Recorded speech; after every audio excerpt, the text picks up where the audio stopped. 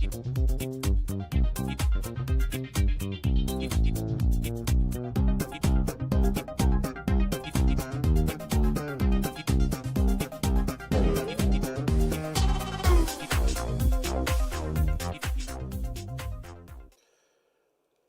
morning, ladies and gentlemen. Welcome along. Here we go. Final day of stage 1 of Q-School, and we are locked and we are loaded. How are we all this morning? I hope everyone is good. What's occurring this morning? Let me just get...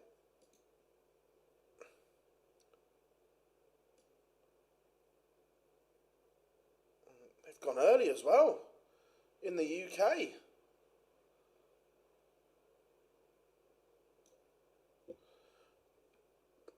Right, there's that.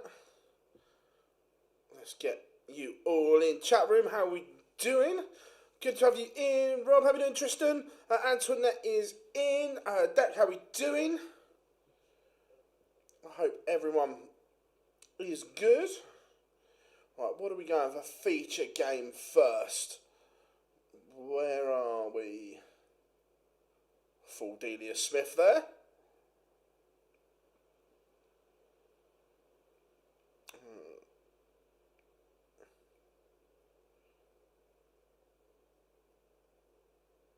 Should we go?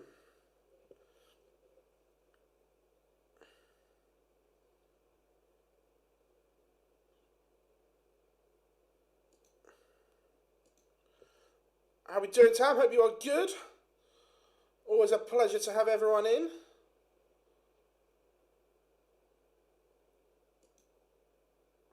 How are we doing? Weekly Darts Cast. I'm guessing it's now. Hope you are well. All good, all good. Day 3 of 7 getting underway.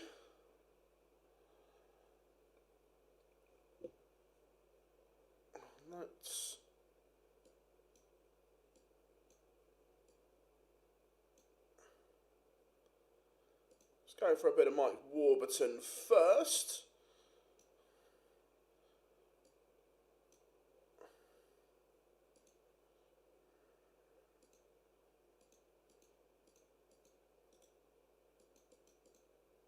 Well, I think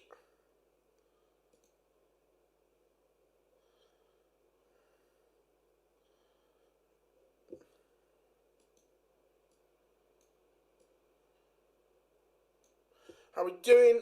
Matthew, hope you are good.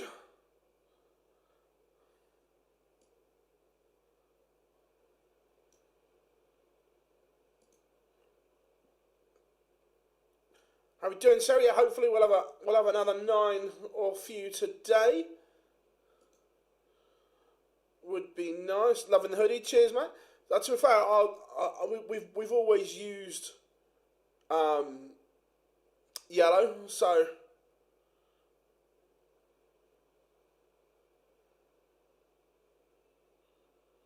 I am very well, chaps. I am very well, everyone.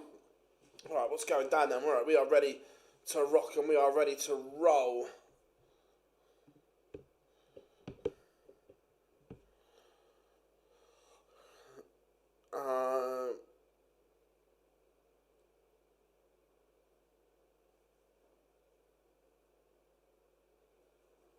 Already dark green. Oh, we love some dark green. Let's get the old darts rankings up. Love a bit of dark green, don't we, everyone? Day 3, here we go. So in the UK, I'm surprised some of that. We knew Jamie Kelling was not going to play today. He'd worked out. I'm surprised some of these are playing. Certainly, I'm surprised that John Henderson's playing. 6 points is enough, John. You're there, you're in dark green. So is James Richardson, Danny Truman, Keelan Kay, and Killian McCormack. They are all dark green. How are we doing, Anthony? Hope you are good. I am well, my friend. And we love a bit of yellow here on on the show.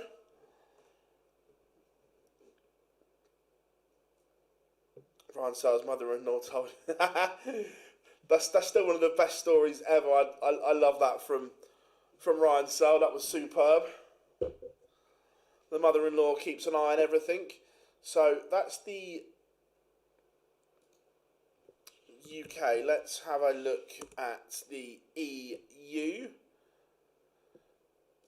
who is dark green in their top four, also dark green, and a few more of them have taken the day off. A few have taken the day off on 4 points. Could that be a bit risky?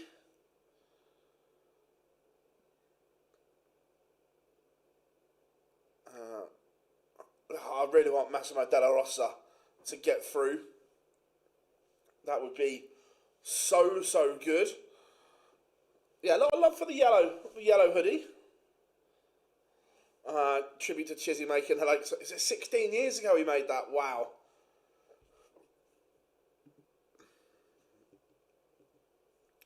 Do I say it out loud? Yeah, he ain't going to make another one. As in World Final.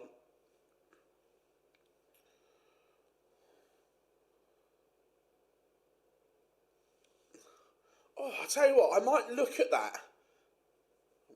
Could we get a dark green hoodie for Dark Green Day? Ooh. Navy one's favourite. Yeah, I've got yellow, navy and black one.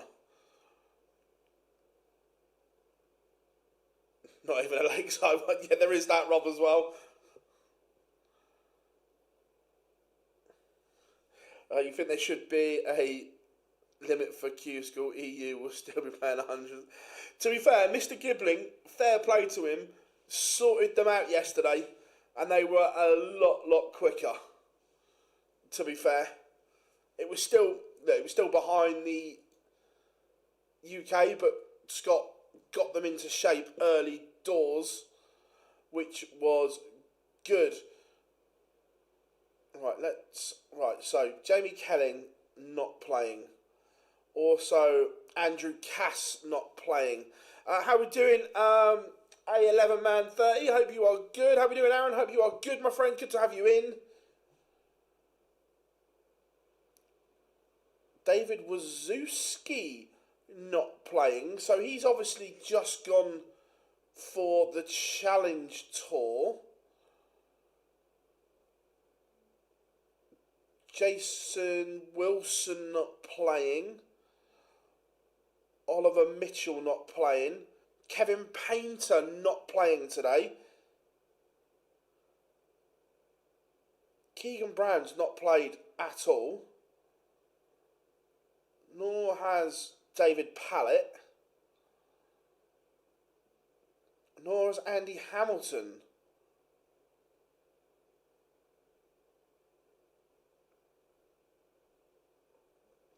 Interesting.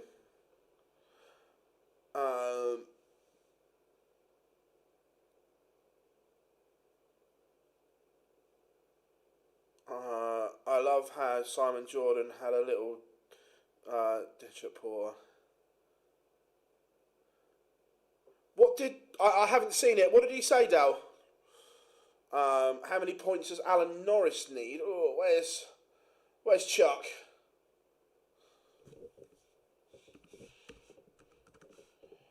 Alan Norris probably needs a point today. 3 might be enough, but not guaranteed. That will change as the day goes on. How are we doing, Nico? Good to have you in. The standard in the UK is higher in stage 1, I agree. In stage 2, there's not a lot of difference. Maybe slightly, but not as big as what it is in stage 1, I don't think anyway. Yeah, I agree. Yeah, I'm with you. I don't, this pro rata thing of, they had more entry, I don't care. You can't win a card in stage 1, so how many people you have entering that stage should be irrelevant. you can only win a card when there's 128 in both. I'm with you there, 100%. Mitchell only played one day of his family had a... okay, cool. Cheers, Joe. Pleasure. Cheers for knowing that. Yeah, there's already a 2-5-6 game underway in the UK. They're not hanging around. How we doing? Really good to have you in. Harry, how we doing, mate? Skelton Key, how we doing? Adam LFC, how I'm good, mate. I'm good. Right, but basically, the company that did these for us, they're not as in retail, but there might be a way where people order them and then we have to put the order in. I'm waiting for them to get back to me. It's a bit of a ball ache, but if people want them, then we may do a pre-order and then we have to bulk order. But it will be done to order. We won't carry stock.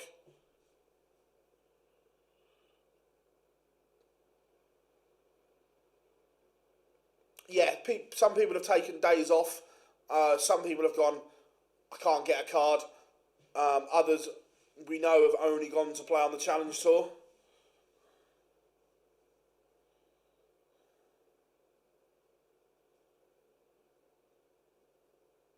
I thought it was 14. I thought it was 15-14, Sarah. That's what I read somewhere anyway.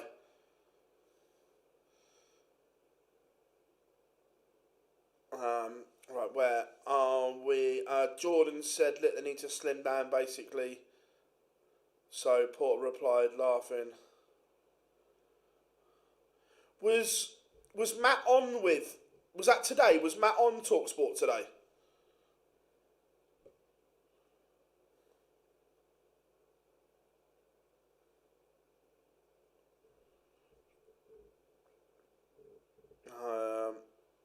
What darts? I have got the MVG new Winmore signature darts.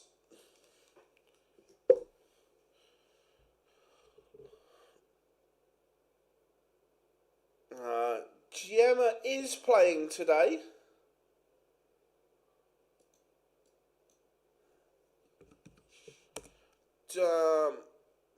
A few days ago. Cool.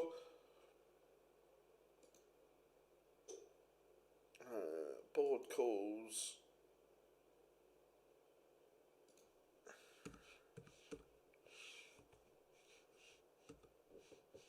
Gemma Hater, there you are. Who's Gemma got? Gemma will play James Evans Bradford on board 31. So yeah, Gemma in action, played very well yesterday. Very well. Any update on Paul Lewis? No. Let's have a look. Paul Lewis will play on board 10 against Keelan Thomas, son of Michael Thomas, I believe. Phil, who's your favourite Dutch guy to interview? MVG all day long. MVG all day. To be fair, no, massive thank you to Winmore and Red Dragon. They've sent us through some lovely stuff to have a chuck with. We'll be making some shorts on them. We're not going full reviews or anything like that. We're going to have just a chuck to see what they feel like. The office is currently being decorated at the same time. That'll be ready early next week. So we'll have some stuff there, which is good.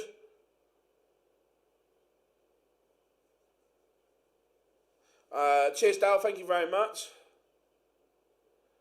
Yes, he's saying 16 and 13 now due to dropouts. This whole dropout thing, stage 1 should have no bearing. You can't win a card in stage 1. And let's be brutally honest, some of the dross in stage 1 of EU shouldn't even be considered as players anyway. They're like 3rd division Friday night pub league. Yeah, on one.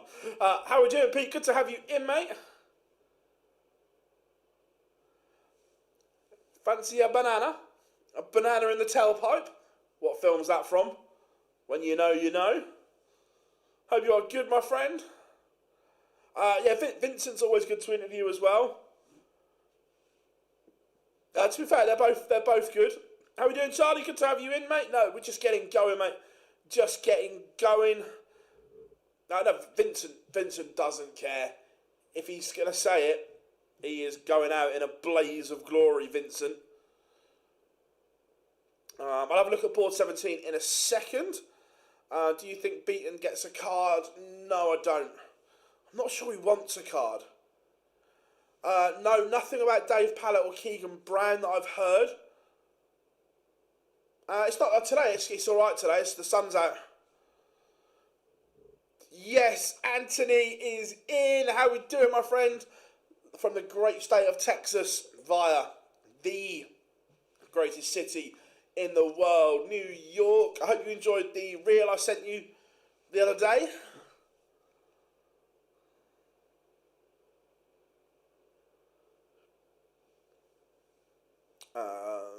Beverly Hills Cop, yes, you know. How we doing, Ken? I heard on Jack's channel the other day, he said doesn't know if the rules have changed. Look, I'm guessing that people aren't going to pull out if they then can't play the Challenge Tour, so they must have been told, yeah, look, you're fine. How are we doing, Kay? Good to have you in. Why was Dan Dawson not on the commentary for the semi-finals and finals? Look, Sky have got a group of pundits and commentators, and it was just the way the producer-director scheduled his talent. Look, don't get me wrong, would I have had Dan on the final? Yeah, absolutely. But, look, there is a group of pundits and commentators that will get rotated round. How are you doing? What's up with the Whitlock? I saw the Instagram post, but I've got no idea what it was about. He obviously took hump to something. I think Keegan Brown has been ill. That would make sense.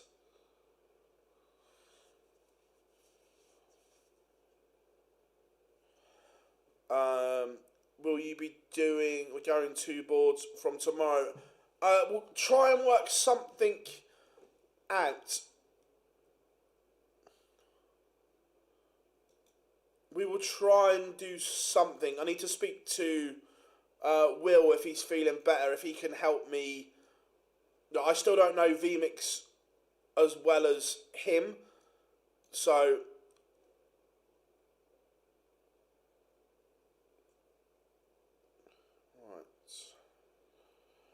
where are we going? Gareth Morgan is just beating Shane O'Connor.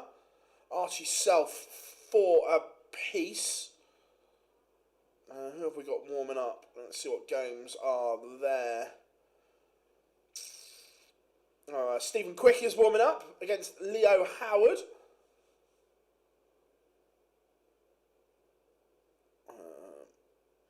Carl Coleman warming up. Tommy Morris. Happy New Year, Kev. Good to have you in, my friend. Always a pleasure. Yes, glad you loved it, Anthony. Glad you loved it, my friend.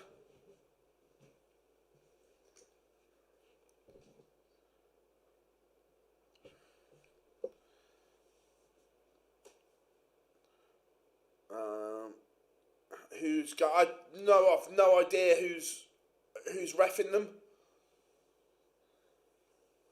No idea at all. If I remember rightly, World Farming commentators share the final. No, the last few years, certainly the last 3 years, definitely, they've not split. It's just been the same commentary team all the way through.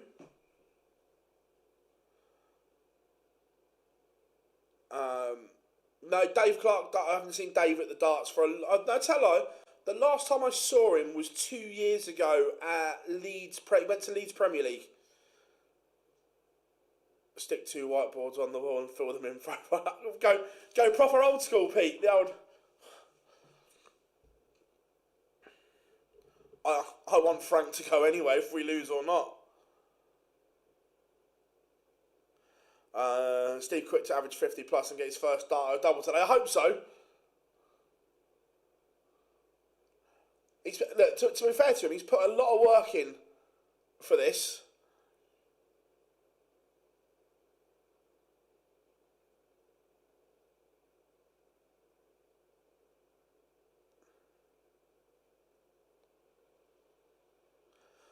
I don't know. I think Emma has done an absolute incredible job of taking over from Dave, because Dave was iconic. He was the captain of the ship, but I think Emma has done an incredible job. I'm good, Stephen. I'm good, mate. I'm good. Put a lot of work. Yeah, but when you've not done anything, like this was an experiment that Paddy have done for a bit of content that he'd never thrown before. So from nothing to 42 is good. You can tell Emma has spent serious amount of time. Yeah, 100%, Pete.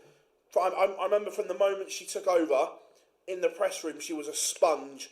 She was listening to people, taking advice, and now I think she is an absolute incredible darts broadcaster. Actually, an incredible broadcaster, full stop. She does brilliantly at the football as well.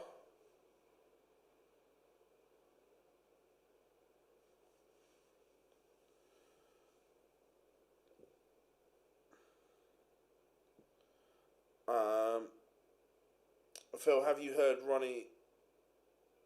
I've got no idea. I'm not a massive snooker fan. I'm a massive casual snooker fan. I'll dip in and watch here and there. Yesterday, someone shared where we can see the list of players directly into stage 2.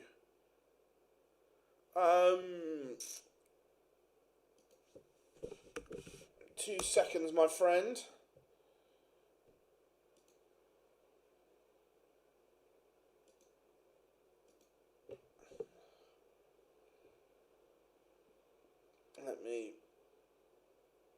I think it's on here.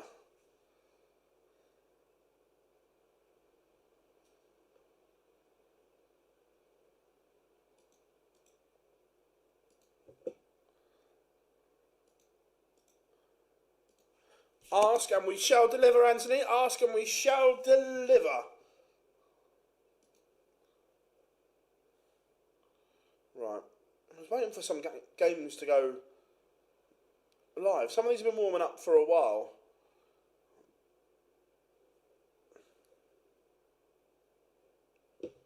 Or has Dark Connect crashed?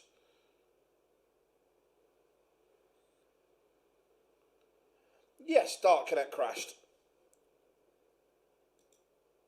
Is it going to be one of those days? Has Dark Connect started going wrong already?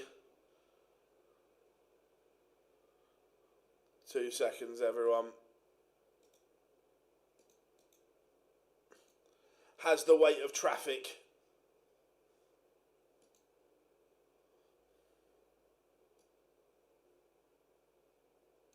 killed it?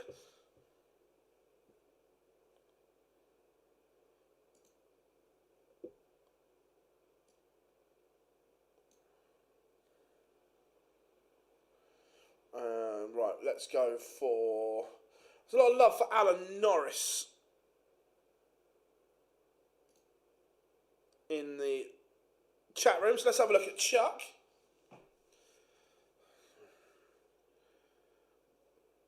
Do you think Lakeside winner Jimmy? What, Jimmy Ranchke?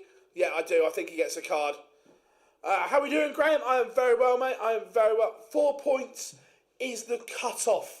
So 4 points and a good leg difference, we think, is the projected cut-off. Who's Jamie K got today?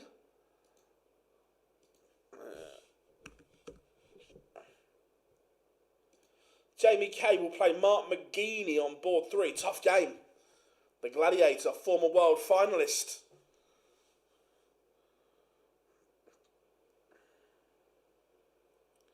How are we doing, Paul? How is Canada this morning? Again, fabulous news that Mr. Satira dropped on our channel during the World Championships. The CDC Cross-Border Challenge is heading to Canada for the first time, and major for the CDC heading to Canada, Newfoundland, I think it was, but definitely Canada for it, which is good.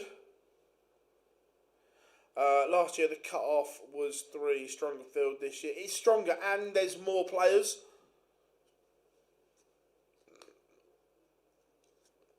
Charlie Large 1-1 with David Evans at the moment.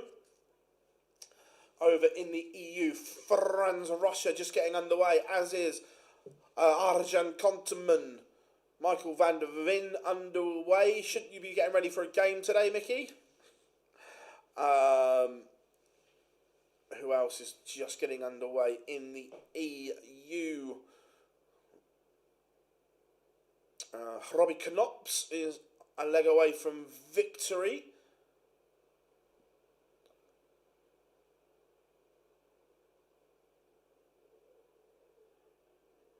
Note that you can't watch this at all. That there are no cameras at Q-School at all, so there's no footage of this whatsoever.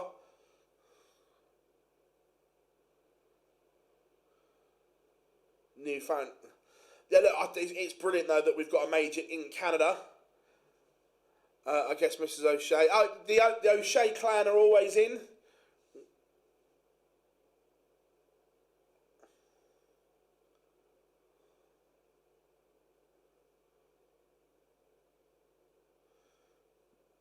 Nice, Kev, nice. Carl Coleman 1-1. Charlie Large is 2-1 up on David Evans. David Evans used to be such a good player, but not hit the heights since. Not saying he won't, but right now, not hitting those heights.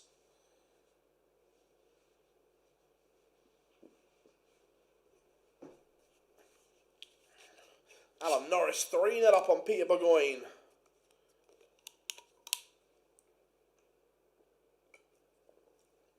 John Brown is 3-1 up. Yes, I would guess the PDC will do that for stage 2. Stretch versus Large is a brilliant. Phil, as you're a Spurs fan, 2 questions. When he did get sacked, did you want Ange sacked? And if so, how much? Did I want Ange sacked? I think it was harsh, but you couldn't overlook the fact that we lost 22 league games last year. I get that he gave up on the league to concentrate on the Europa League. I don't think either Ange or Thomas Frank would have been the right choice for this season.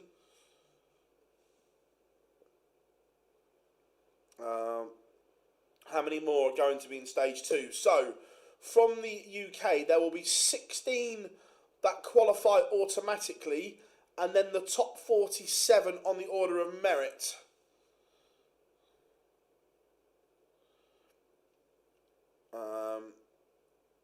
Would this be hard? It would be impossible to stream.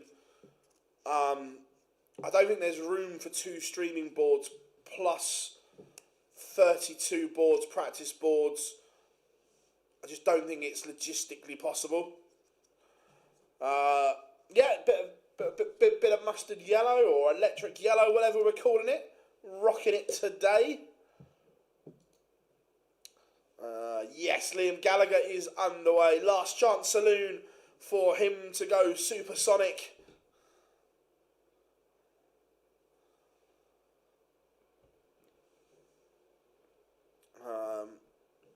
Phil, Arsenal win the league. Well, if you spend £1 billion, you probably should be challenging for major honours. And look, but by the way, that's not me being a bitter Spurs fan, because I would be more than happy for us to spend £1 billion as well. But it's just, if you're spending that kind of money, you should be challenging for major honours. Phil, if they get their card, how long? So if you win your card, you've got 2 years to keep it. You have 2 years to stay within the top 64 after trying Poch, Conte, Mourinho, Nuno, Hans, Frank. No, I agree. It's not solely the issue, but style of football is also a thing where Ange was just absolute cavalier, go forward at all costs, and Frank is Mr. Boring, get behind the ball. I just like somewhere in between would be quite nice from a stylistic point of view.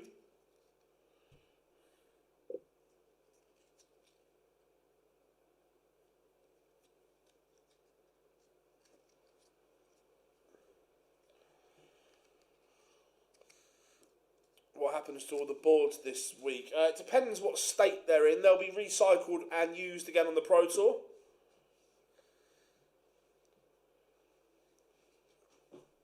Man United are going to be in... Yeah, again, the problems at Manchester United that are above football and management level. You look at all the best teams in the world, all the best clubs in the world, they're sorted from the top up, and it filters down. All the best clubs in the world are good and strong, and at the top they are very good. Liam Gallagher takes the opener. Is it going to be a champagne supernova on the final day of stage 1?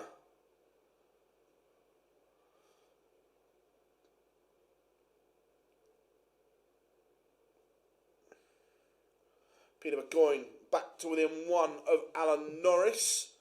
The Liam Gallagher. Unfortunately not, but we're just gonna roll with it. Hey!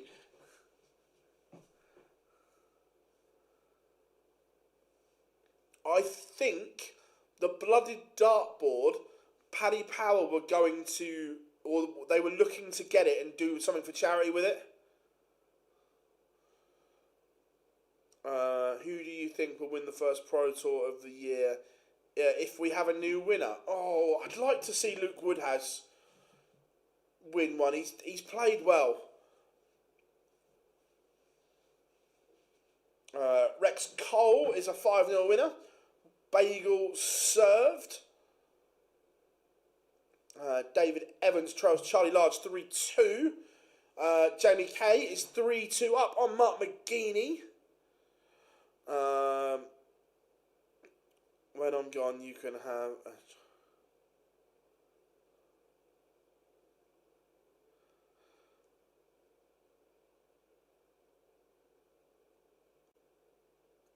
I don't know. Look, is the Spurs squad perfect? No. Does it still have a lot of quality in it if it's set up correctly? For me, it does.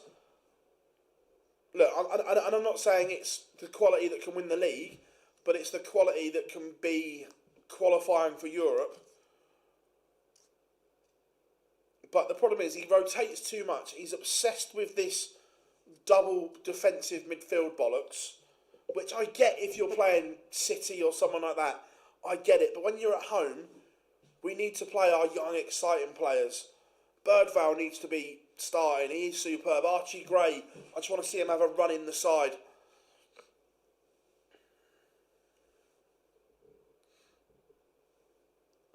I just want to say, Paddy Power have been an unbelievable sponsor.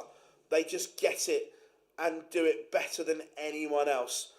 The awareness they raise. John Brown is a 5-3 winner.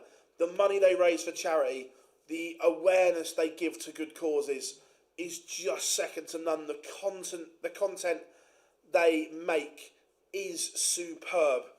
So yeah, Paddy Power, unreal. Yeah, I agree. We do lack a... Well, no, tell a lie. We've got a number 9 that can score goals, but apparently he had a knock in pre-season that was going to keep him out a couple of weeks. That was in end of July, beginning of August, and we've not seen him since. I don't even know if he's still alive. It's a bit like when we had Eric Lamela, that only Tim Sherwood knew where he buried him.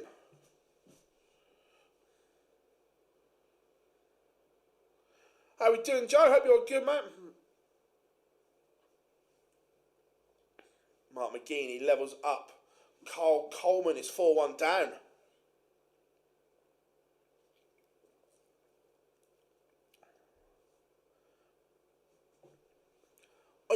Honestly, it's mad. He had a slight ankle knock in pre-season that was going to keep him out a couple of weeks. We're now in January and we still haven't seen him. I reckon Thomas Frank's killed him. How we doing?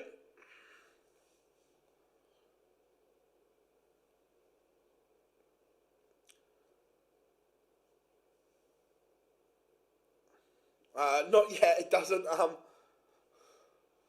Only second to the safety. Well, the Van the Ladder ones is.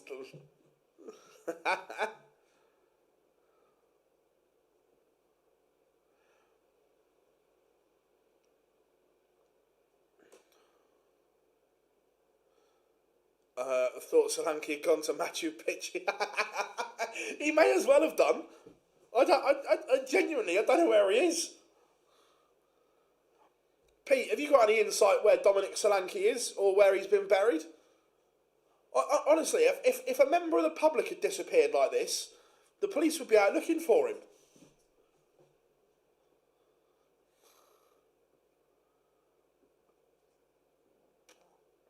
Harsh. Oh, Christ, yeah. Yeah, that is harsh. Owen Roloff's against Damien Mole.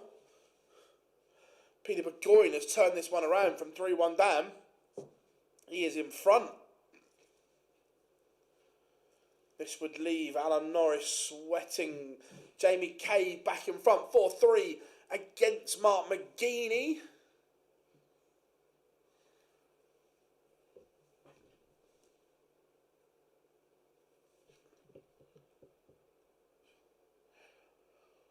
Yeah, David Davies needs to find something today.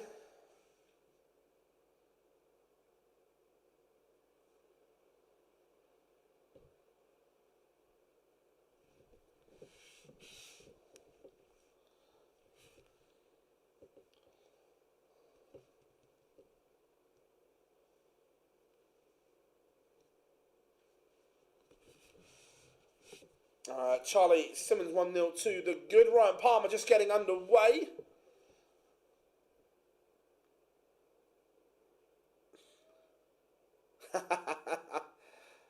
No, John O'Shea needs a massive day today. How's Mason Whitlock getting on? I don't think he's played yet.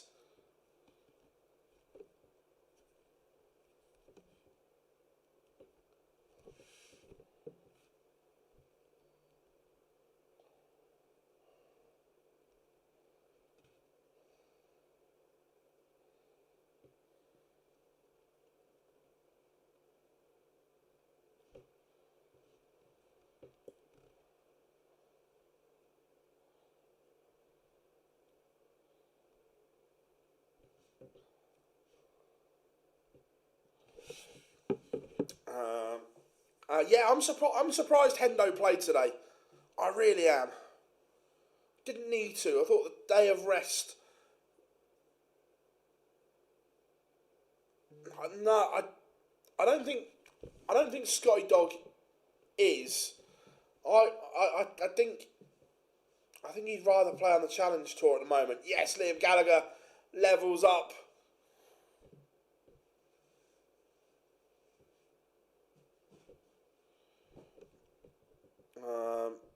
On the topic of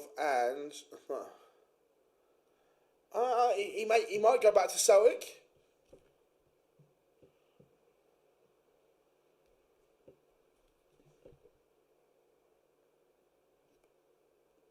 JP has not played yet. No, we will keep an eye out for the beloved John Part.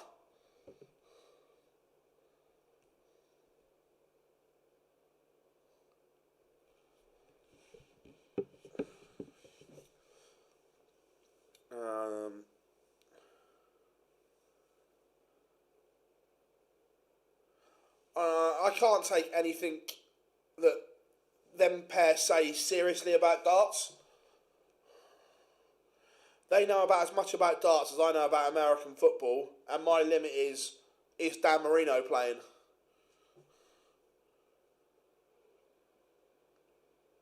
Yeah, Liam Gallagher would have to walk on to Rock and Roll Star if he gets a card, wouldn't he?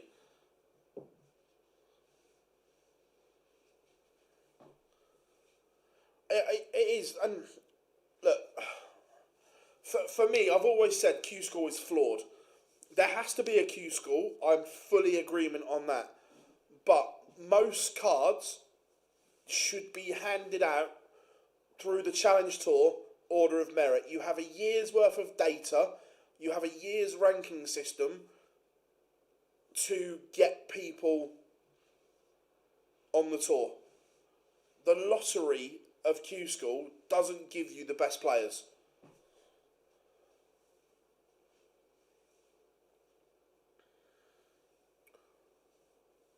Johan Brouwer has battered Jarno Bottenberg 5-0 in the EU.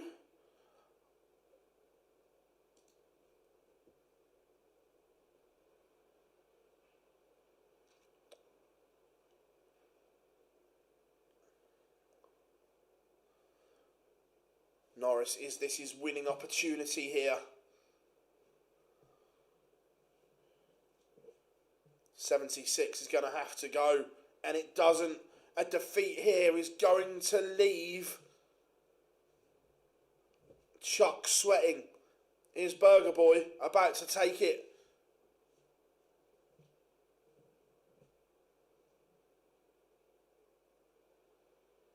He is. Chuck Norris is now sweating. Yes, Anthony, laces out. Have we got a joker? No, we have. I didn't get a chance to make anything because Q-School was literally so close after the Worlds. I literally haven't had a chance to do anything, but we will keep an eye on it. John O'Shea is warming up, so he will be our feature game. Next, we will have the Joker on feature.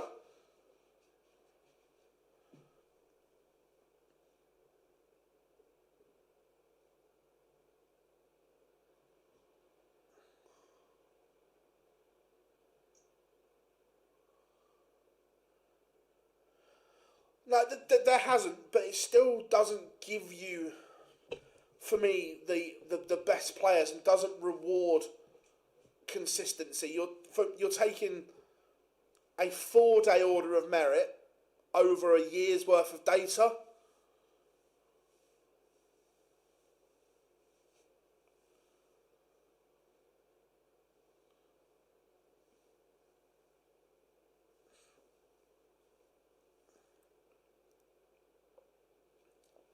Right, remember, John O'Shea needs... He's on no points, I think. Sorry, John.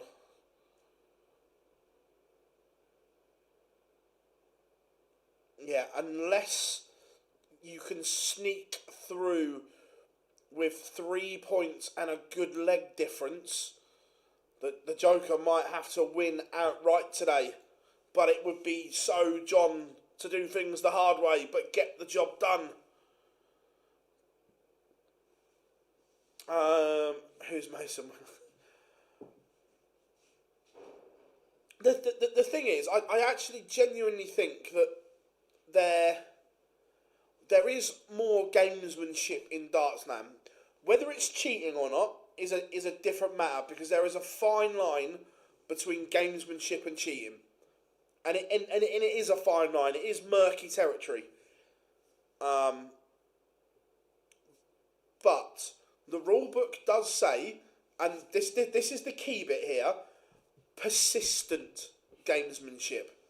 Now, they are happy to let some go, but again, it's where it crosses the line between, one, you think it's gamesmanship, and two, persistent. That is open to interpretation.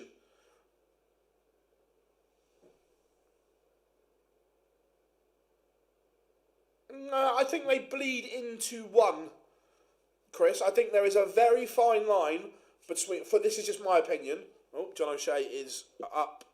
Let's get the Joker on. There is a very fine line that gamesmanship does bleed into cheating. For me. But it's where that line is very murky and will be different to everyone.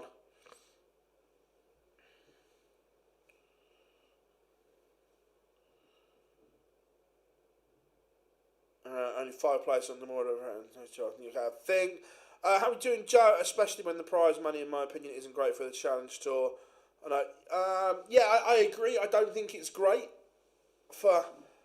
I actually think that the way to approach the Challenge Tour, and it is a risk, but I think it's a better risk, is to only enter the second event each day.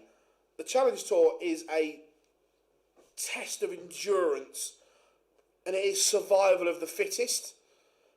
So if you back your own ability on the Challenge Tour, I would only enter the second event each day.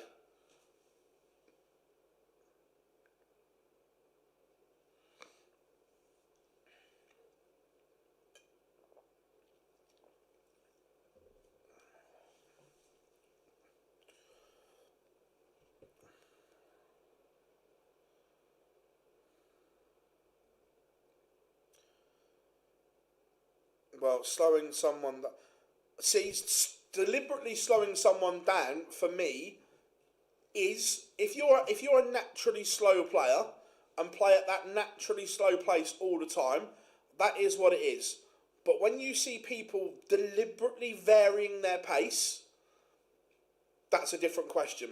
Like Mensah did. Mensah was overly slow against Joe, and then in his next round game played like Ricky Evans.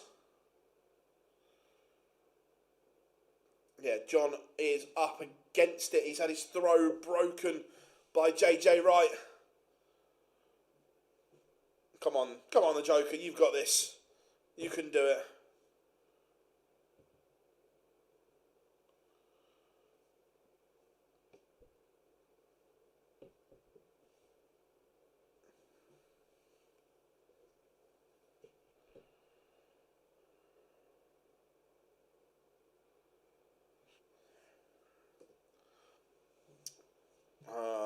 Where are we? Let's go round the board. Stephen Price is 2-0 to the good. Ryan Palmer 2-2. Where is Scott Mitchell 1-0 up? Has Stephen Quick already played? David Evans lost to Charlie Large.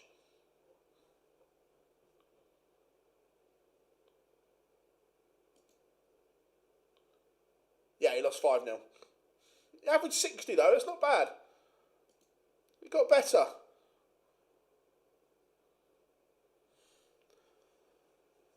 Another big visit here for John, would get him back into this leg.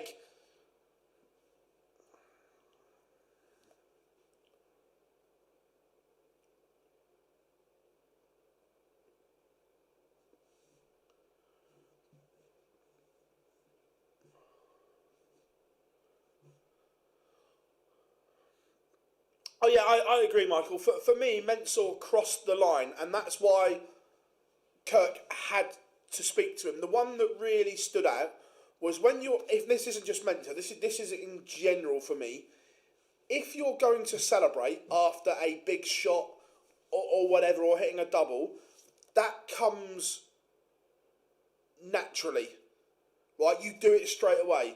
There was a couple of times he got halfway down the oche and then thought, I'm going to celebrate. That then isn't a natural reaction, and that's why Kirk warned him. Because the last time before he got warned, he was almost at the board and then went and celebrated. John breaks straight back.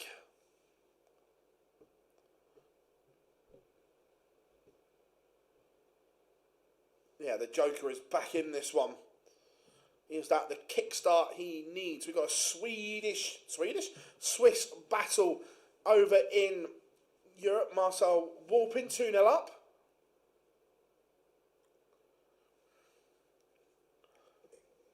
Like when Gezi celebrates, it's always instant. When MVG does it, it's instant. They hit and they give it. Mensah wasn't.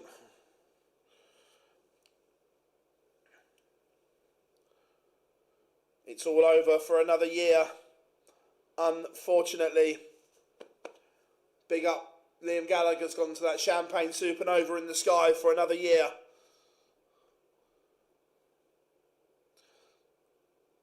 Don't be sad because it's over. Smile because we witnessed it. I don't think Gemma's played yet. 2 seconds. No, Gemma's not played yet.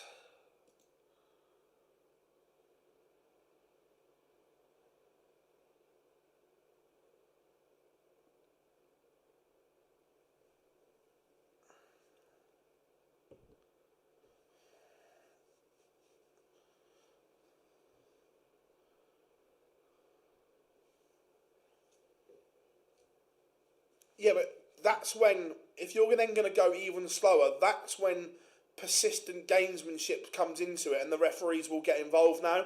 I think, because that's one thing that came from the Mensah-Cullen game, is that then people went through the DRA rulebook and it clearly says persistent gamesmanship can be punished by the referee.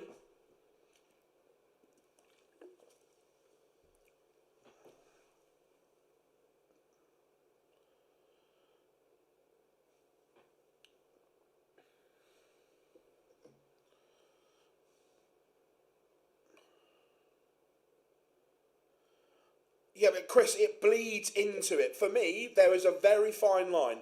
If you are persistently doing something to put your opponent off, but no, the word is here persistently. If you are continually, deliberately doing something to put your opponent off, that's cheating.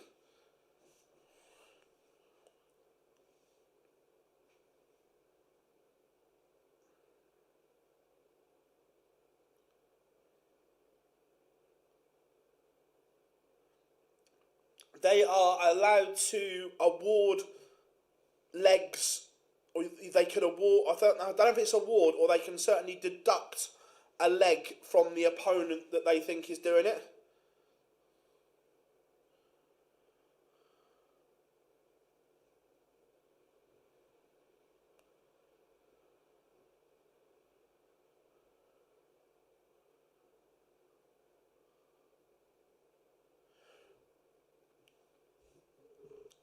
Yeah, but at your local comp, you're not going to have a proper referee, and it's not. We're talking about DRA sanctioned tournaments here, not like in some Johnny Come Lately. We're talking about the best players in the world doing it.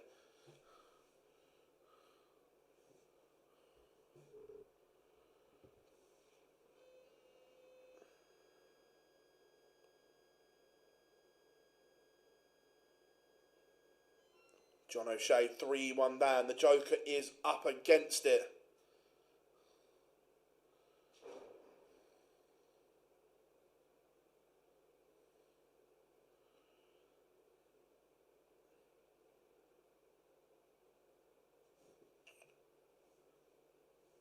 Oh yeah, 100% he does. But it was the same. Mensah did the same to Gary Anderson. Was it? I'm not sure if it was the COVID World Championship where Wayne and Rod Harrington, right? Mensah did exactly the same, and got called out for it.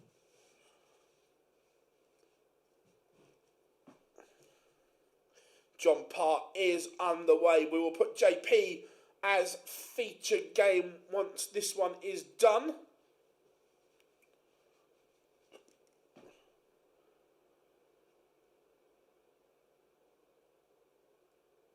If I'm playing for £1 million, nobody's going to tell me. I think they probably will. If you're in that world final, I'm sure the referee will tell you what to do.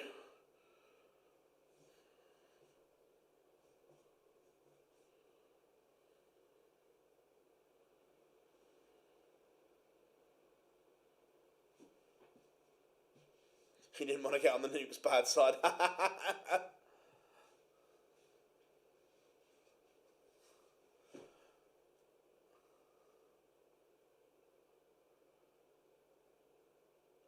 Owen Reynolds shut love.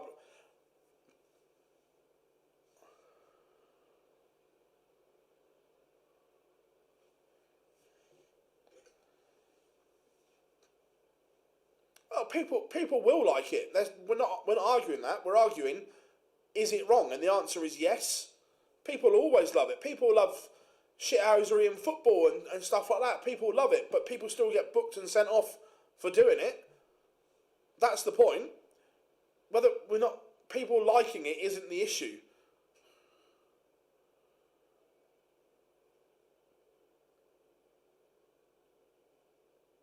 John Park takes the opener.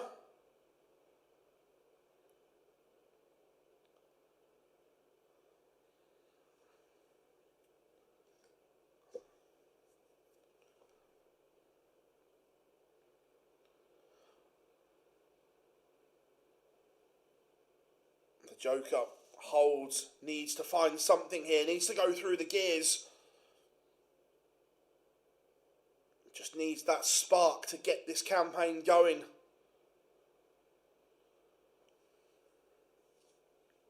But JJ Wright is playing well here.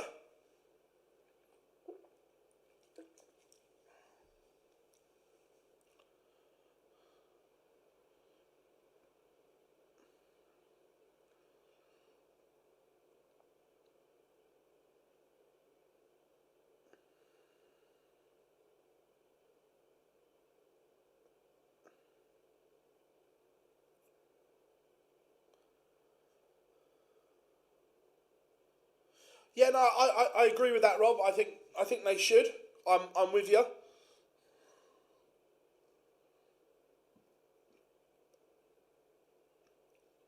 John's going to have to find something big here and hope. Stand to a finish. Will JJ Wright give him an opportunity is the question.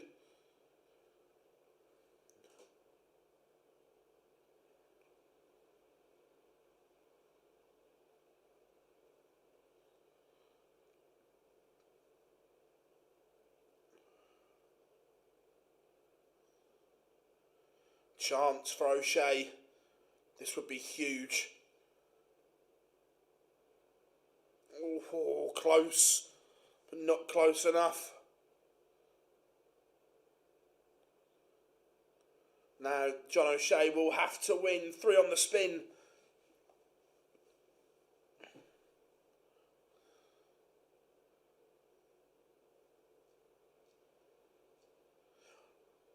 I disagree there, 100%. If Joe had won that game, he would have come into the press and still slammed Mensah for it. 100% he would have.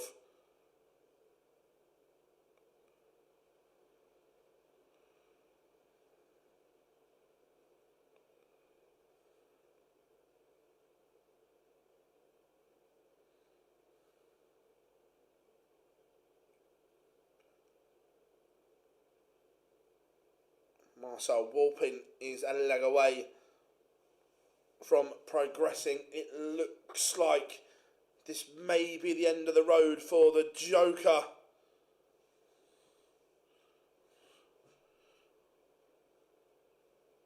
He's probably going to have to do this in 6 to keep his hopes alive.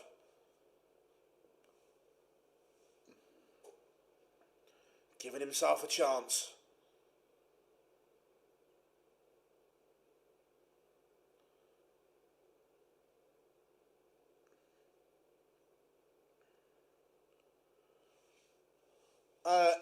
So the flags on Dart Connect, the player ticks.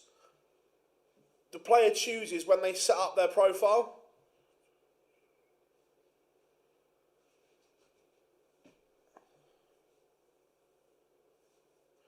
Ooh, lifeline for the Joker. JJ Wright has missed match darts. And we go on. The Joker is still alive. I wonder, will those match darts affect JJ Wright?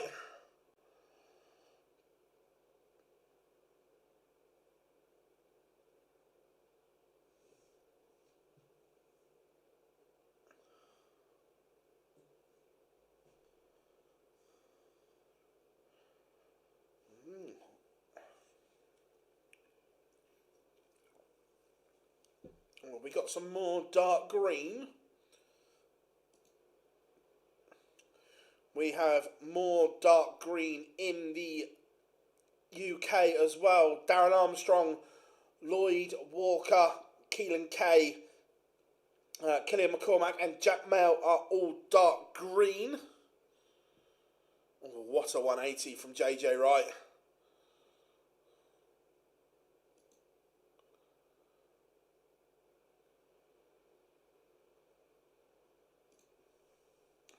Timing is everything.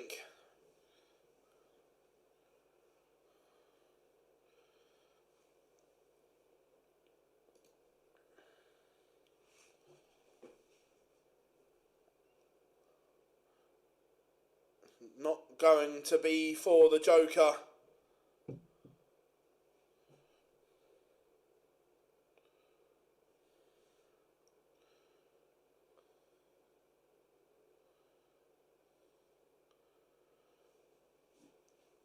And now again it's hit and hope territory. John O'Shea's got to hit and hope. JJ Wright misses more match darts.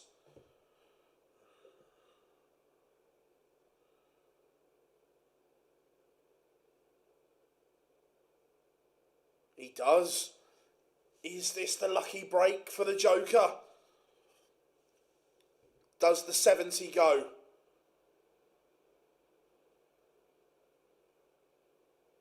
No, it doesn't. He's had a chance and not taken it. He hit and he hoped.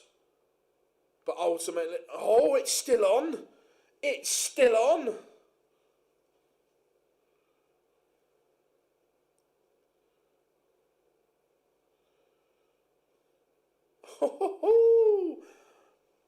John O'Shea has the darts in the decider. We didn't see this coming at 4-2 down. JJ Wright has missed match darts in 2 legs. The Joker lives on. Why so serious, everyone?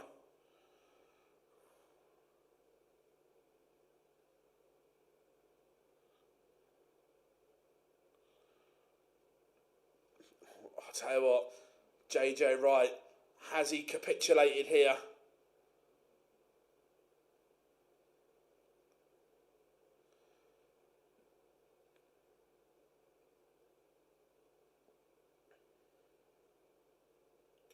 John O'Shea needs to set this up.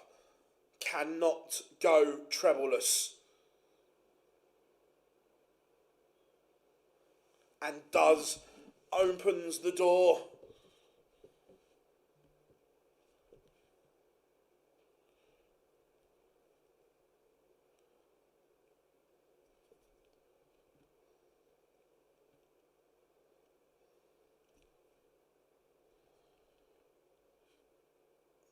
Need to treble.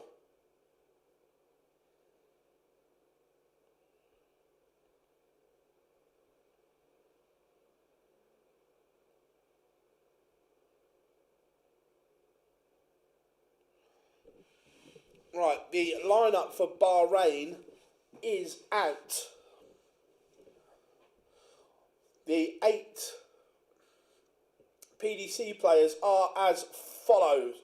Luke Littler, Luke Humphreys, Cam Van Veen, Michael Van Gerwen, Stephen Bunting, Danny Noppert, Godwin Price and Nathan Aspinall.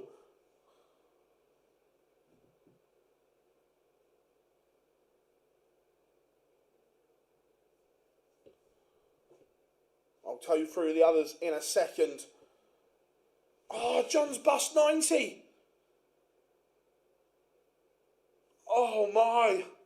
Is there another twist here?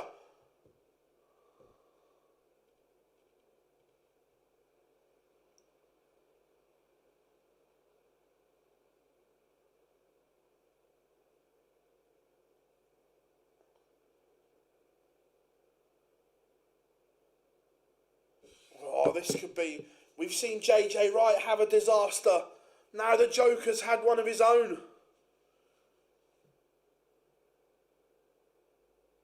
But he gets another go. Wow. Wow, wow, wow.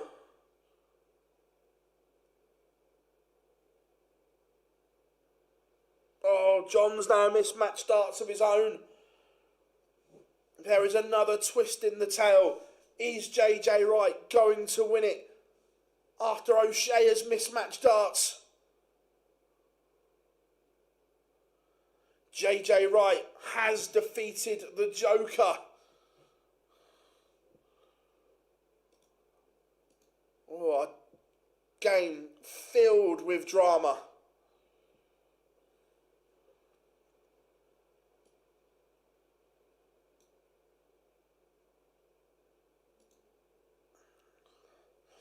Right, anyway, now that drama's over with, right, so we'll go back through it. For Bahrain, Luke Littler, Luke Humphries, Cam Van Veen, Michael Van Gerwen, Stephen Bunting, Danny Noppert, Gerwin Price and Nathan Aspinall. So, from the Premier League lineup, no Rock and no Clayton. Noppert and Aspinall are in.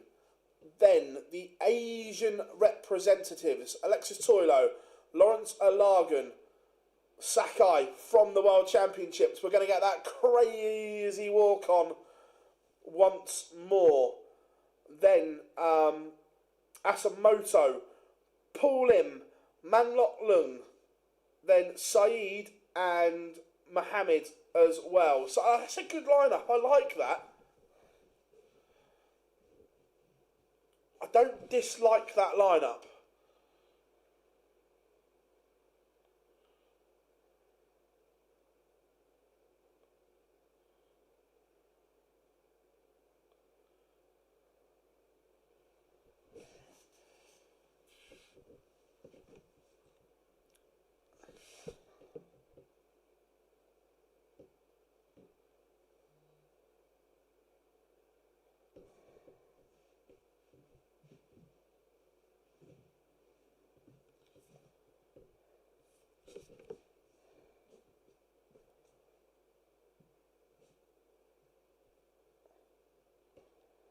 No, wait a minute. I think he's in.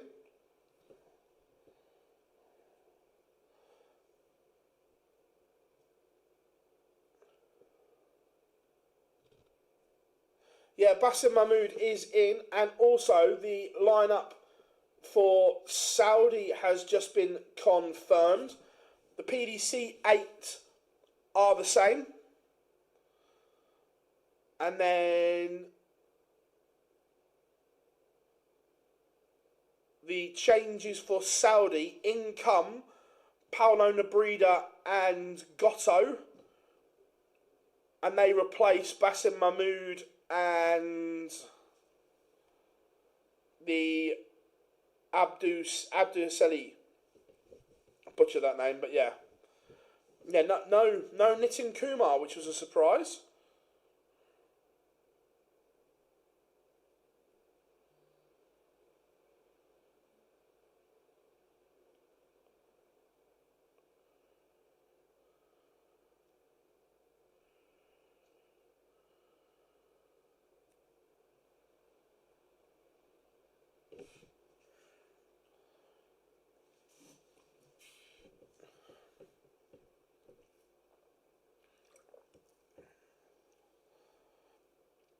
No, Nitin Kumar lives in Dubai.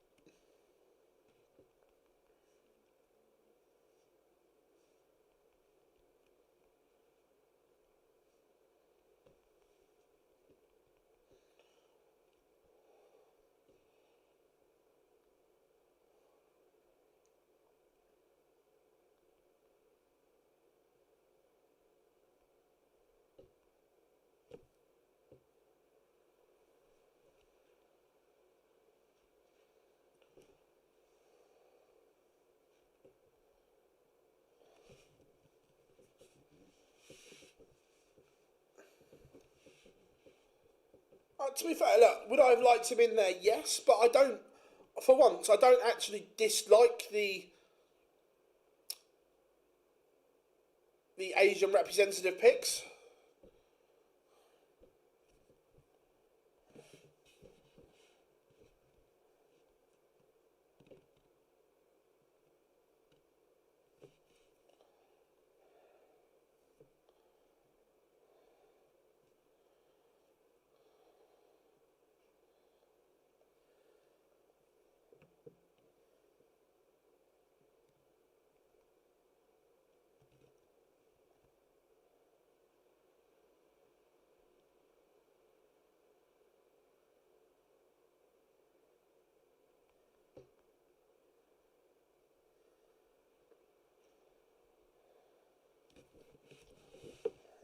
Two seconds, everyone. Just.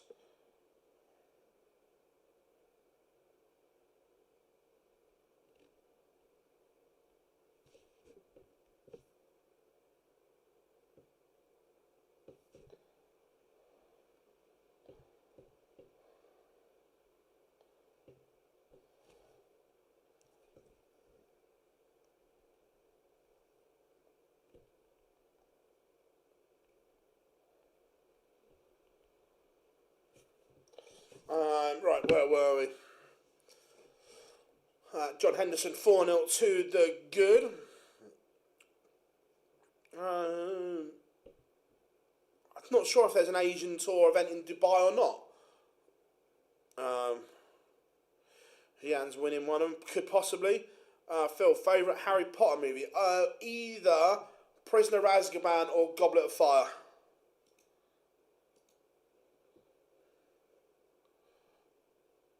Right, where are we going next? We have a little bit of... Man, Nathan Gervin's about to win. Let's have a look at Reece Colley and Jacob Gwynn.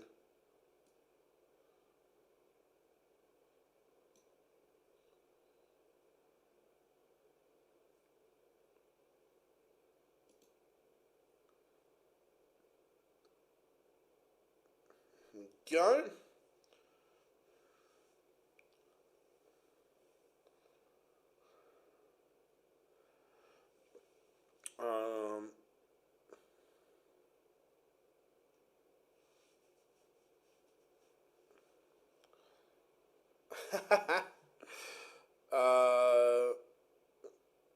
Can you check what Nathan Gervin needs to... Right, let's have a look.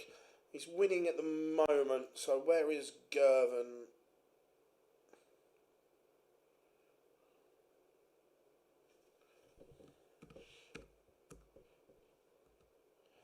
So Nathan Gervin is currently on 2 points.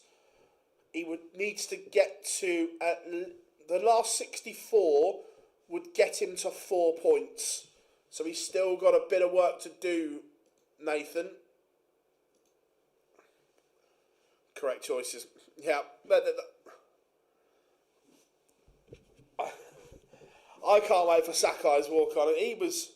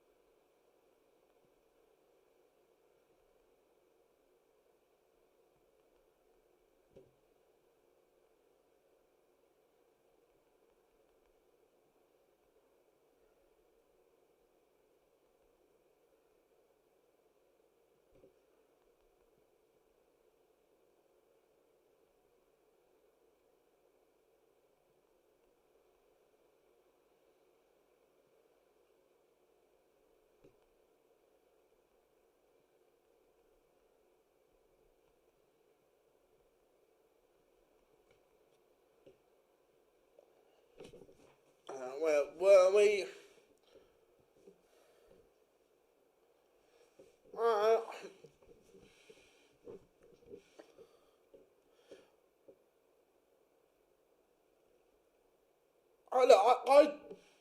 I actually quite like the fact that they haven't picked the Premier League 8.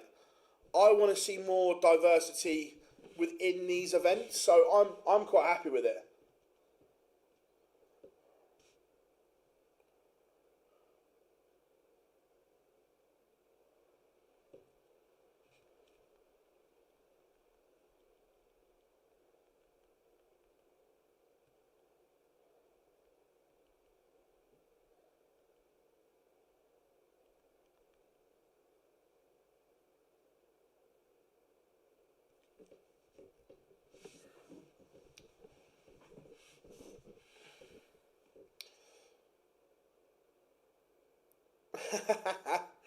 Afternoon, Warren.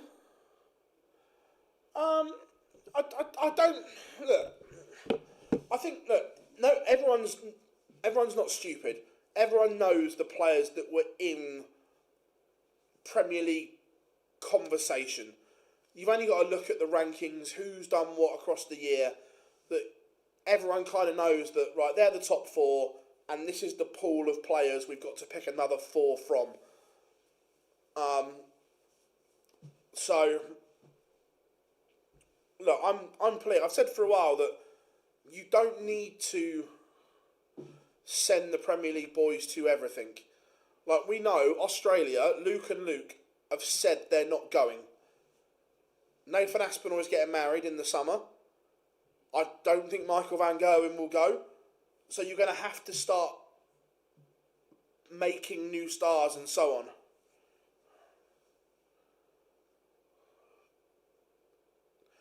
Watching on the tv.darkconnect.com. There's no cameras there, so we can't see any of it.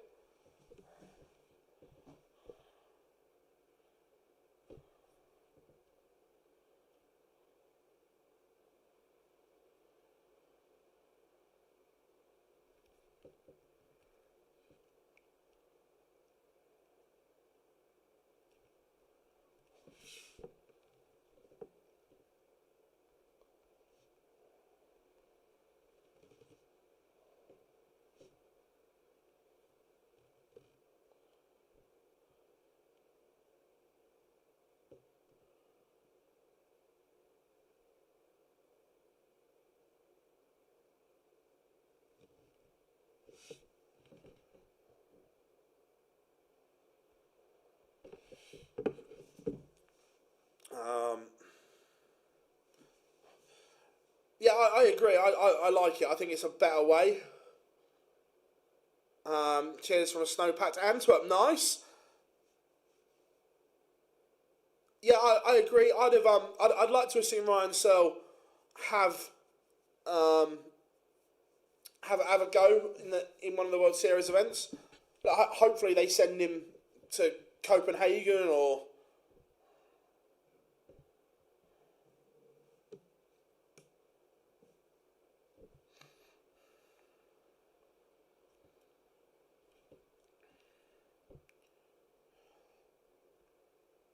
I don't know why I know Kumar.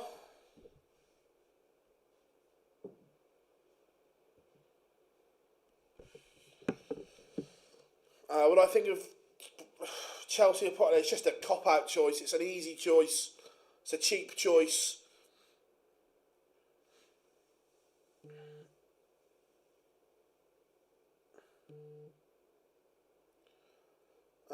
Paul Lewis underway against Keenan Thomas.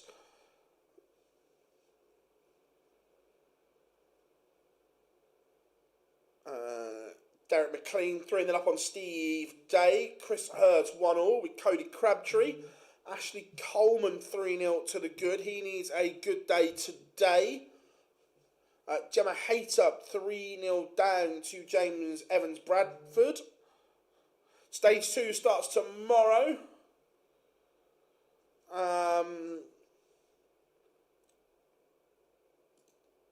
Bhav Patel. He's won his first game. He will play again shortly. Yeah, Bhav Patel won his first. Yeah, look, Reece Colley has a lot of ability, but we have not seen it.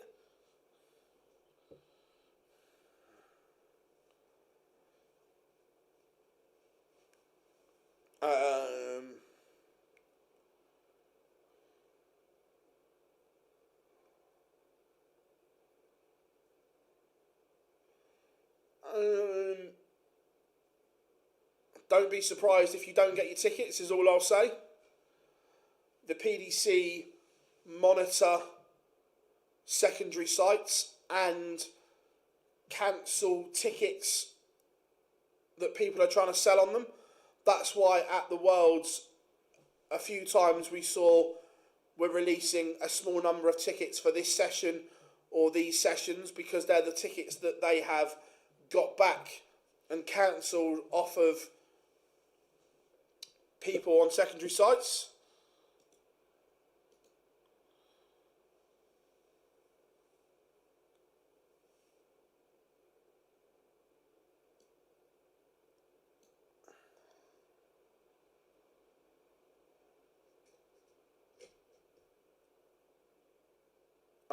No, if the PDC could, if they can see that they've been transferred or whatever, and then no, you might get away with it, but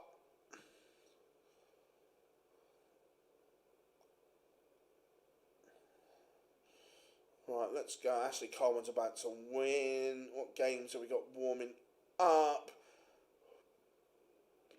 David Davies is warming up. We'll go with him feature game next.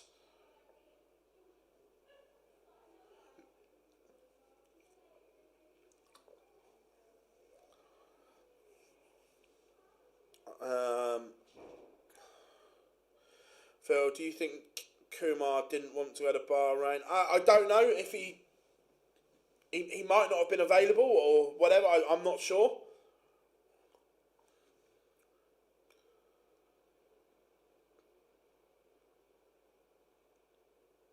I'd like to see darts world final to change the walk on. So the first time you see the players walk.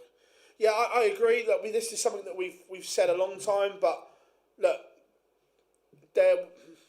we will see production changes on the ITV events, and even at the Worlds, we saw people might not have seen it, but I pick up on all these things. That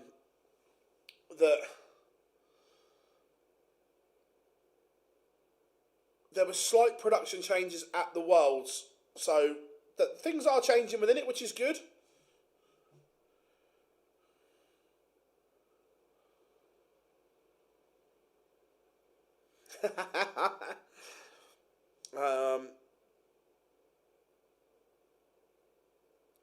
It is due to be relaunched, yes. I don't know the exact date.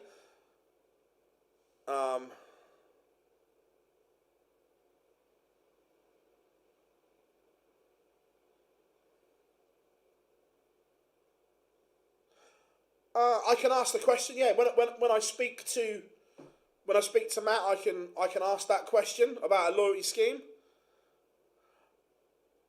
How would a person who's bought a ticket know if they're... No, I've got no idea.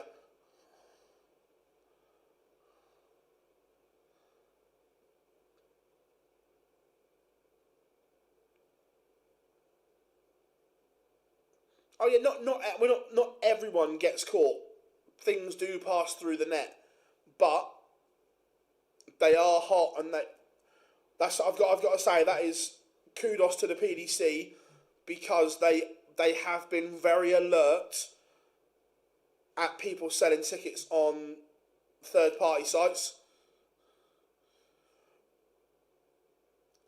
Is Bhav Patel likely to qualify? Probably not.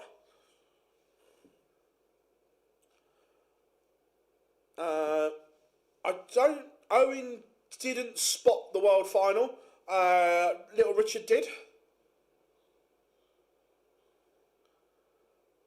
Good afternoon. Daft question. Usher's just won his last game and is now dark green. Yeah, he still has to, because he started the tournament, because he started it, he still has to carry on playing.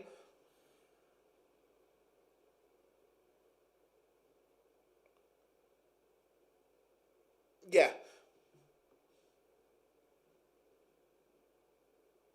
Because every ticket that is sold is allocated to an email address and so on.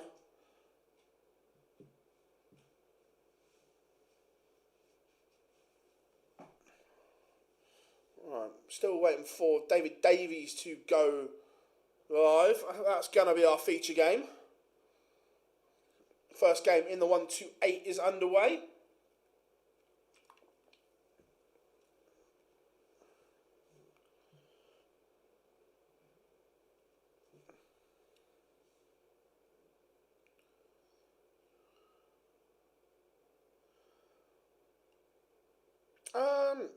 I don't know is the honest answer. He may have done.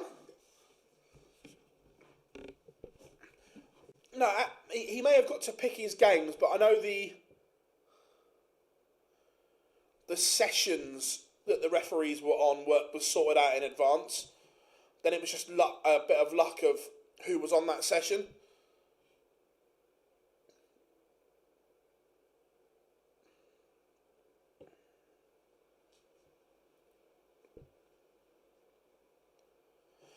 Do you think they've done the World Series Prem stuff as the best? Possibly.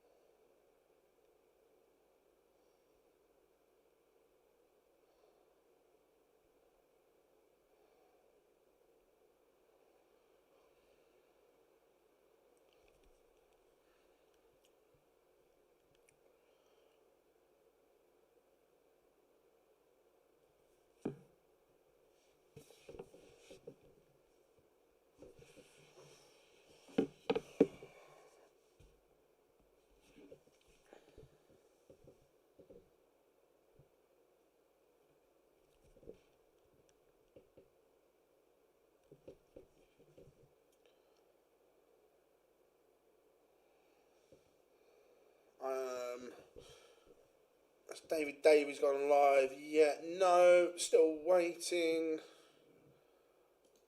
If he's not live in the next couple of minutes, we'll pick another one.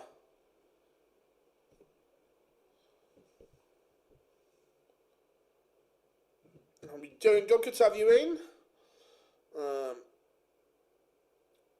Do you ever see a tour arriving? No.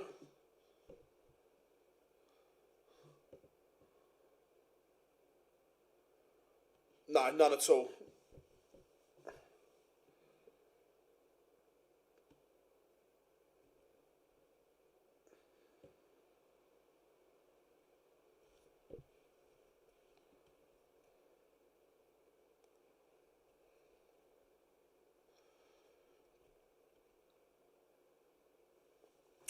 No, don't know how he thought it was done, or how it was alleged.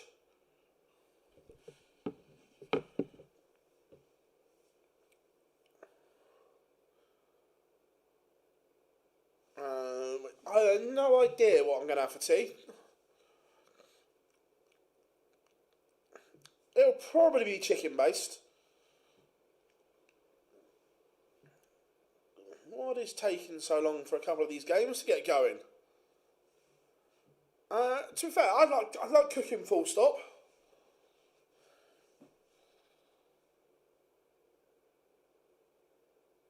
His opponent won the ball, turned around and screamed at him.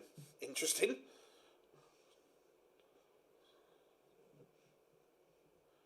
No, Florian Hempel wants a year away from the PDC Tour to re-establish Don't mind cooking a curry.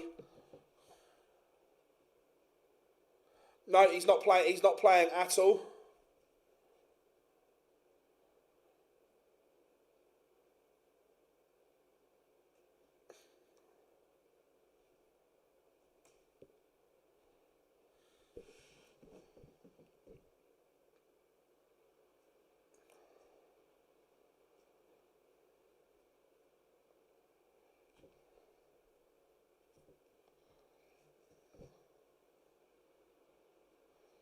Yeah, he wants to work on his game and so on.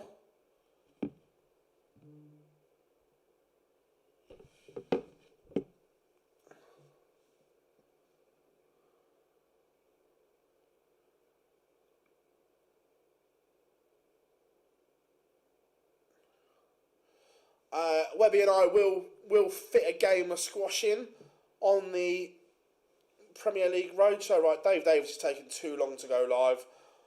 Right, let's go for...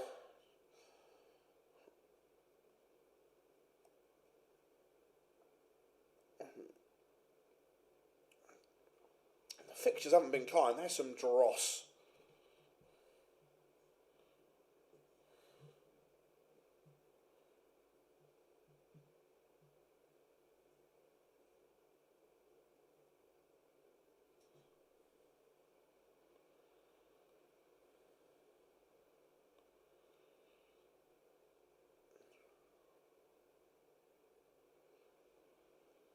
Should we go for a bit of Colin?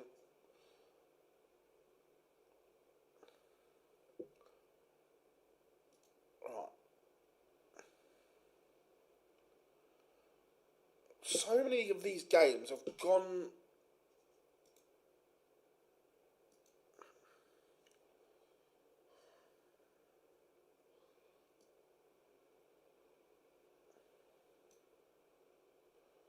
Right, let's go for Colin Osborne. So a bit of the wizard.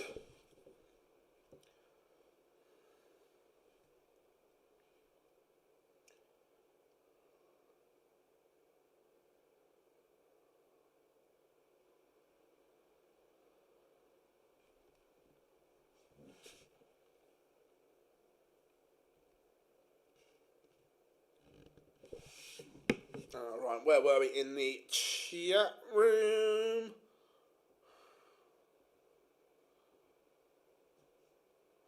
Phil, are there any of the players' mates? Yeah, I'm mates with a lot of them. Dal. I don't want to sound like I'm dropping. And David Davis goes live now. Of course he does. I don't know. I don't want to sound like I'm being a knob and dropping names, but I was invited. I went to Gary Anderson's wedding. Went to MVG's birthday party in the Netherlands. So yeah.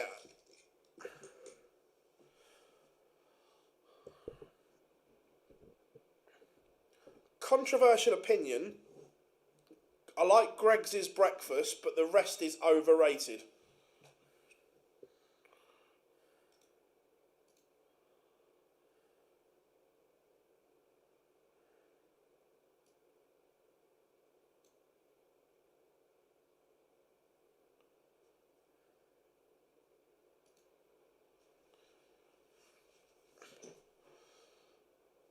Good chicken Balti pie, love that.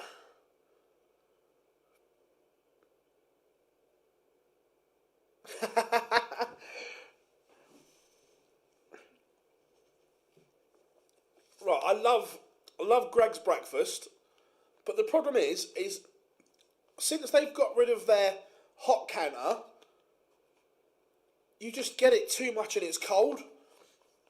If you get a piping hot one, it's good, but too many times recently,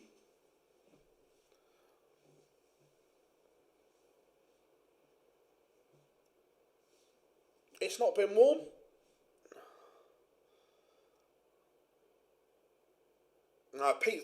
Controversial opinion, pizza is bleh, full stop.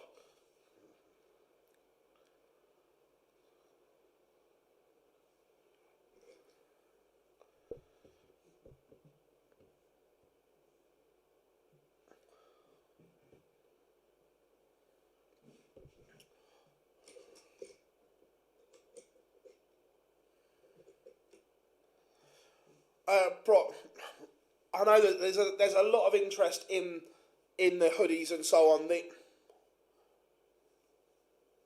The only way we might be able to do it's almost impossible. The only way we might be able to do it is take pre-orders, get them made, and then sent out. So it might be a 2 to 3 week turnaround.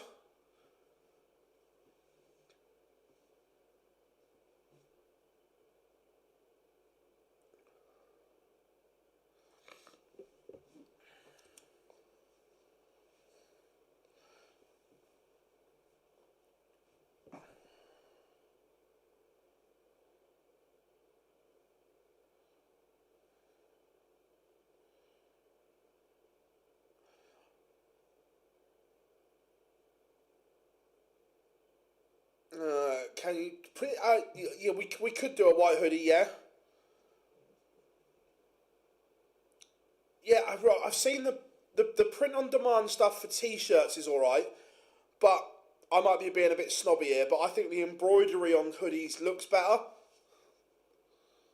and lasts longer. I think.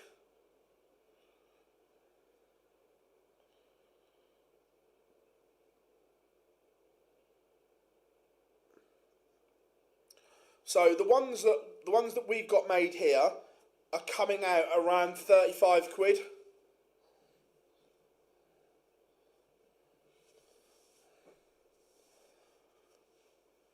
Alan Norris is out for the day, so and he is hanging on. It might be enough, it might not be.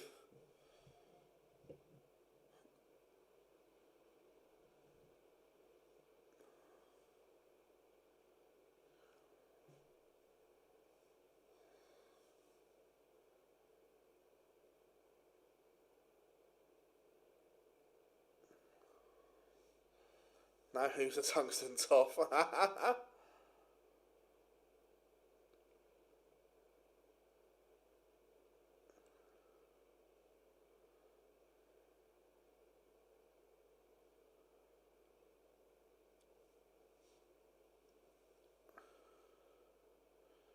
How are we doing, Johnny? Good to have you in. You'll be drinking.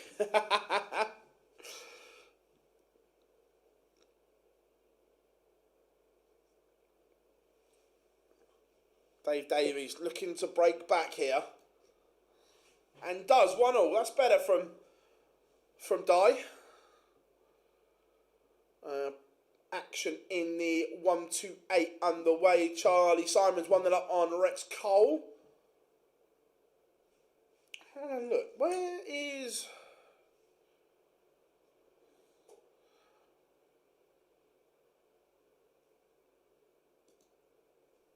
Where is Jared?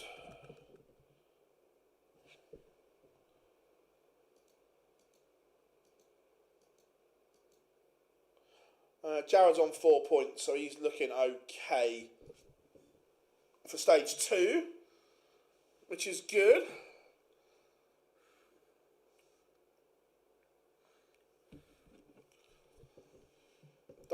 Di Davies just looking to find something here.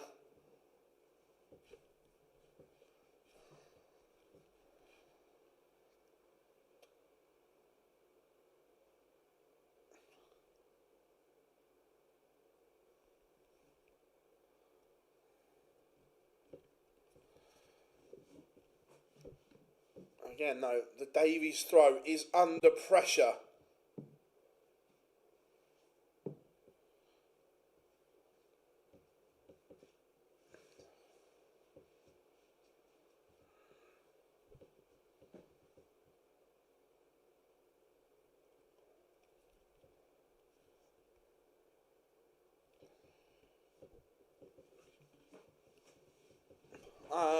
I think so, yes.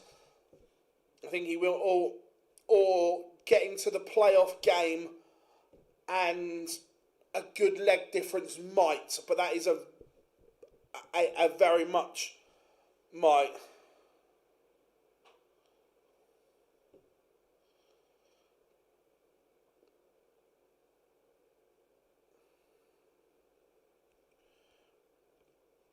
David Davies is struggling here.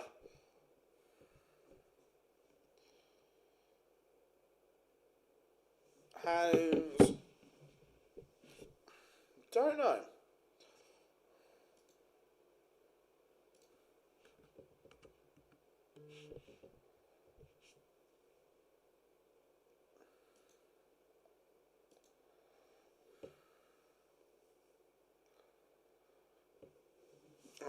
Did you see the interview?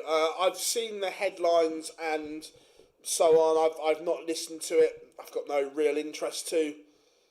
I saw the headlines the papers were putting out and so on, but yeah. Phil, if Pep and Frank leave their current jobs, who do you think?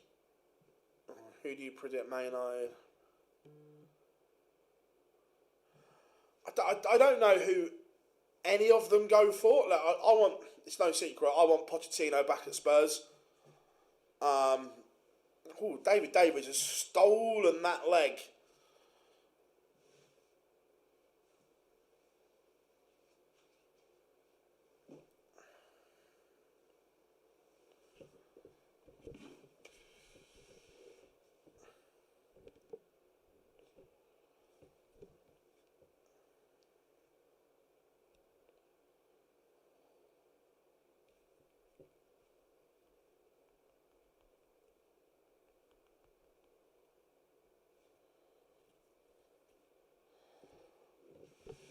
David Davies, can he get some confidence from nicking that leg?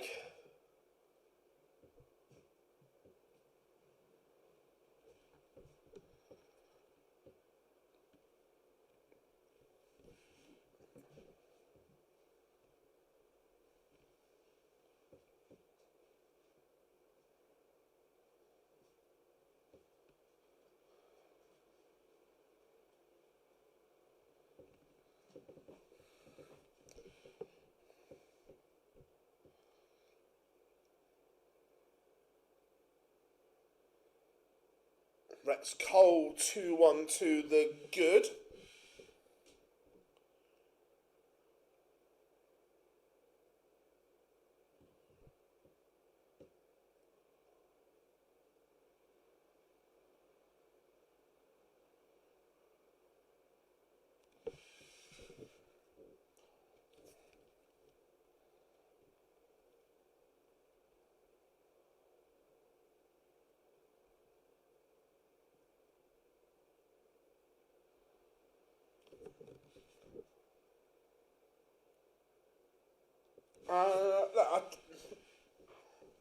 MVG just wants to carry on playing, still wants to.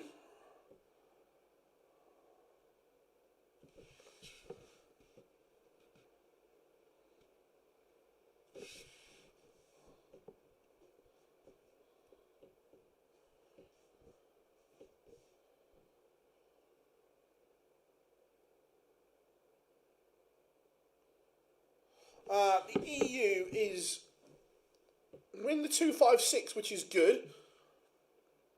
It looks like there's only one 5-12 game to go, which is unusual. So, Andreas Toff Jorgensen 2-0 down at the moment. What other big names? Jose Justicia just getting underway against Jeffrey Keane. Marcel Otter 3-0 to the good. Baba Yoshida 2-all. What else have we got?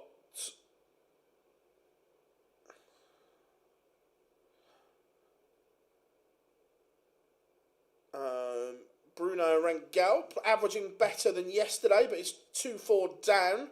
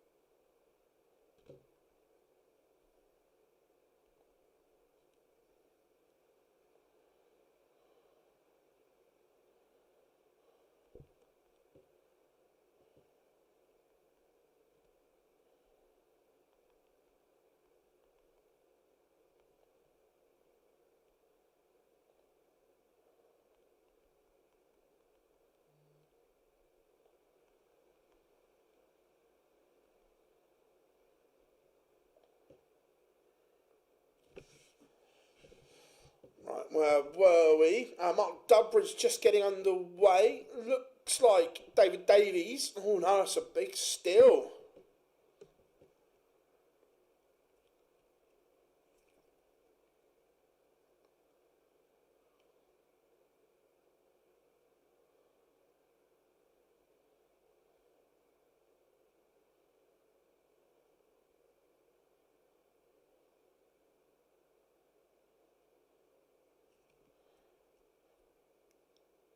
David Davies had a chance there for 4-1. Wasn't taken. So now has work to do. Scott Mitchell 1-all.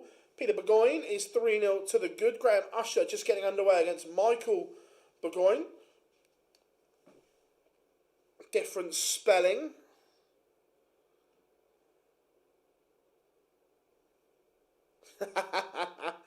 Love that, Big Johnny, love that. Do you know why they don't stream the qualifier? Do you know why they stream the qualifier? No is the honest answer.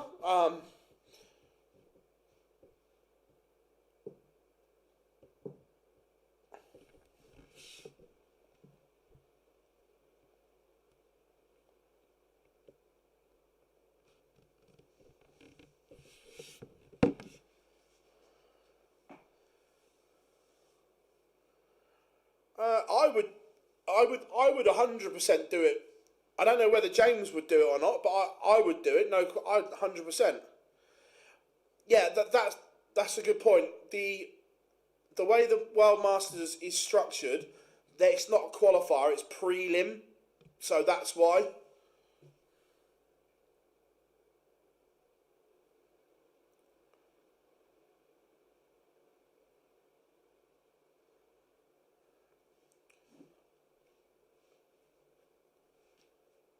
David Davies, can he take out 156? Be a big ask.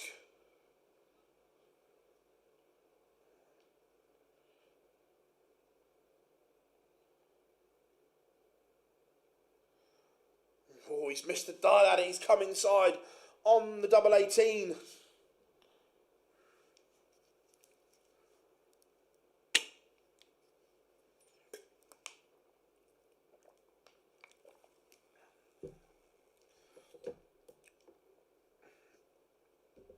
And another chance for David Davies to go 4-2 in front. Peter Burgoyne 4-0 up. Ashley Coleman just getting underway, and David Davies has missed the opportunity.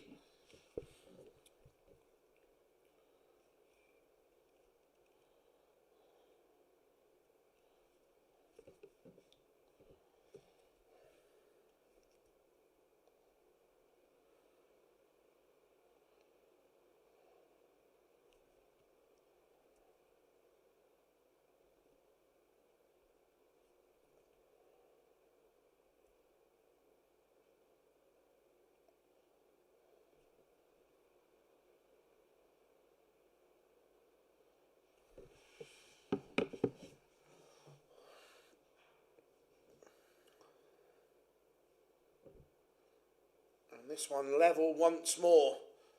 Has had opportunities, Di Davies, but hasn't taken them. Graham Usher 1-0 down against Michael Burgoyne. I think Graham is okay in terms, 4 points plus 13. He'll be okay.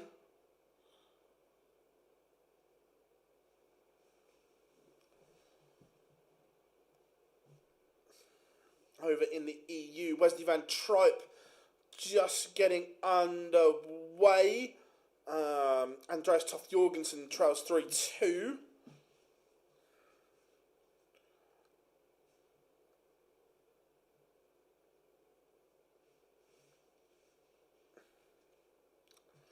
I can honestly say I've never watched it, so I don't know. Bubba Yoshida is a 5-2 winner.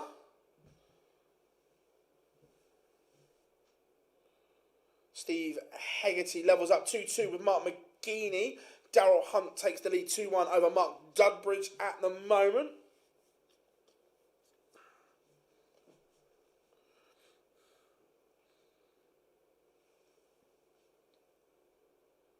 Adam Smith-Neal, the big dog, getting underway. Oh, any New Year's conspiracies? I forgot. There was some that I was listening to. Oh, let me have a think, Rob. There was a couple that I was listening to. That I was like, I can get behind them. Love a good conspiracy theory, don't we?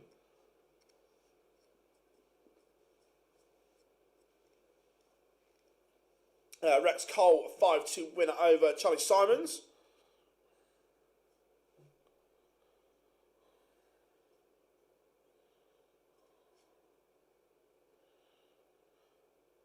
It's 4 points and plus 10. Is that what we said the projection was 4 points and a good leg difference?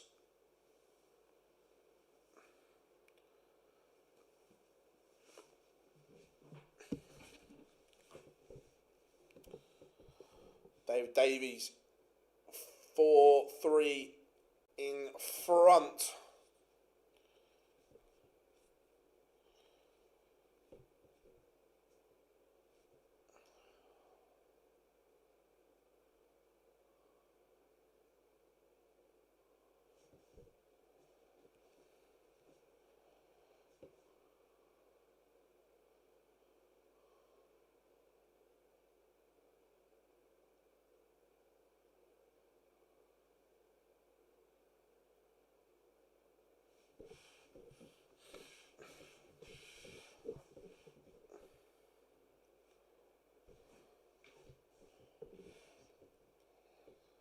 Graham Usher back-to-back legs. He leads 2-1 now.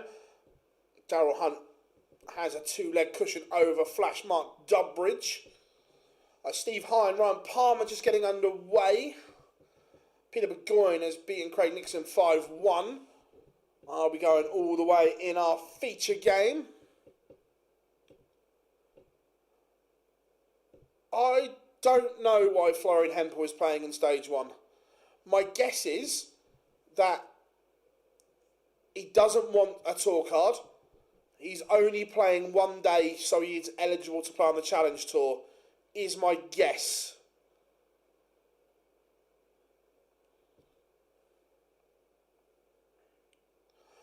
At the start of the week, it was 3 points plus 8. Oh, yours is different to some of the others I saw, Lendl. Some of the other projections were 4 points and plus. I saw 4 points plus 5 for one of them.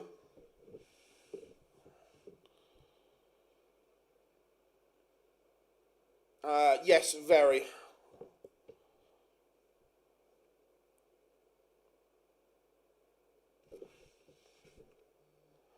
I saw some on X, Lendl.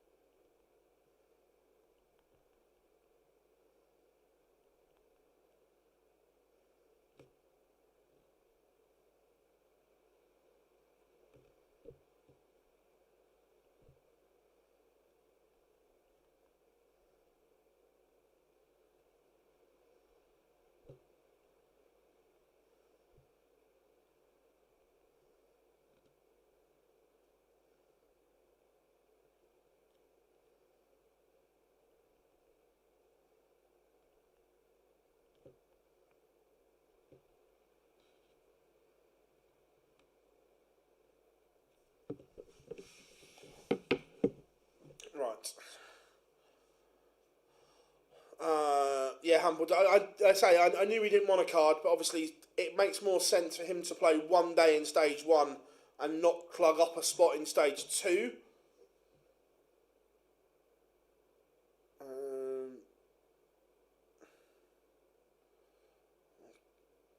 I was writing something. Did Dave Davies win that?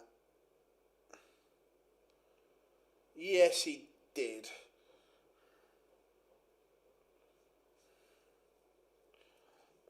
Should we go for a bit of no hen, no pie?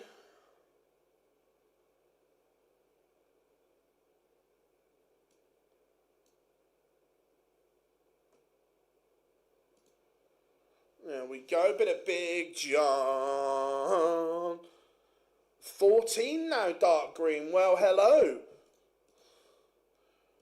So, officially now in stage 2, adding Tommy Morris, Jared Cole, Graham Usher, Joe Croft on that list now. I would imagine that Ben Towney and Aidan Kirk aren't far away from going dark green.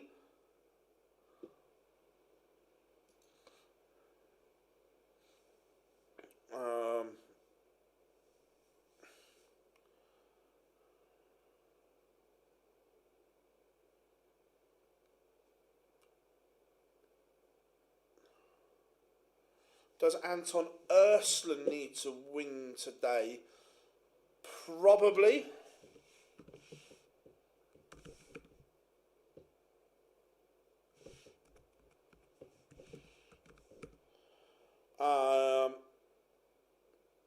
A last 32 might get him there, but he's certainly going to have to be involved in the playoff match.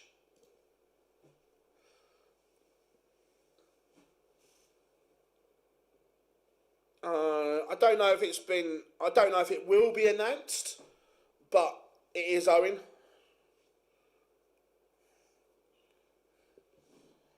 John Part 2-0 to the good. How we doing, Lloyd? Good to have you in. Glad we are helping along, mate.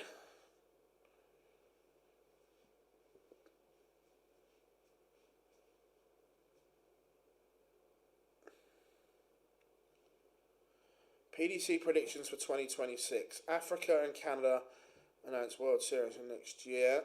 Possibly. Canada need to sort out a TV deal. That's the reason it's not happened so far. The last one, Barry Hearn's not even chairman now, so how can he step down when he's not chairman?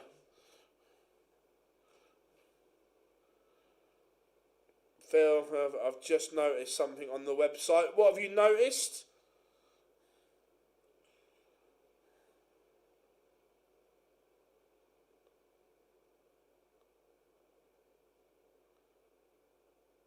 Just about to go into a meeting for the darting drama fun.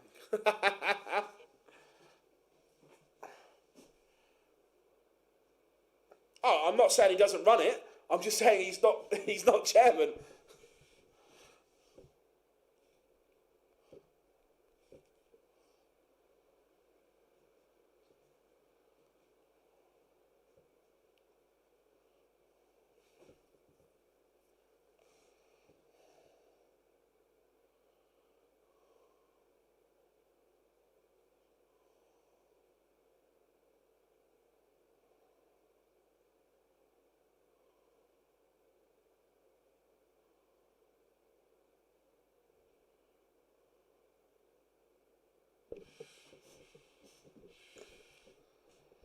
Yeah, Gemma lost.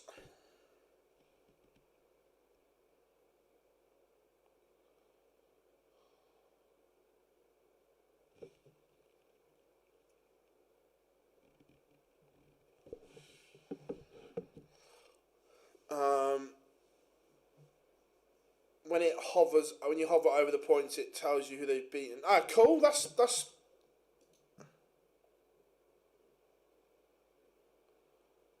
Oh, that's cool. I like that. That's cool.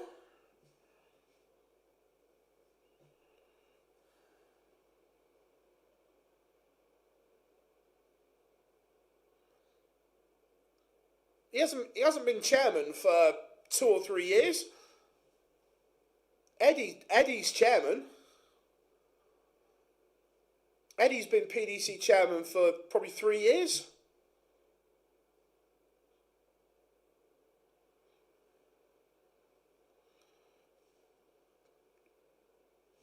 Yeah, Hendo flying.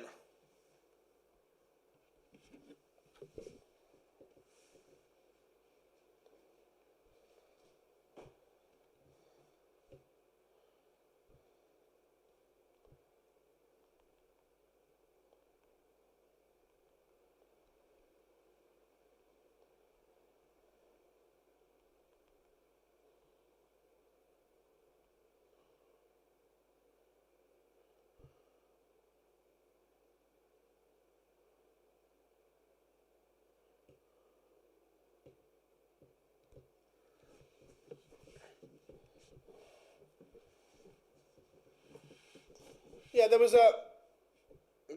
a massive press release done probably 2 or 3 years ago that Eddie was stepping down as chairman and Eddie was taking over.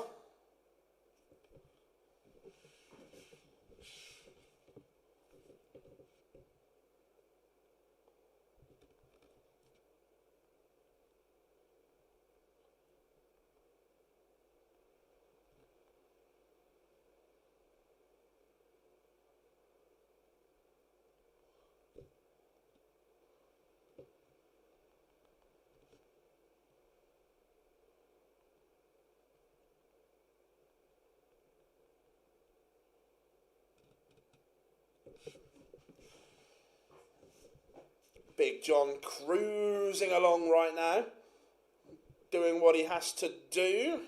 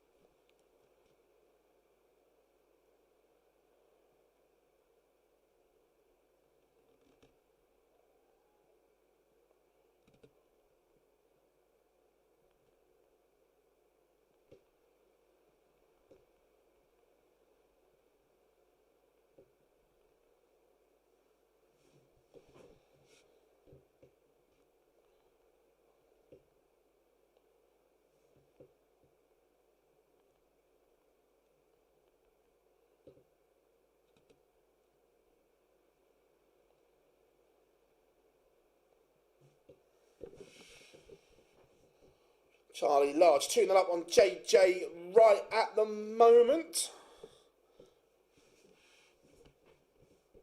I think Oliver McDyer is one of those who's gone dark green now. It's 16. Let's have a look. Quite possibly. Yeah, he has gone dark green, as has the Wanderer, Wayne Jones.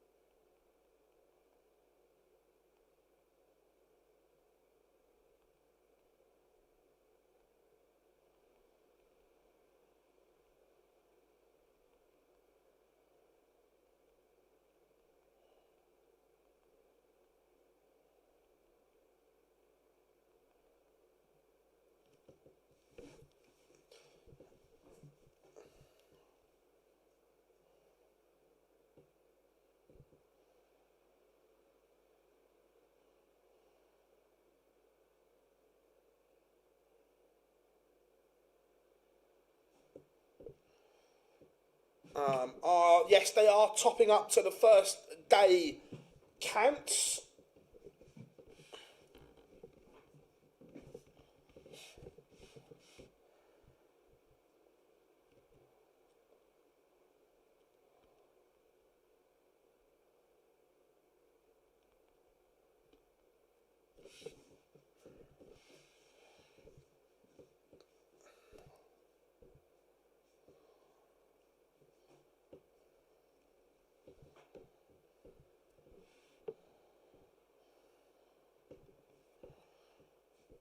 John Henderson with an absolute demolition job.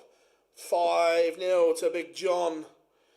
Of course, he is already in stage 2.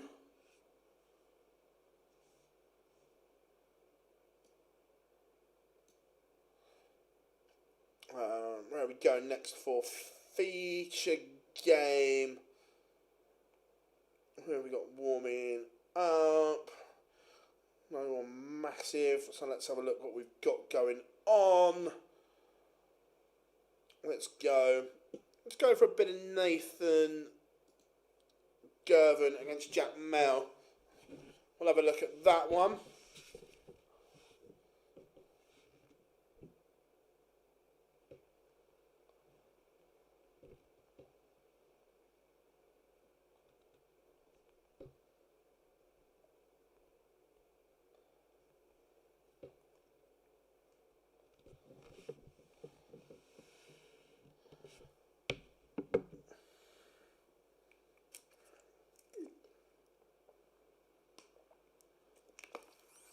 To be fair, he's not playing for West Ham at the moment, so he might as well have a go at darts. Callum Goffin, 5-2 winner.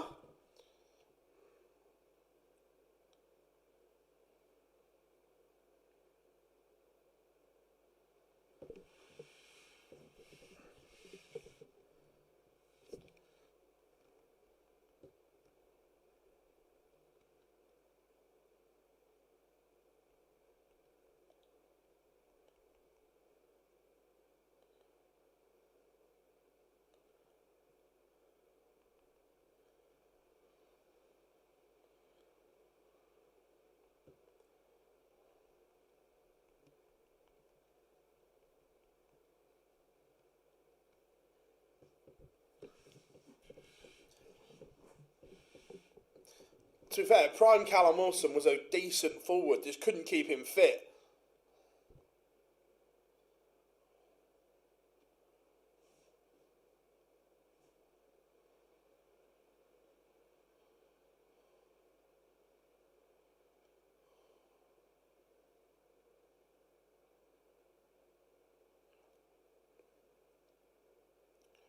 Brian Roman, dark green.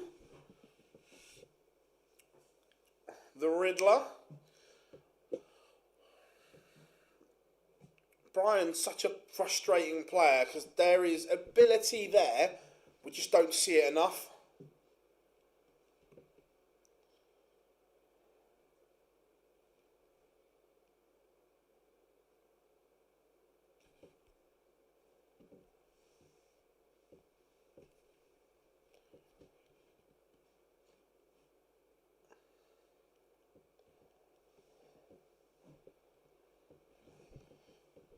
Jack Mel 3-1 up on Nathan Gervin. It may be all over for the Scot here.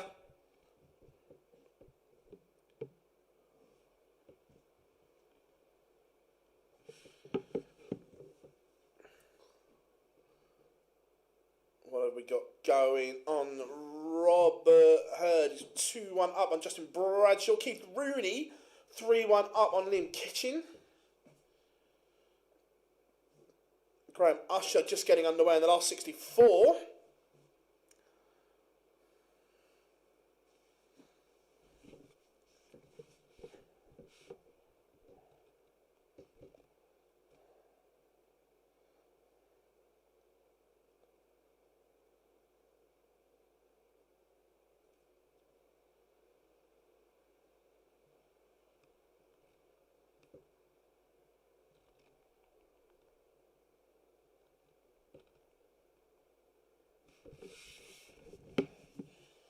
Usher takes the opener. Nick Brandon 3-0 up on Keelan Thomas. Lloyd Walker 3-0 to the good.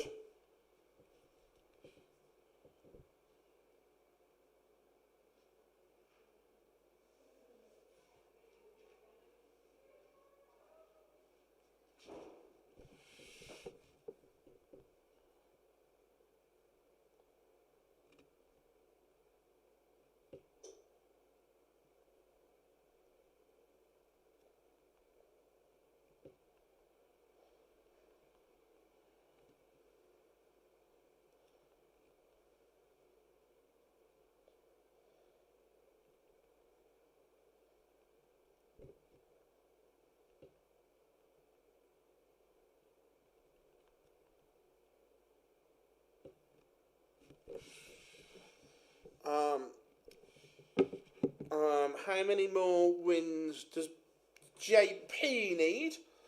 Let's have a look where John Parr is.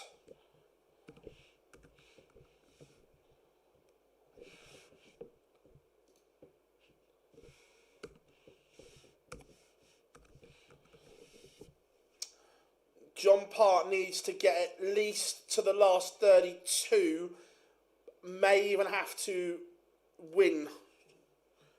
Afternoon, Jack, good to have you in.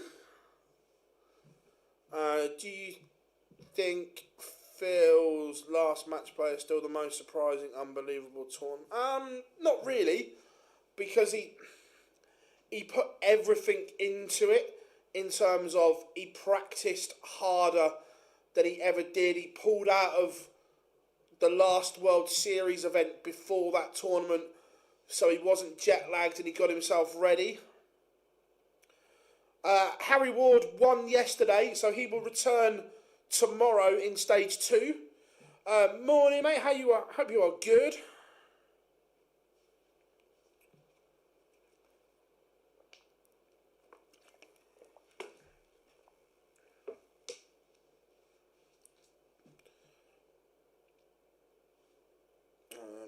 Kevin Lane against Owen Maiden just getting underway. Carl Wilson 2-0 up on Darren Armstrong. Gervin has a leg back, but is still a break behind.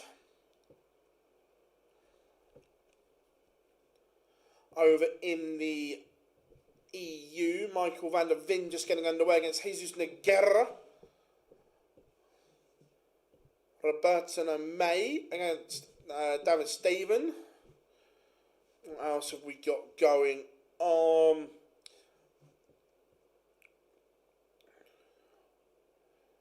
Warming up. Not many big names there. Jack Mail takes out the 86.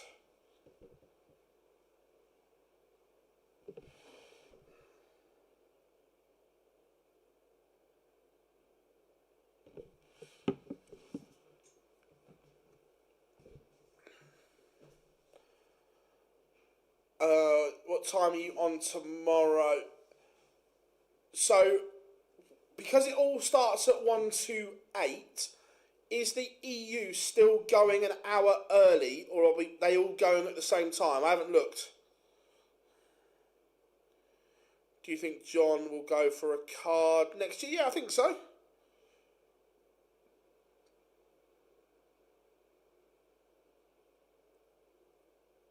Luke Smith levels up 3-3 with James Richardson.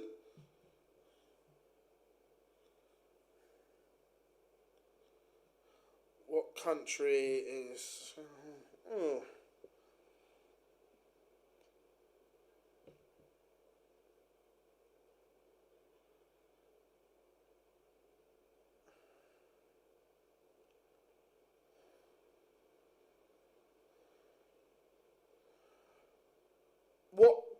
What Q-School, EU or UK?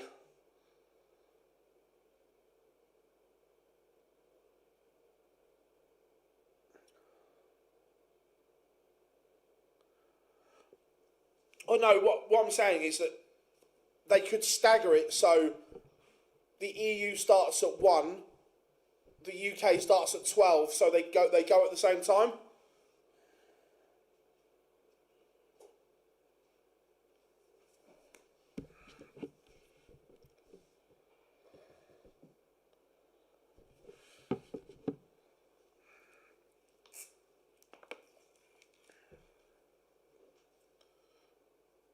UK.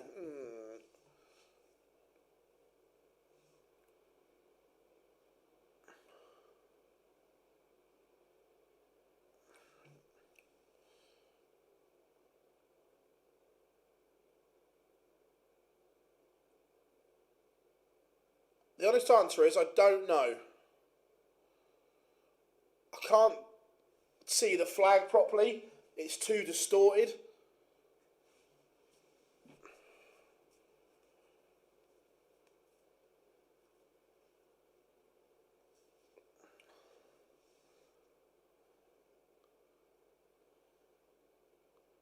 Fairs.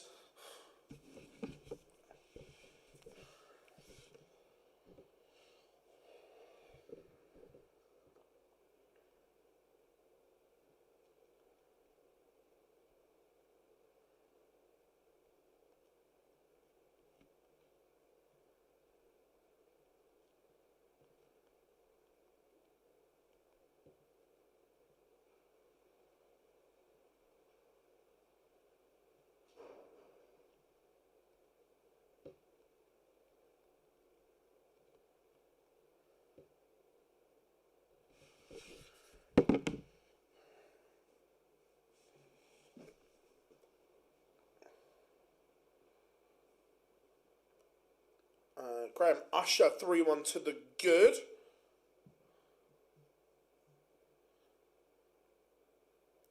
What's the best Euro Tour tournament for me to attend with my mate? Whereabouts are you based?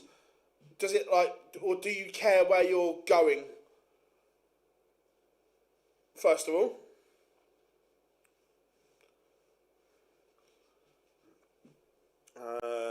VTEC Sedlak 3-all at the moment in the EU.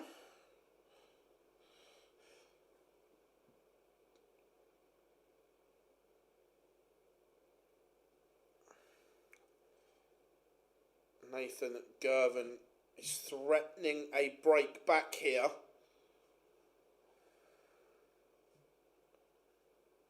Phil, what's your the Winter Gardens by a mile? But in terms of Premier League nights, Dublin is the best for me. But you can't beat the Winter Gardens.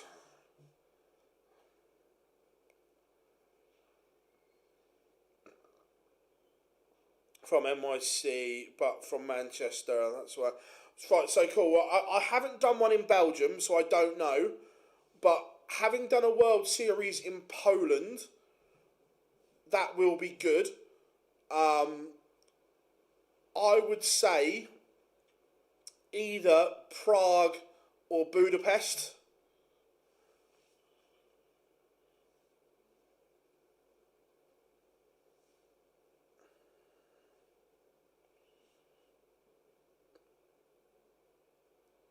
Nathan Gervin has broken back 4-all. He has the darts in this decider. Phil, predict the win. Oh, Christ. Masters. Going to go. Let me have a think. I'll do it. I'll write them all down and do it tomorrow. We're doing Slovakia this year. Nice.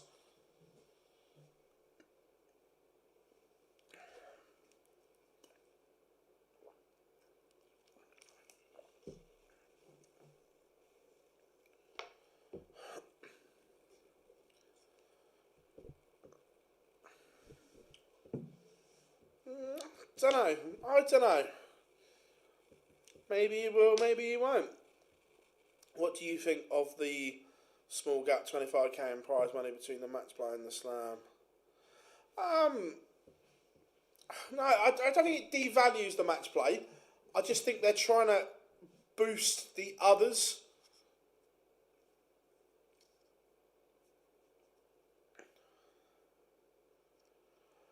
Look, from a fan's point of view, yes, the UK Open, I get it. From a working at it media point of view, horrific.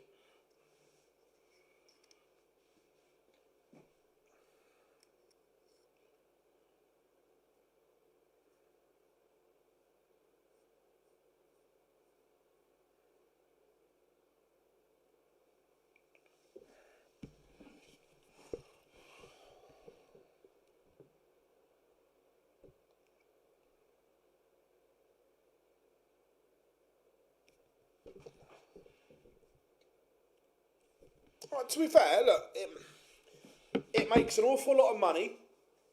Having it in a look, for a fan, Butlins is very good.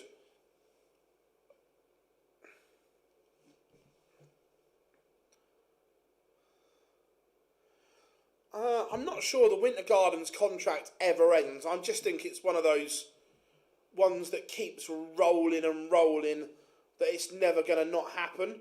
Who is Pugs playing? Yeah, I don't mind that, Johnny. I don't mind that. Good afternoon. JK is in the chat room. Mr. Kelling, congratulations on stage 2, my friend. Now go smash it up, lad. Good to have you in.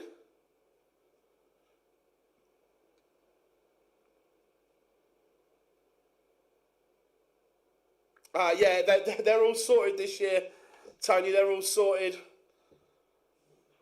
No, JK, there's only one. And that is Mr. Jamie Kelling.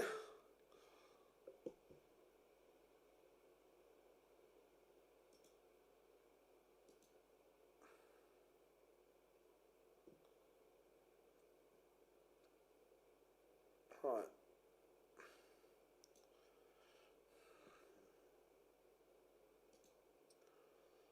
As you asked nicely, Johnny, as you asked nicely.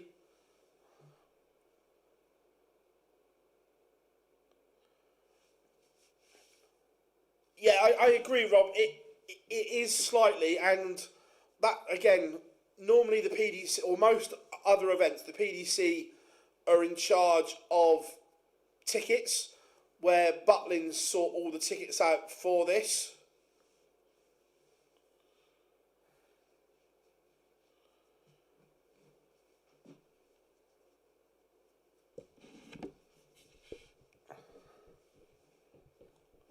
KO Kellett. Jared Cole takes the opener against David Davies. Joe Croft 1-0 up on William O'Toole.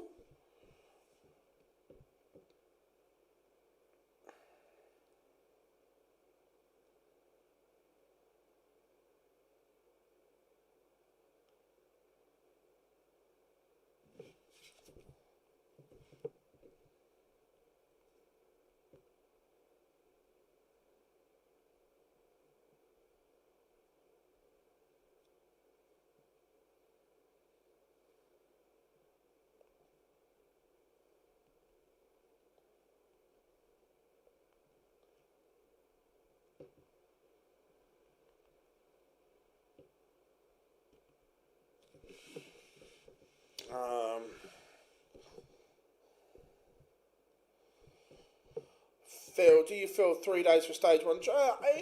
It does a little bit, but I think 3 days is fair. To be fair, I think 3 days, look, it is a little bit long, but I get it. In the way it looks on TV, it's like, I get that. Do they even open up sports off? For the UK Open, I don't think so. I think it is just through the Butlins site and on site. Does that make sense?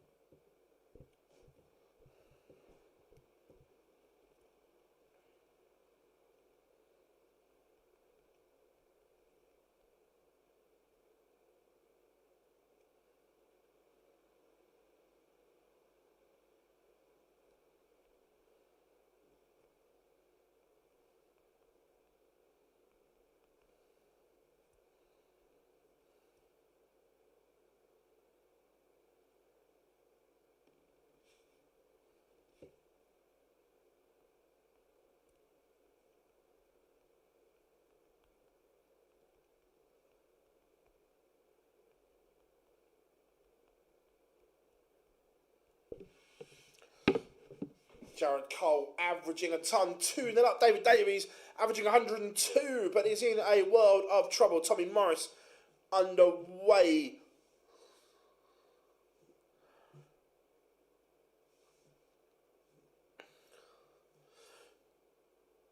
To be fair, Rob, if you want tickets for the UK Open, I'm sure Dan and Jar and that are going to stand in the queue, so one of them can book you one if you want.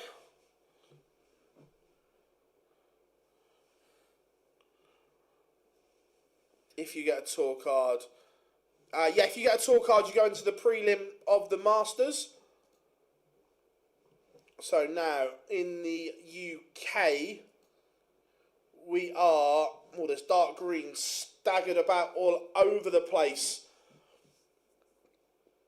Nathan Gervin, as long as he only loses 5-4, will go. If he wins, he goes dark green, and if he loses 5-4, will go dark green.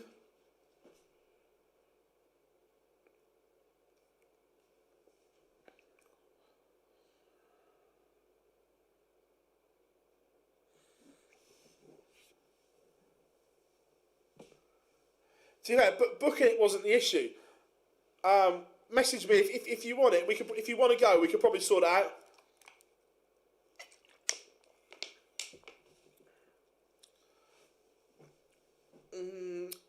MK's okay. I don't like Leicester. I can't stand the Marshall Arena.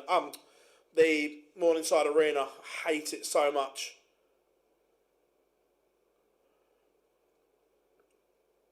Are you on about Minehead, Jack? If you're booking Minehead as a fan, you don't need to worry about hotels because you have to stay on site.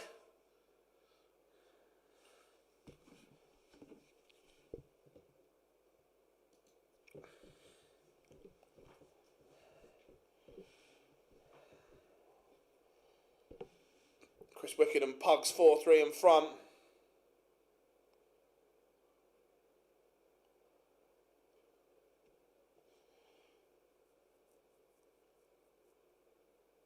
No, I can't stand the Marshall Arena. Soulless.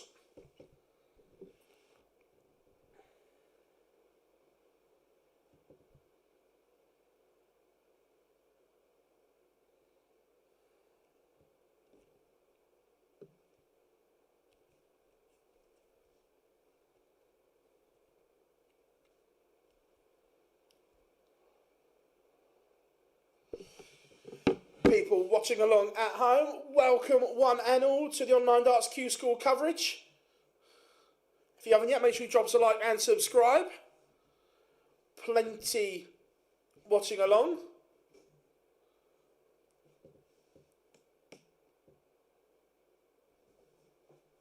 Yes, mate, try to find somewhere to book for Tom and the other players and struggling. Well, yeah. There's some... Have a look on Airbnb. I always stay in the same one, so I book it early. But there's normally a couple of half-decent Airbnbs, which are quite nice. You don't like the crumble out, Phil. There are rules about having to play out. Not heard anything. I'm guessing they've got rid of it. Do you think they could do another event at Ali Pali? No, well, when the Worlds is there, I wouldn't. What I said was if the Worlds moved from Ali Pali, which there was talk about, I'd have then put the Masters there.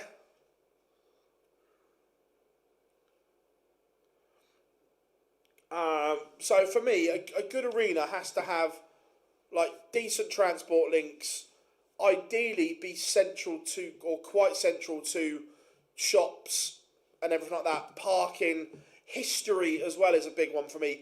History and character, where Aldersley and the Morningside, they're just soulless shells, where the Winter Gardens, Ali Pali, has so much history connected to the building and so on.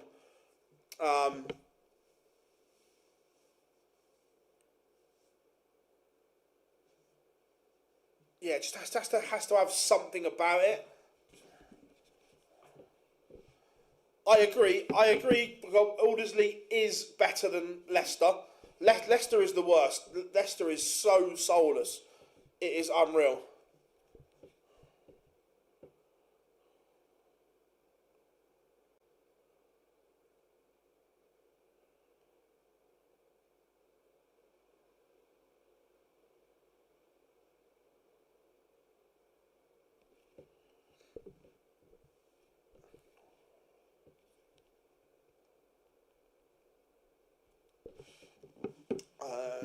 Right.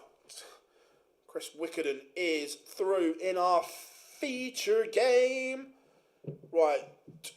Do we give the chat room what they want? And that is a bit of the madman. It is Richie Burnett.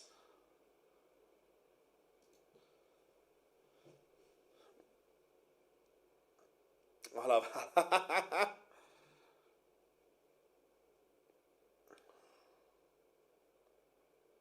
Now, see, Milton Keynes is Milton Keynes. I'm not saying it's great, but it's got little quirks that I don't mind, like the two balconies where the players look over the balcony and so on, and there's a little bit of fan interaction. So for me, MK is not as bad as Leicester or Aldersley. They're the worst.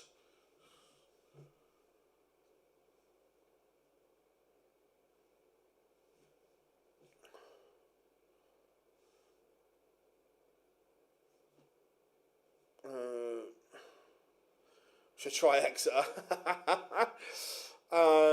Did you get to meet Bristow or Sidwell? I did. I was lucky enough to meet both of them. Yes.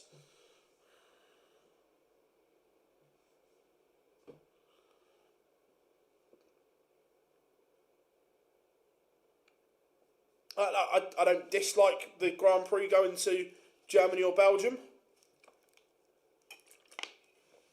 I think that would work.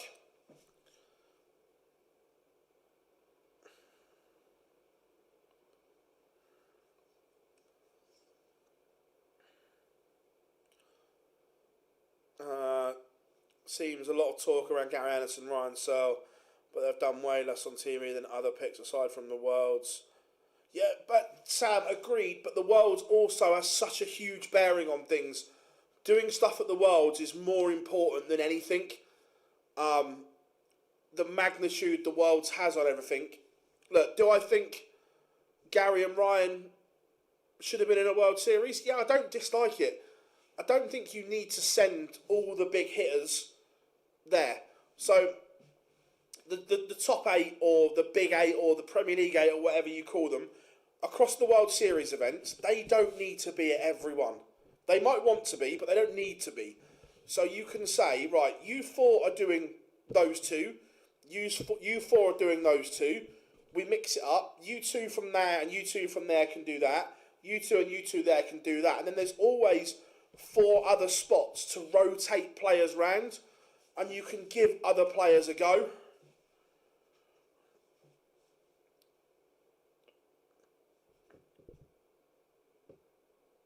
Masters, is it MK? Yes. Aaron says, hi Phil, just joined, still working away. John Henderson still playing well. He has just got underway in the last 64 against James Parkin. Played really well last time out, won 5-0. Bring back the Civic. Yeah, look, Sam, the Civic was brilliant. It's just not big enough. It's not fit for purpose anymore. It's not big enough to host, 1, enough fans. 2, the practice facilities are awful for the players. Not enough room for media and so on. It just doesn't work anymore.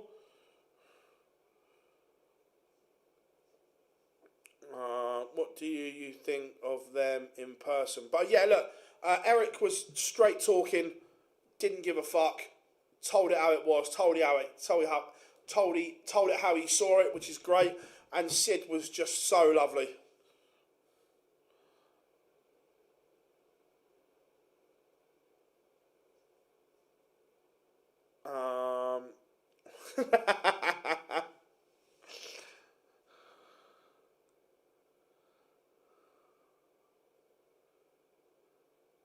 No, yeah, it probably won't. Charlie agreed. No idea, mate. Well, Joe, it's going to happen. Littler and Humphreys are not doing Australia this year. They've already publicly said they're not doing Australia. Feels after the. Do you think the inflated prize money at the Worlds could put players higher on the order of merit than they already are? Yeah, quite possibly, yeah. No, and I always think the Worlds should be higher than everything else, but at the moment it is out of balance.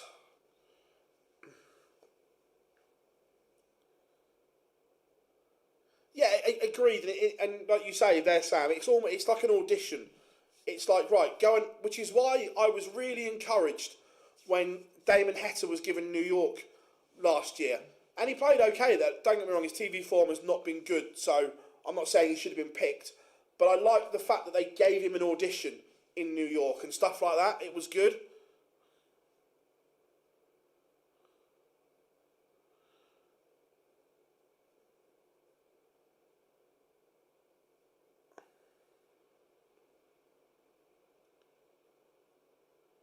Yeah, Dave Davies is out beaten by Jared Cole, so that is him not in stage two.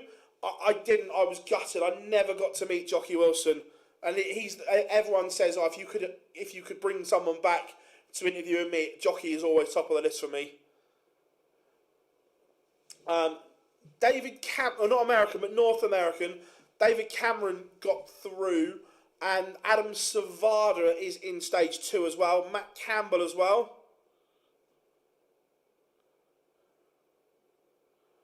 Yeah, it was funny, Brad. I remember that. Yeah, Ryan Searle, may you get odds. Look, if you look, just things that we know, Massimo Dante is currently 4-0 up as well. Luke and Luke have both said they're not doing Australia this year publicly in press conferences. They said they're going to do, Danny Lauby as well, yeah. They're going to do 1 year or 2 years on, 1 year off Australia. So they're not going. Nathan Aspinall is getting married in August. He obviously won't be going. I'd be amazed if MBG went to Australia. He's not been for 4 years now, I think. So there's a fair chance that there's 4 spots straight away.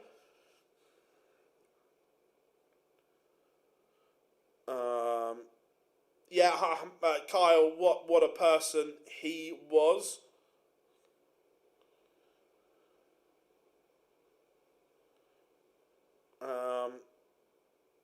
Yeah, I think Danny Lauby will have a. I think Danny Lauby's in stage two. I think Ryan Searle will have a good season. He played some decent.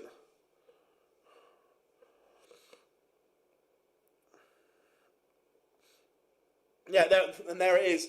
Anthony is in the chat room himself.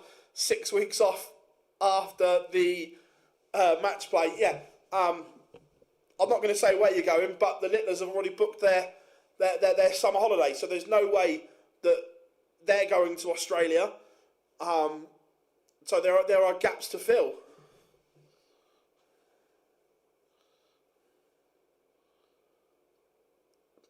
Kyle Anderson was one of the nicest, best human beings you could have ever met, Matthew. The most infectious personality and smile you will ever meet. Yeah, big love, Kyle. Big love. Love the man to bits. Did you ever meet Shane Burgess, Phil? So, true story, Warren. This would have been either 2000 or 2001. Can't remember, when the Eastbourne Open was still huge. Like, people that have been around darts for a long time will know how big the Eastbourne Open was. And we went down, a few of us, mainly to play the youth event, but we thought we'll have a go at the men's singles as well. But we were there to play the youth event more than anything. Paid, because you actually paid entry on the thing when you got there. the woman behind the desk had great pleasure in telling me in the men's, I paid my money, and she gave me, oh, you've got Shane. Shane Burgess, the current world number 4. Cheers.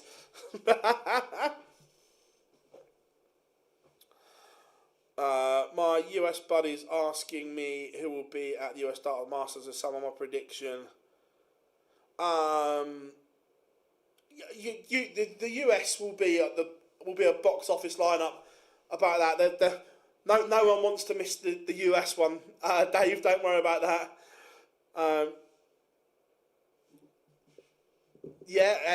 Phil had some brilliant. Why is Gervin not dark green and people below him are? Because currently Nathan Gervin is still in the tournament, so his leg difference could take a massive hit. So if you look at it now, Nathan Gervin is on 4 points and plus 10. Let's just say he gets battered 5-0. His leg difference would go to plus 5, which would drop him right down. That's why he's not dark green just yet.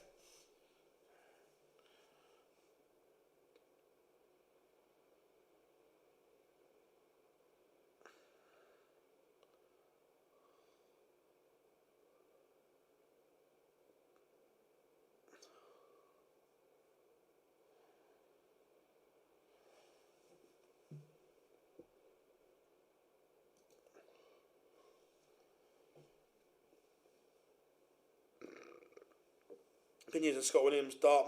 Cool. Gary Blades absolutely doing a number on Richie Burnett here.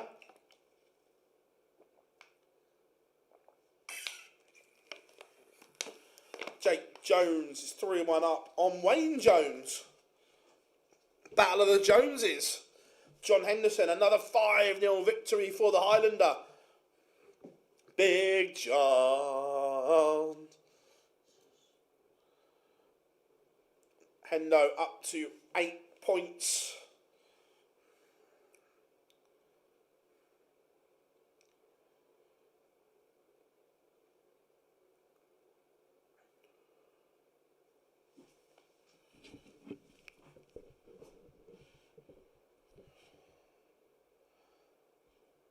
Richie Burnett is in a world of trouble.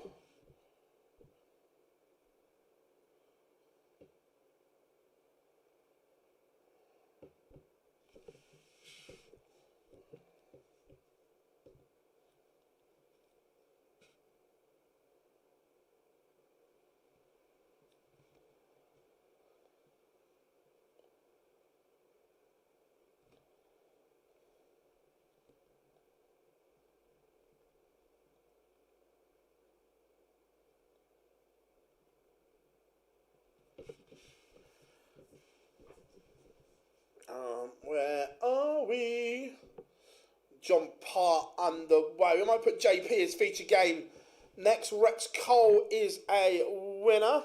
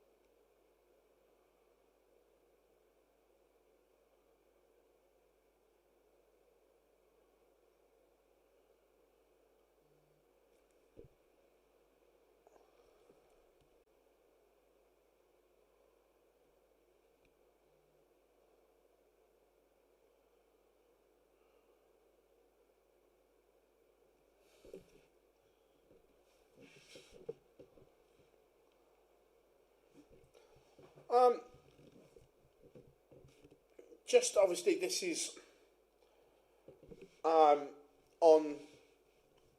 social media, and again I know they're always in the chat room, but right now massive shout out to the O'Shea family, and I hope Maisie's okay.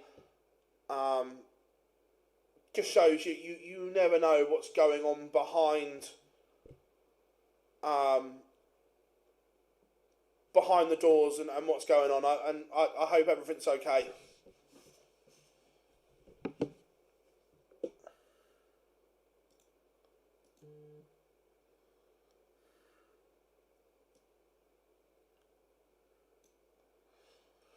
Right, let's go for a bit of John.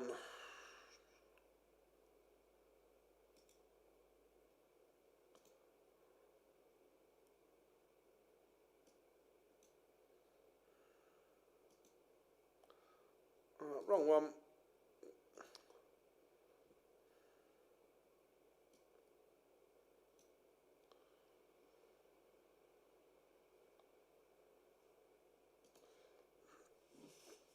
So let's have a bit of John Part.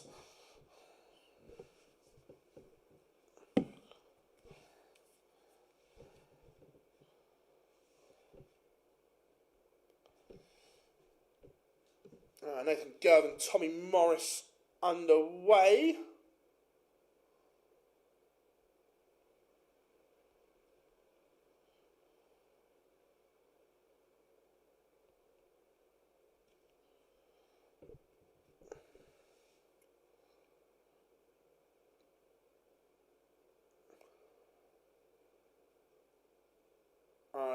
If someone that is in light green, yes.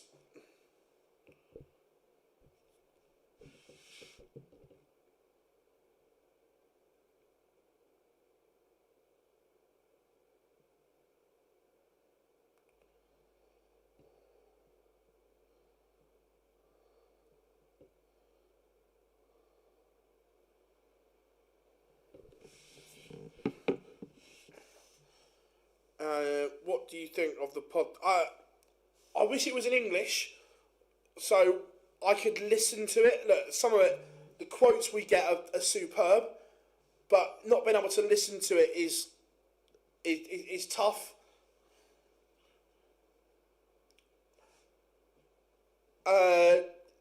Maisie, John's youngest daughter, is currently in hospital.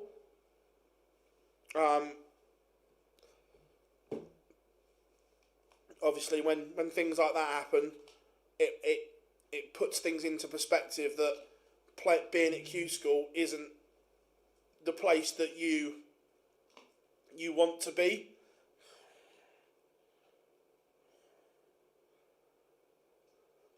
Tommy Morris, Nathan Gerv is Dark Connect broken? Is Dark Connect down? Everything seems to have stopped.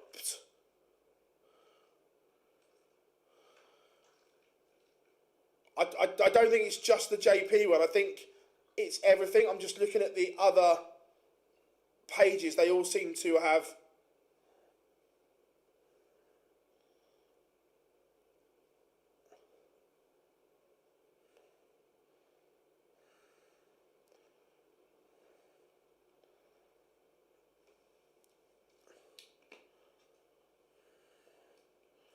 right. Is Dark Connect broken for anyone else, or is it just?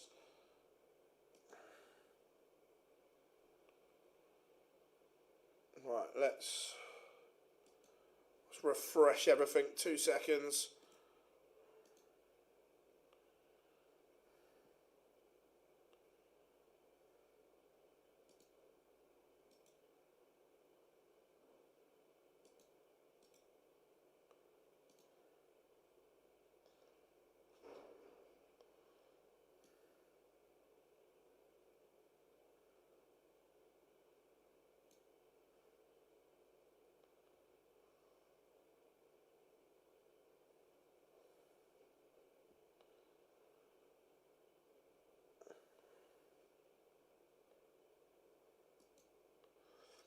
To be fair, it's not. I've refreshed it, but it's not auto-uploading. So, if I go like, I bet if I refresh it now, it's not. Yeah, it's not updating throw by throw.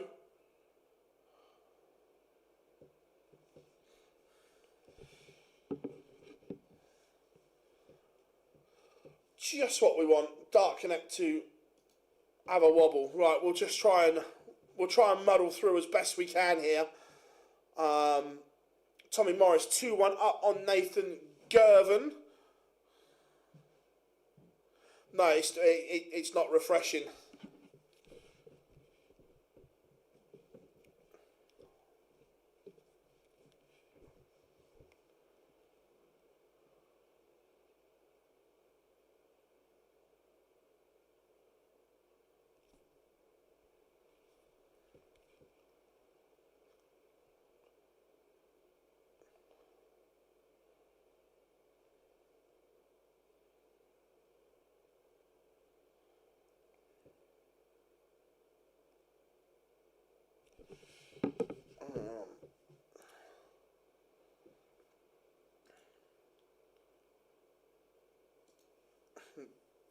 Yeah, John Part is 2-1 up.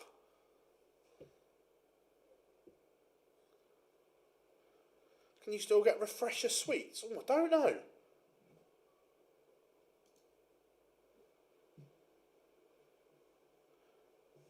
Yeah, always need Dart Connector to have a wobble. As always, we'll just try and muddle through as best we can until they fix it. Bobby Yoshida 2-1 down.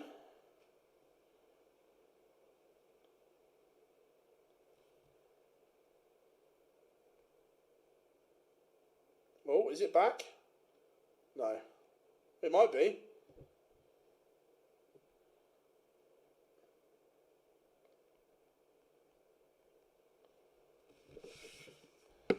It looks like we are back. Looks like they fixed it. Woohoo!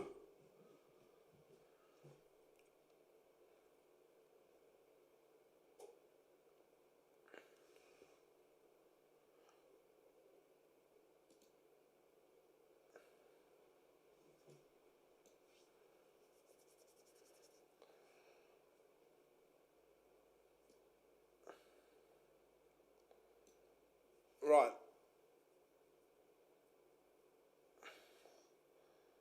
Right, here we go then, JP. Party boy is in the house.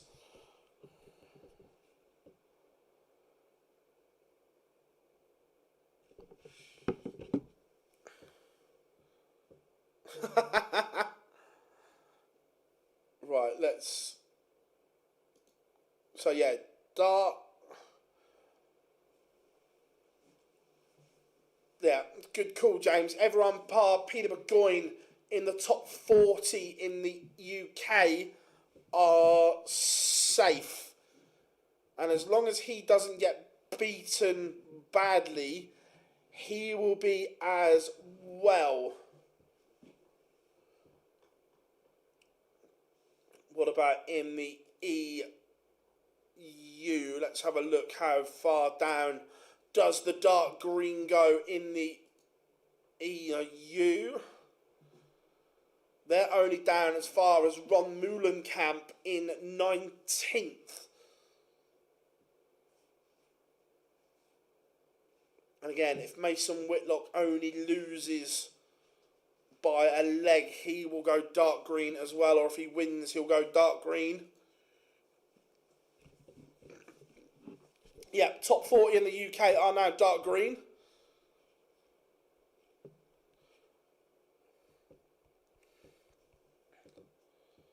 It is all starting to take shape.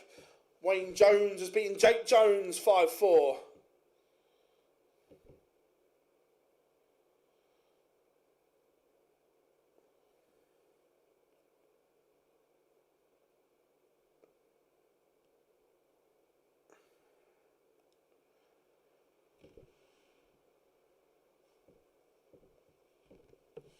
Order of merits, 2 seconds.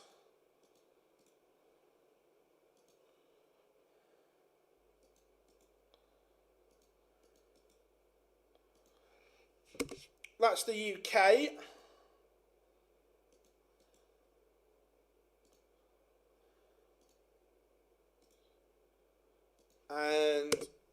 that's the EU.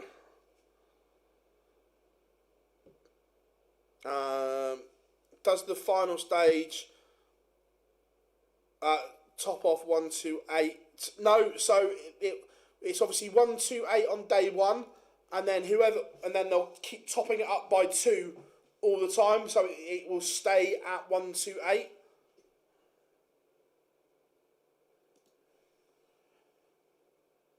I think Darren Beveridge, I just like what I've seen from him in the last 4 to 5 months. I think Darren Beveridge will come through.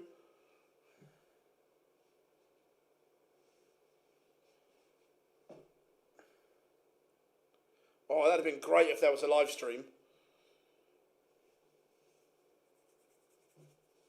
John Brown currently 1-1 with David Hill. John Part looking at 70 to re-establish that lead. Doesn't go. So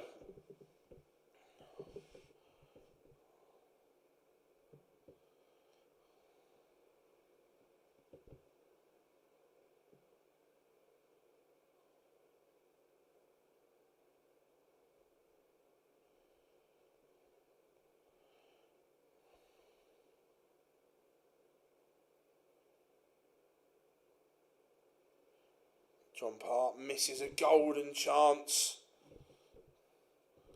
Will he be punished?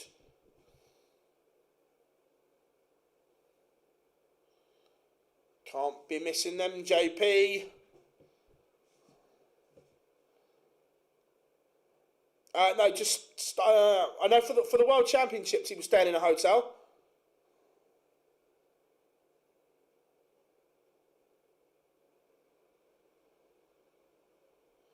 But he does lead 3-2. Charlie Large 2-2 with Jared Cole.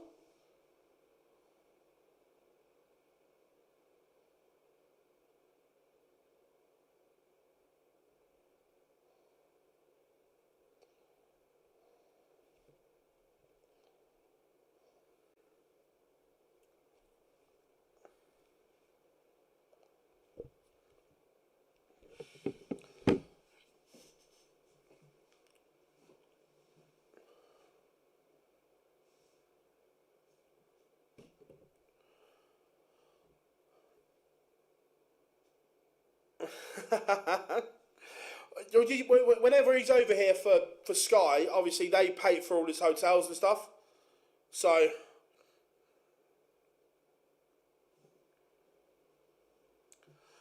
I don't know. The draws can be kind. Look, we've seen. Look, I know he's not playing particularly well here, but we've seen on the CDC he can still average high 80s. It would be good. I know the EU is definitely quicker again today. Scott Giblin is whipping them up into shape.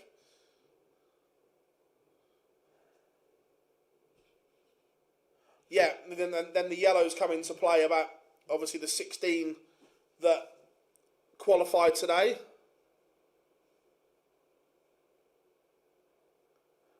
Let's go, JP. Lee Evans 4-3 up. Jared Cole retakes the lead against Charlie Large.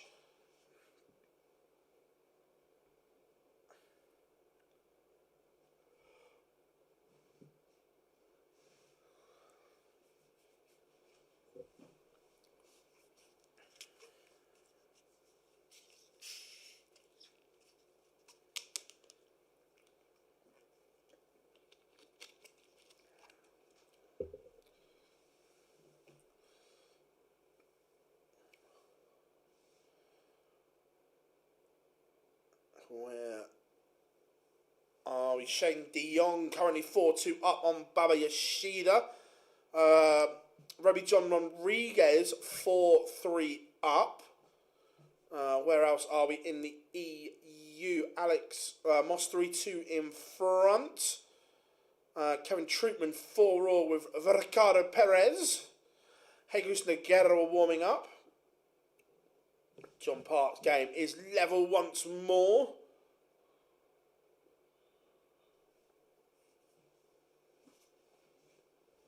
Lloyd Walker in a world of trouble here. 4-1 down to Kirk Derrata.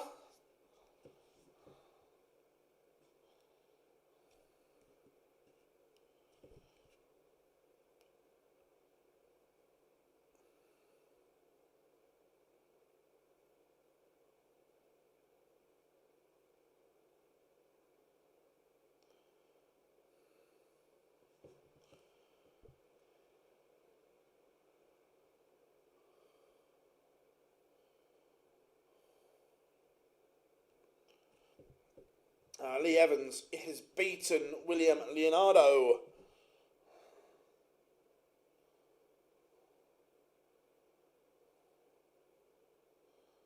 Top 47 now, dark green. Everyone loves the dark green.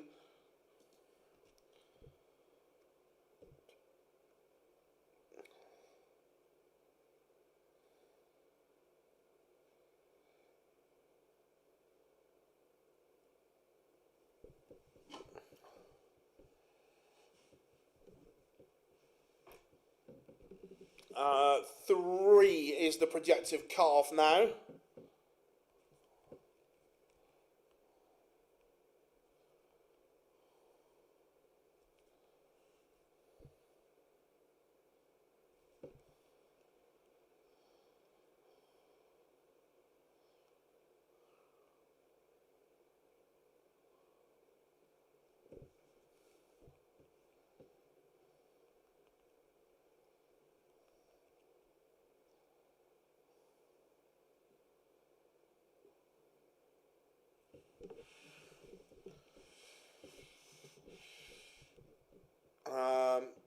Doesn't look like the greatest day for the Isle of Wight boys. No, not...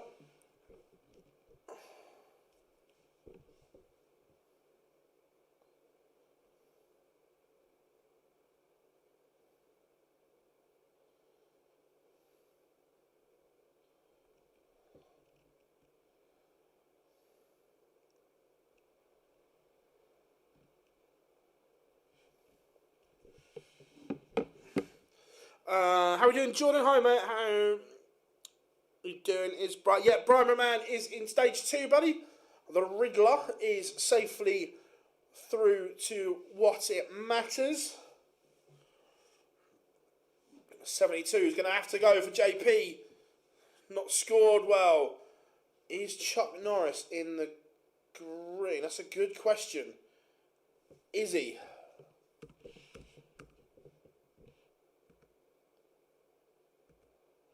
No, he is not. And Alan Norris will not be going to stage 2. He is outside of the yellow places. What a finish from John Park. Go on, party boy. Yo, JP in the house.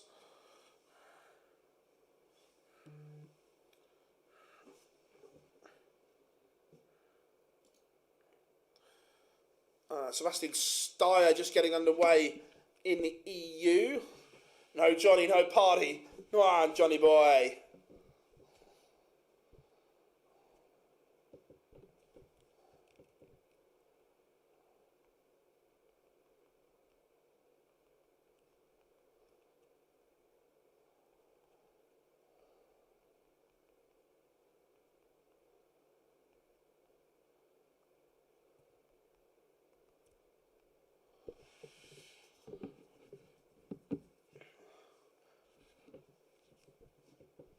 It looks like it, yeah. We're just waiting for official confirmation what the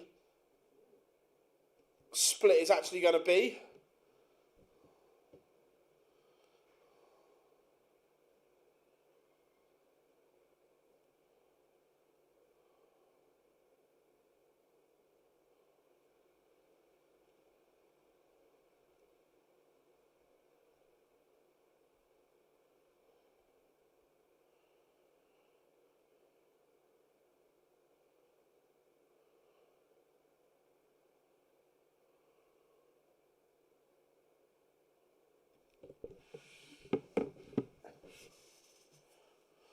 Jack Main against Del Gatsby underway. John Part is asking some questions here. He's going to get a match-winning opportunity.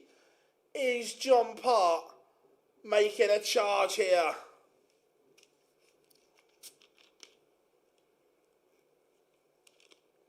I think that if he could win a card, he'd take it, Nina, 100%.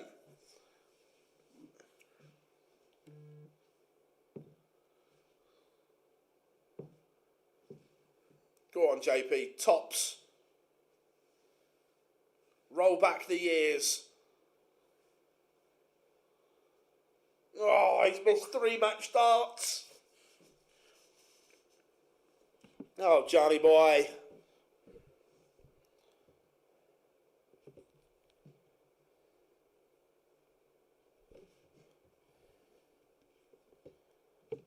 Oh, he's coming back.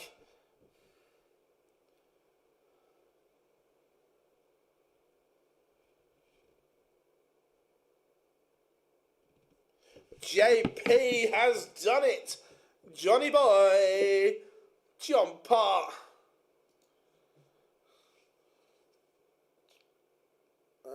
Where are we going from here? Let's go.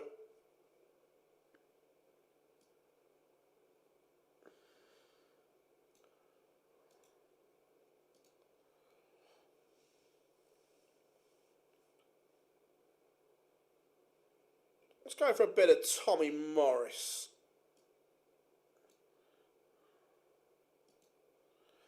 What does that do?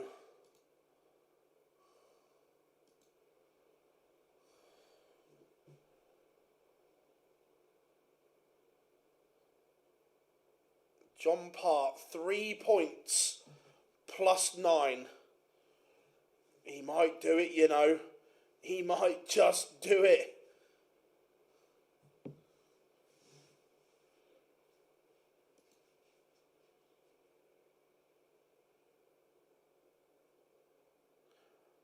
Martin Thomas to join Son Keenan on stage 2. Yeah, hopefully. Look, Martin Thomas is a good player. Yeah, Martin Thomas can play.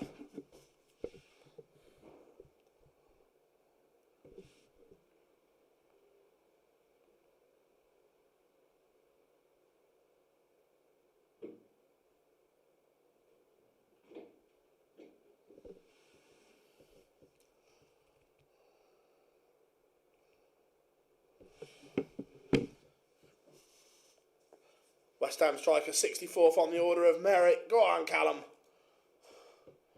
He's still in as well.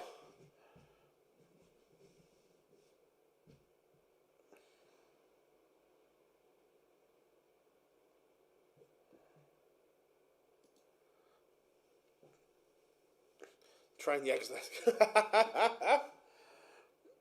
Oh, lovely. We've got Mucky Green back out. Oh, we love it when it gets a little bit like this.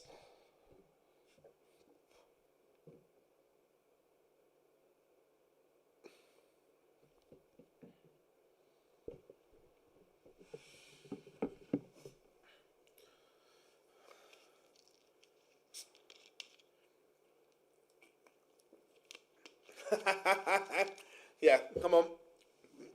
Read your emails. Play the game.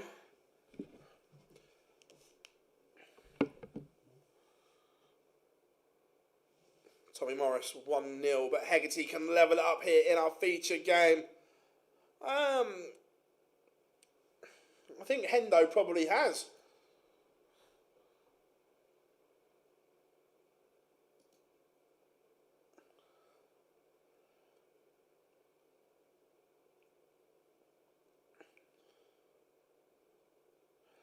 Yeah, lost to Jamie Chaplin and Daniel Ez. He's lost the final 5-0 both days.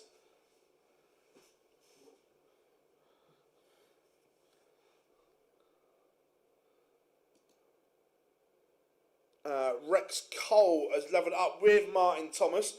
Chris Wickenden 1-all. Warming up Graham Usher against William O'Toole as well. Jared Cole warming up. Sorry, Gob. I was surprised that John played today. I really was, because he'd done enough. The same as Jamie Kelling, was on 6 points. You were fine. You didn't need to play. But Hendo was like, haha, no Hendo, no party.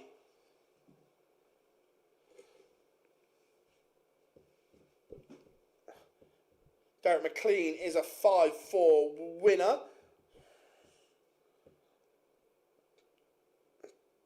Tommy Gunn's throw just under a little bit of pressure here.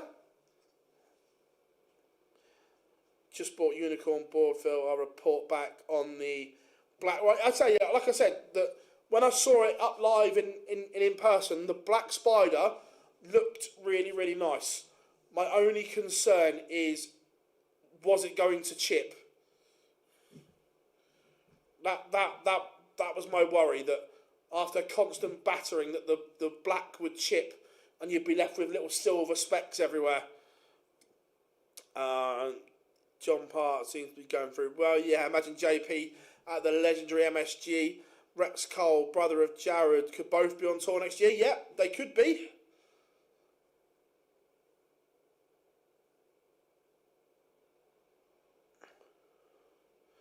No Hendo, no party, facts. The fun didn't stop as you requested, but John Part and John Henderson are both still tearing it up.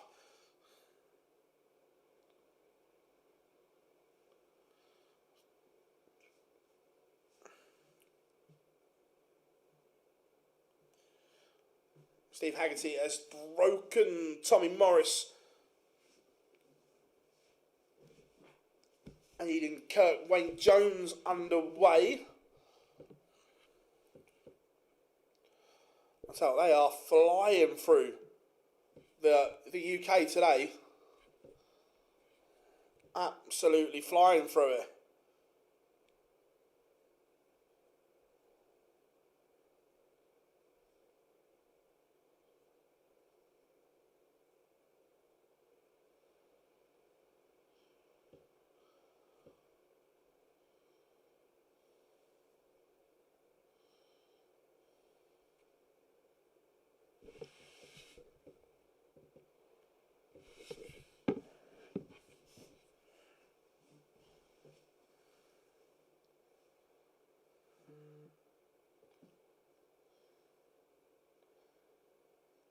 Yeah, I was expecting more from David Davies.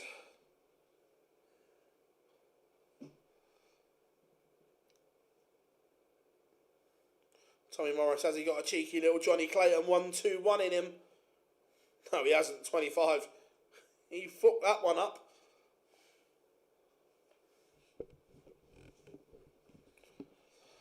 Haggerty 3-1 to the good. Tommy Morris has it all to do.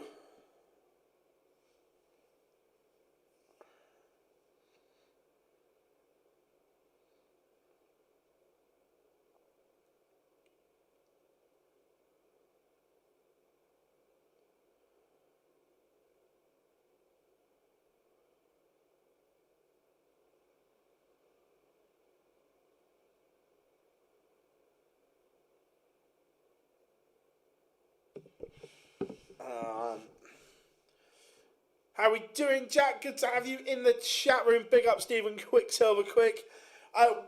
We said that he's put a lot of work into it.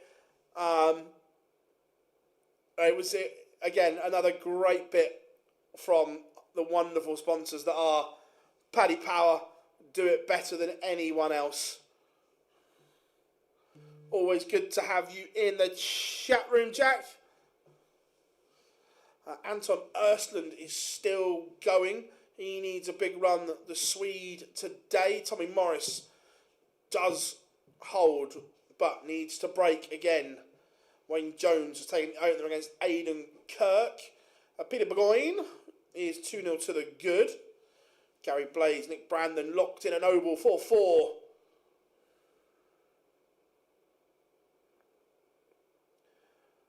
Maxi, what's a Maxi? 180.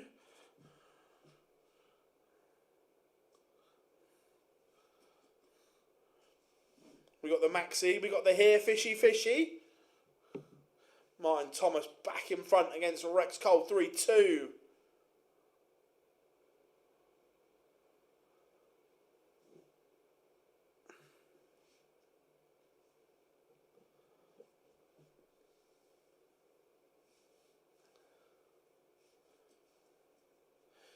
Yeah, the Irish boys have had a good Q-School so far. What's it? 1 acre of pure beautiful. better the Paul Hinks is his easiest to replicate, I think.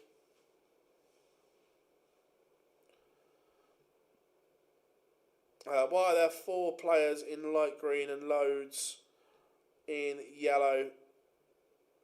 So the ones in yellow is because remember that 16 qualify automatically. So there will be 16 players that will come out of the ranking because they're through automatically.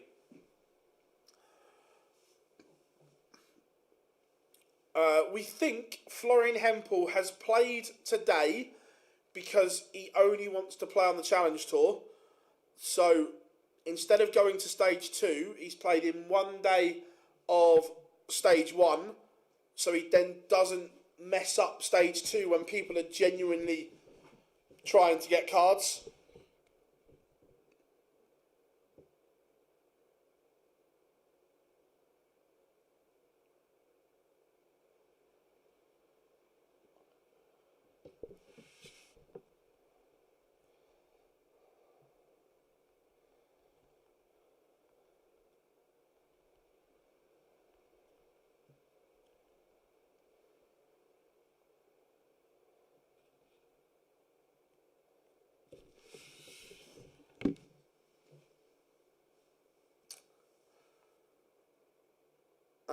Morning, Wayne. Hope you are good. Good to have you in. Rex Cole levels it up 3-3 with Martin Thomas. Not much between them in terms of averages. Tommy Morris looks like his day is coming to an end, but he will be in stage 2. Jesus Guerra has just lost. Let me have a look for you, James. Who are you looking for? Derek McLean.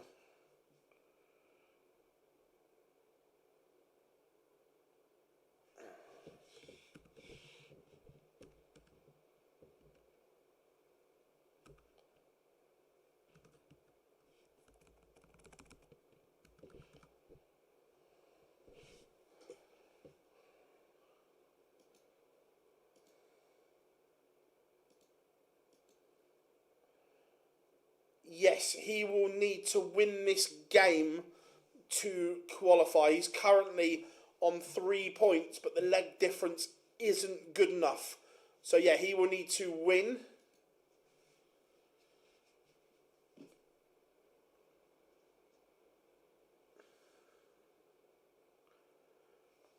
Four points is now guaranteed in the UK. Yeah, cheers, Lendl.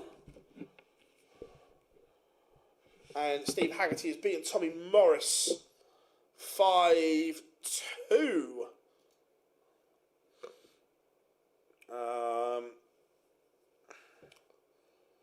Let's go because of the importance, because of the stature.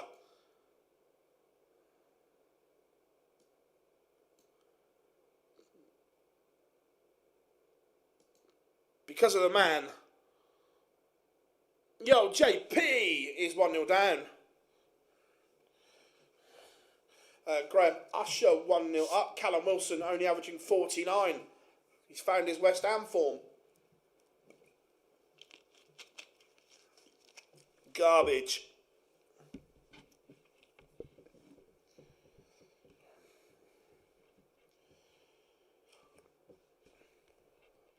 Massimo Dante getting underway in the EU.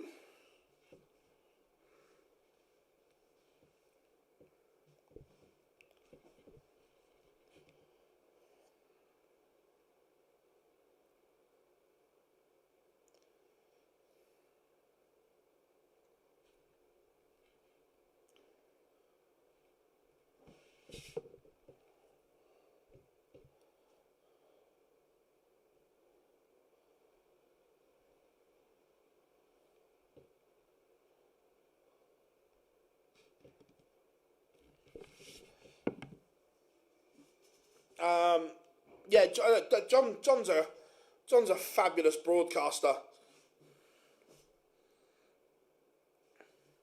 Calvin O'Keefe 2-0 up. Again, Derek McLean just getting underway against David Hill.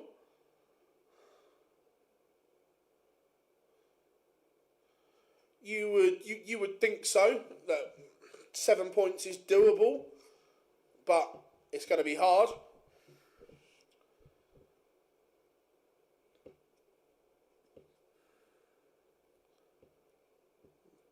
Last 64 games starting to go now in the EU. Marcel Warping getting underway. Come on, has JP got a 1-2-8 in him? Can he roll back the years? No.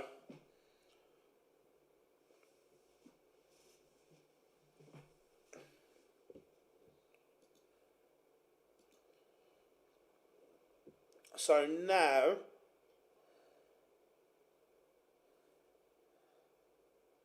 first player on 3 points, Martin Tonks on 3 points plus 10 is dark green. So if Rex Cole loses this one 5-4, he should go dark green as well.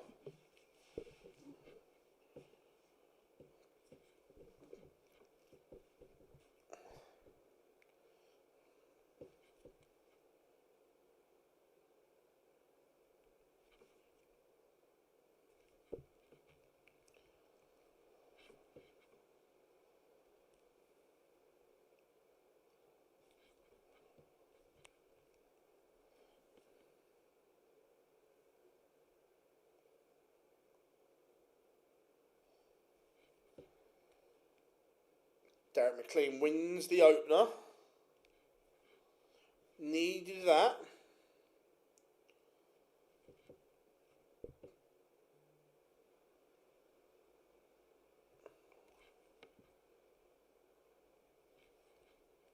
Graham Usher 2-1 to the good. Callum Goffin bashing up Callum Wilson 3-0 here. Bradley van der Velzen 5-2 win over Damien Mole.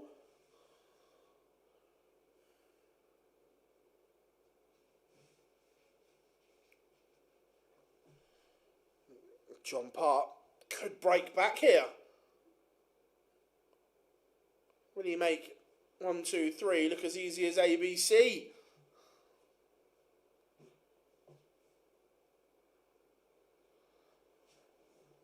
No, he's made a mess of it. That's what he's done. Oh, JP. Only one game in the last 64. Jack Main.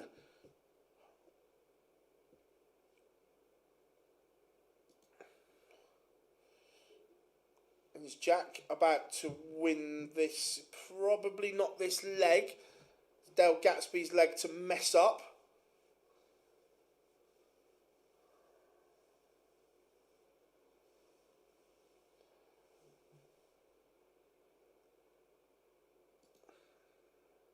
David Hill levels up with Derek McLean. Jared Cole 1-0 down. Wayne Jones battered Aidan Kirk 5-1.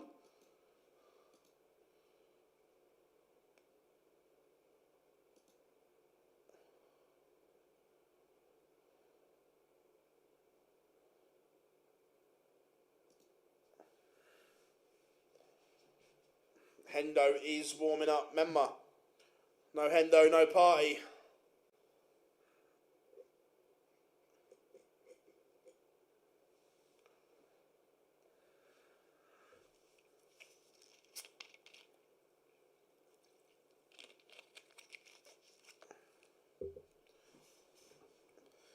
Yeah, John Park cannot get battered here. If it's a defeat, it needs to be a minimal defeat. Over in the EU, Massimo Dante is 2-1 down. Come on, Viva Italia. Peter Burgoyne is out, but he is already in dark green, so that will not matter.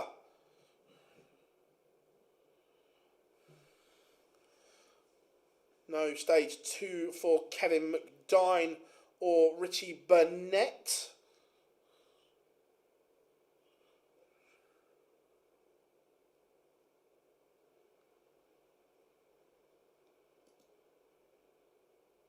Jack Main has the throw here to win it. Can Dale Gatsby find something? No trebles at the moment, so the Jack Main throw is under a little bit of pressure.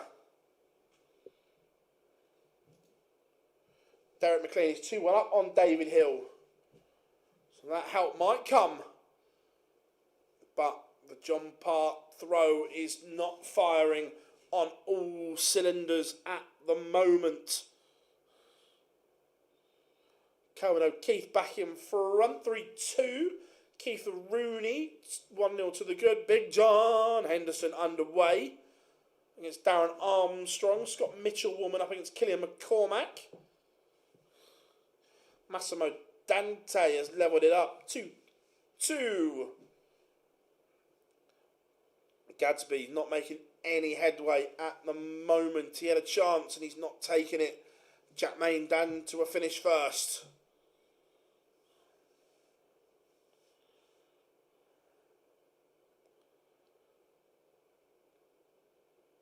And he's got 6 darts to win it. Gadsby cannot do anything. Doesn't leave a finish.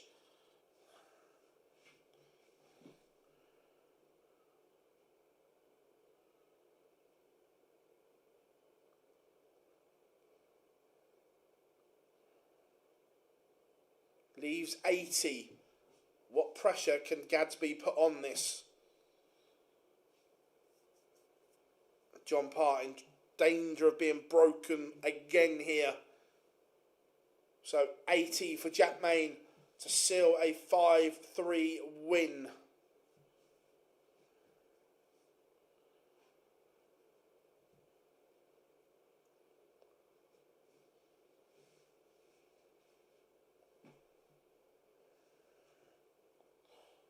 Doesn't go. Missed the dart at the ball. Gadsby looking at a ton to break and level.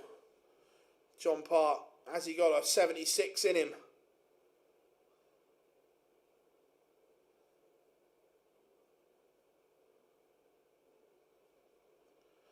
Gadsby can't take out a ton.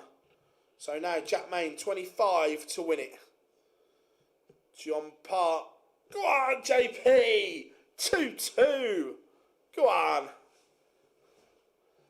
Jack Main has missed 2 match darts and Gadsby has broken in that leg across 2 visits. Jack Main missed 3 match darts, 1 at the ball.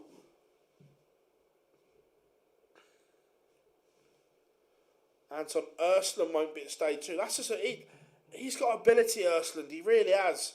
Big John Henderson takes the opener, 1-0.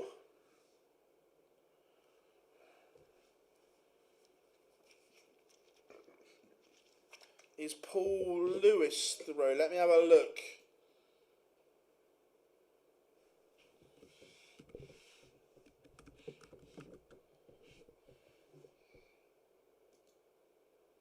Paul Lewis is through, yes. He will be in stage 2.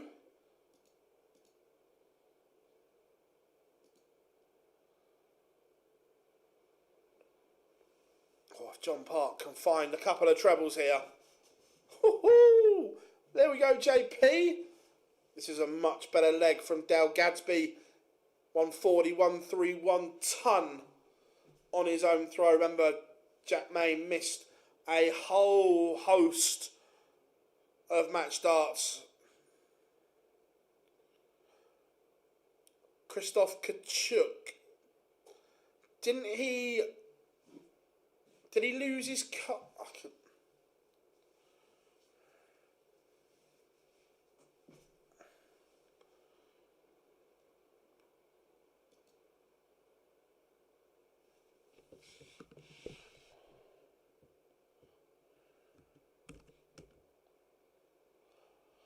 Krzysztof Kachuk is still in, but he is a long way off. He needs to win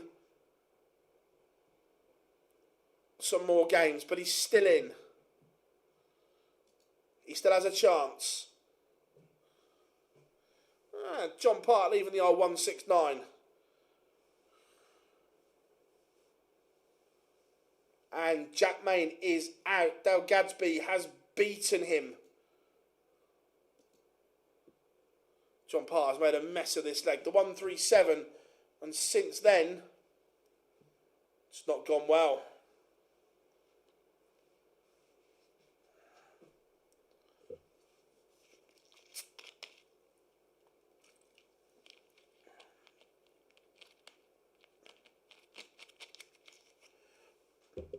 Can he get a 130 for 3 on the spin? 43, 54, 39, 30. That's like the dog and duck against the Red Lion.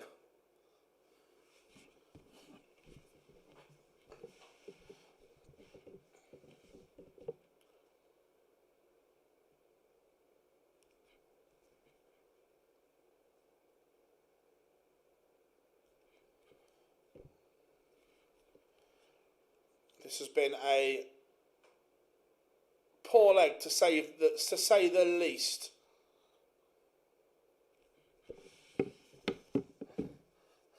It's not even that good. I think a bag of spanners would have been better. But John Park can still win 3 on the spin here. John Park. The John Park bingo card, Johnny.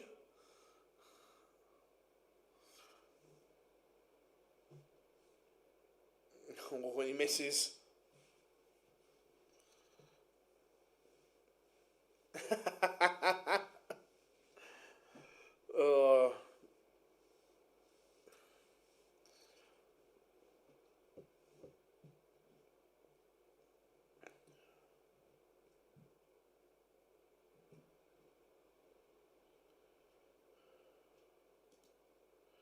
John Henderson 1-1 with Darren Armstrong. This is a concerning factor for Henderson. That he's played okay, but then he gets to this final match and he's throwing absolutely fuck all. Yet John Park can still get through. If he wins this one, he'll go through. If he loses, then it's borderline. Very underrated song. Calvin O'Keefe 4-4. He's in a last leg decider. Oh fuck me, Lee Evans got to the final. That game could take a while. I love Lee to bits, but fuck me, he's slow and boring.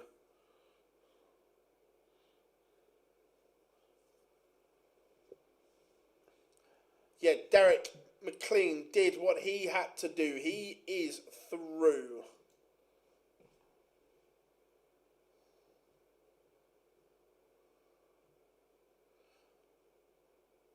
In doing so, Chris Hurds, Rex Cole, Mark McGeaney and Garmate Jasper a dark green.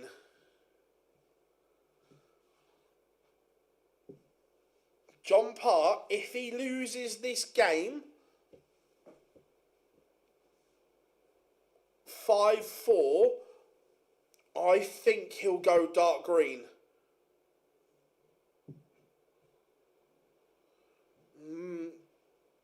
Should do.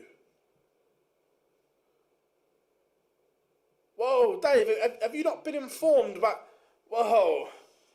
Everyone. Dave's obviously newish to us. Does someone want to give him the normal and dark green pep talk?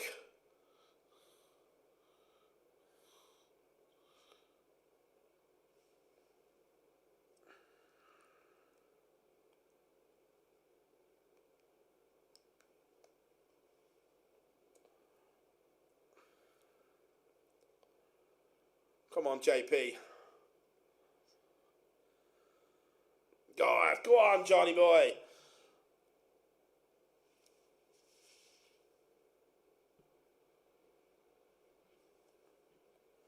No, but once you know, Dave, you'll never look back. If you've not been told, then you wouldn't know.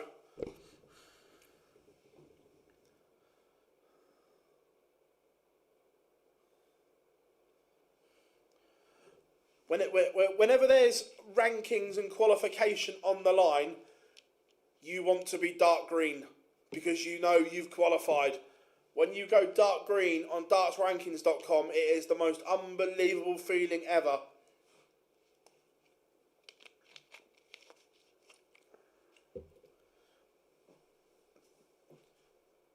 Normal green is you are in a spot to qualify. So if you're in the green, it's good. If you're in dark green, you are there.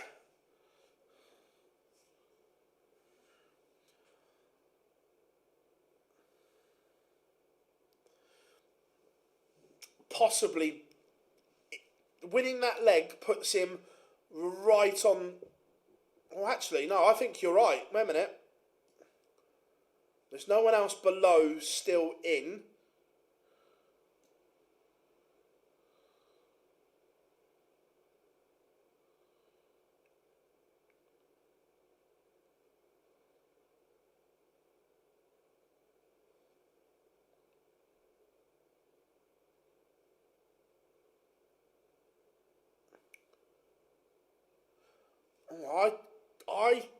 I don't know. Is it? Because if he loses,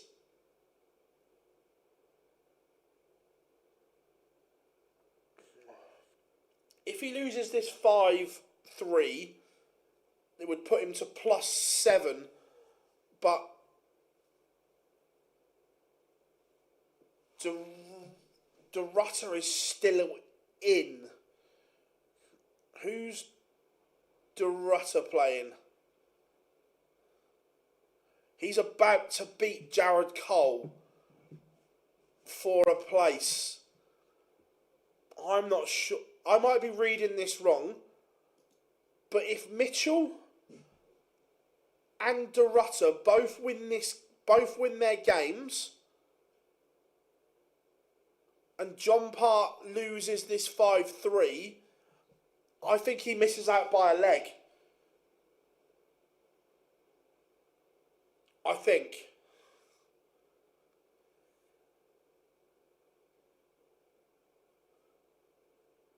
I think this leg does it. He's on +9, but if he loses this 5-3, there's 2 legs a hit, so he'd go to +7. And if Mitchell and De Rutter both win, they both come out the ranking.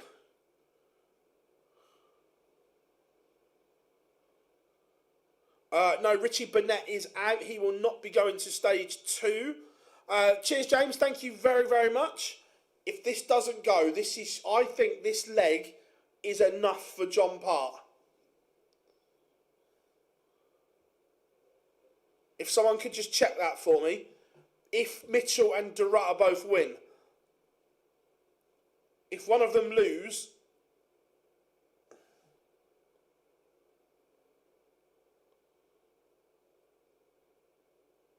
oh, John.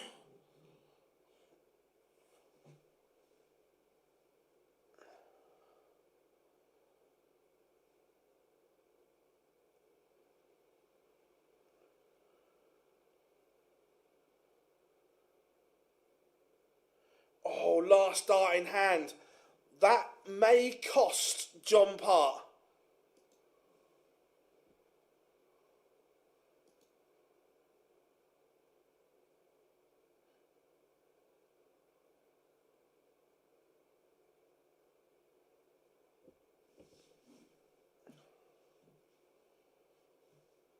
The Rutter has won.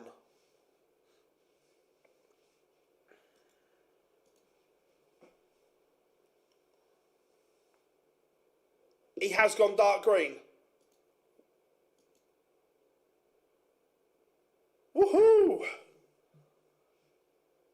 Go on, JP.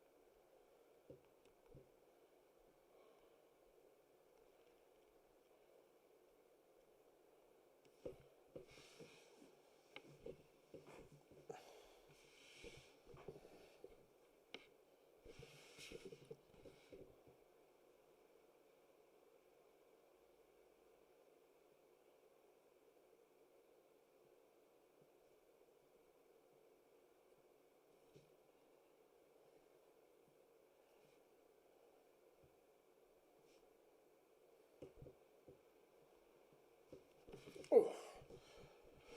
And John Henderson wins.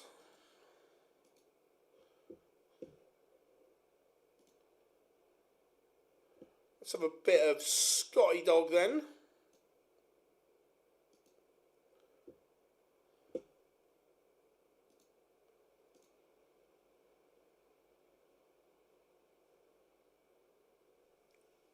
Ah, Scott leaving the old 159.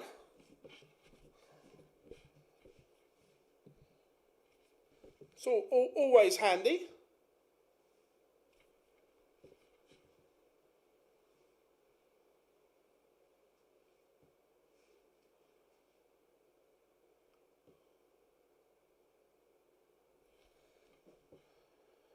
Oh Christ, that would take an awful long time.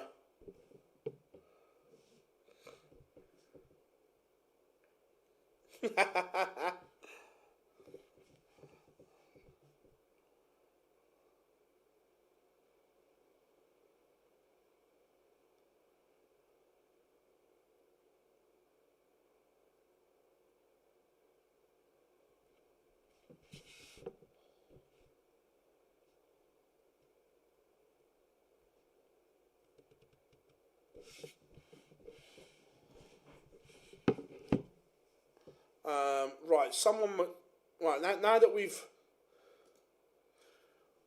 sorted that out. Someone asked. Let me go back through the chat room.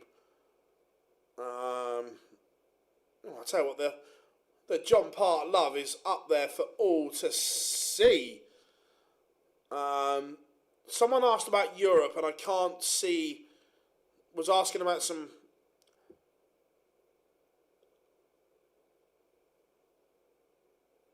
So if you can re-ask it, then I can have a look. One of them was Ron Moolenkamp. He's in dark green.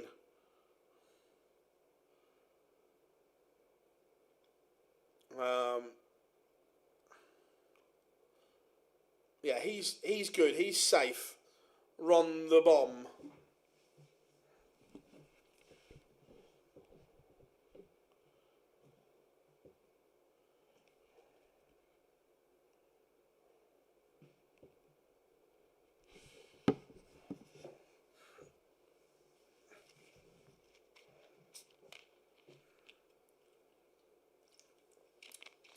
Should all majors be 128 players? In theory, it's nice, but for me, no, there's just not time to do it in. Yeah, Charlie Manby will be in from tomorrow. Remember, tomorrow's good. Stage 2 starts. We start dishing out cards.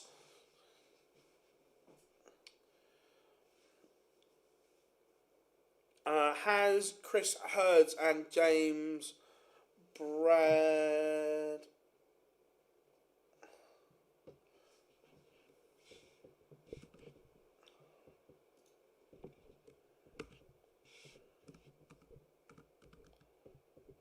Chris Hurds has yes.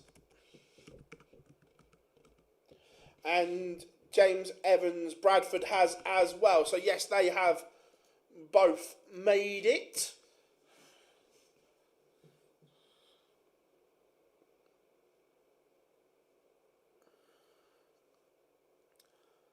How are we doing? Happy New Year. Enjoyed Hogwarts in the Snow. Hogwarts in the Snow is superb at Harry Potter Studios.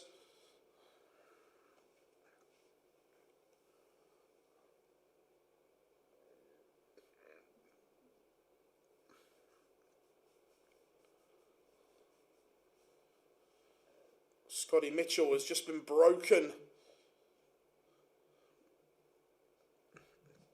Fuming not to see Dave Pallett, yeah.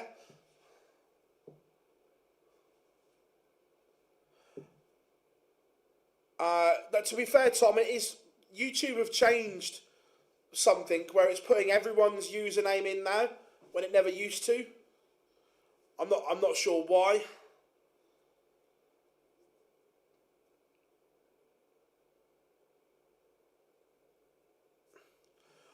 Will the live lounge be on next week?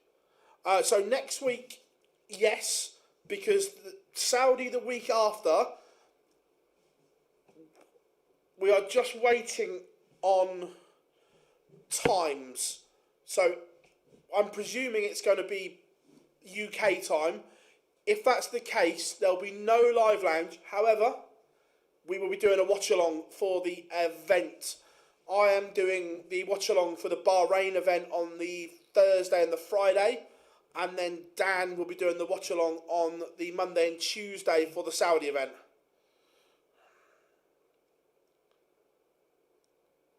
We think Scotty just needs a leg, yes. So yeah, that's the plan. That there'll be no live lounge to clash with the Saudi event, but we will still be live doing the watch along.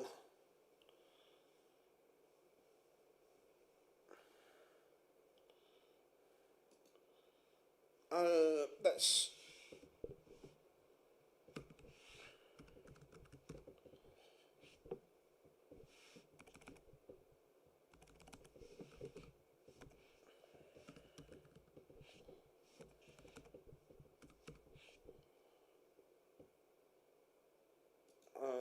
2 seconds. Yeah, Keelan Thomas is through.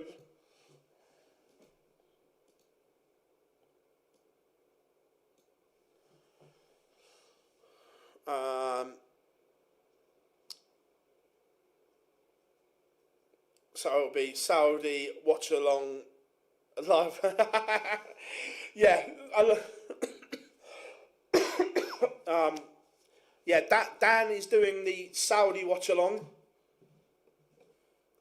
I'm doing Bahrain. And then jumping on a flight.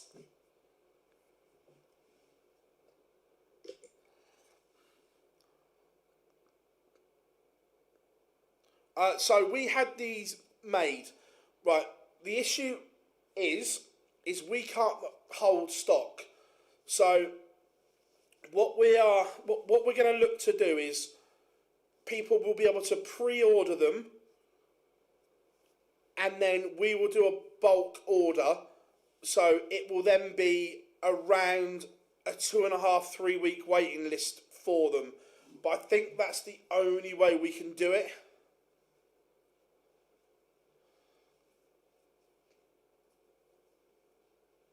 It is, yep, Scotty Dog is the pink shirt man.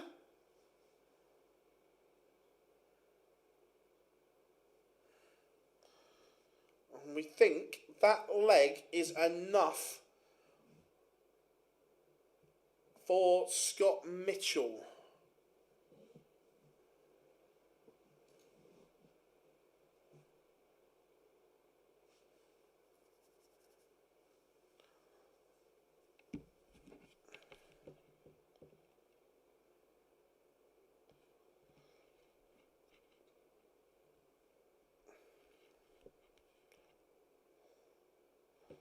To be fair, Dave, I say we'll be able to ship them, but it's a case of we're going to have to pre-order them, is the thing. Johnny Part is through.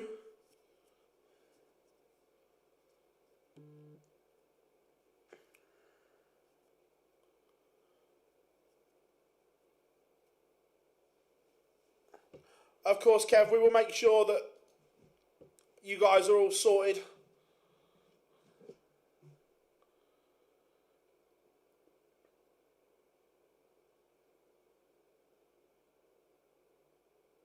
Yeah, I was surprised, but I like the Saudi lineup. I think the Asian representatives are very good.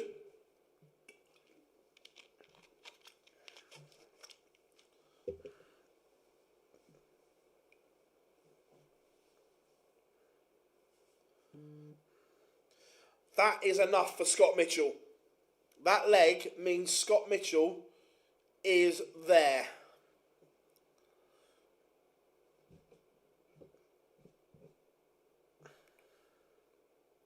Yeah, Lee Evans, if he wins, I think he's through anyway. Yeah, Lee Evans is through regardless. Either one of those are through, either on the order of merit or as the winner outright.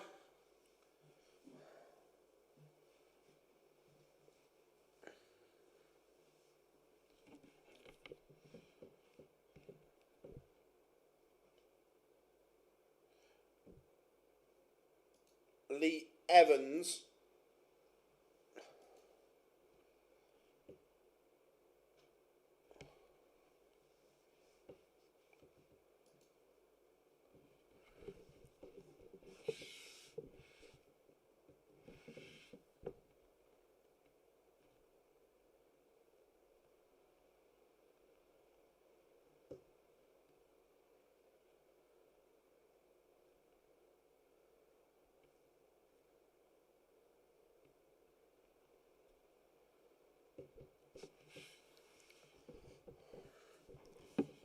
I don't think Ashley Coleman made it. In fact, I'm pretty certain he didn't.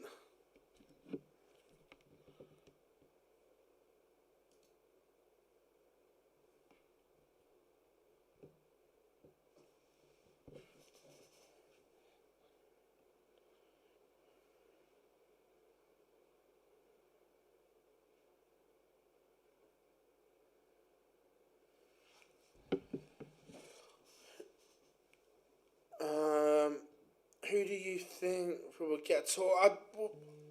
We'll talk about that in a bit.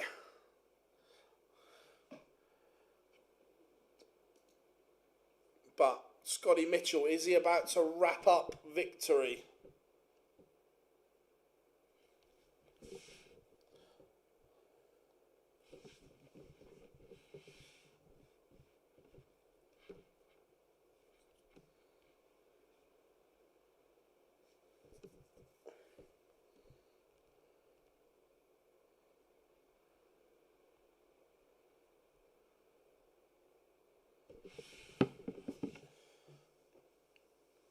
Scotty Mitchell looking at tops to complete the UK lineup in under 4 hours. Big fan of this. No pugs, no party. I like that.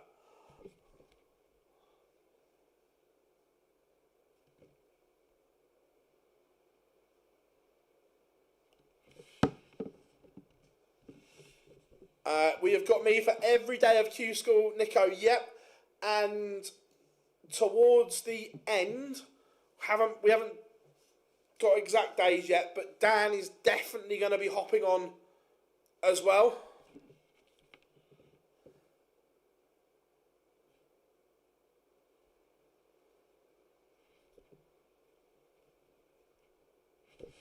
So Mitchell to get the job done. And there we go. All done. All dusted.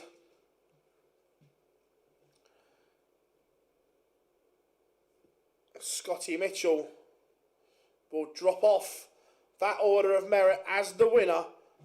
And to complete the lineup, John Part squeezed in by 2 legs. Congratulations to everyone in the UK. Now, let's turn our attention to Kalka. Let's get the screen updated for you.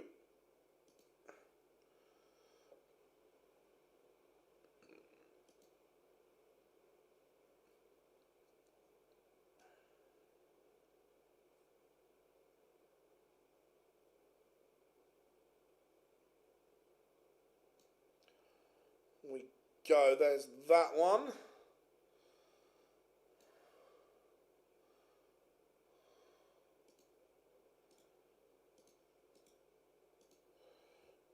Alright, who are we going for? Should we go for a bit of Mason Whitlock?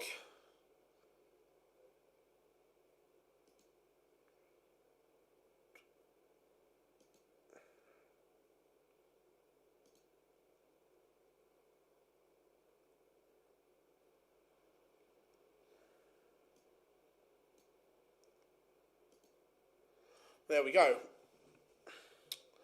So we've got a playoff match underway as well. This is good. You guys are all absolutely rocking it. I feel I love the post-match interviews at the Worlds. Cheers, mate. Thank you very much.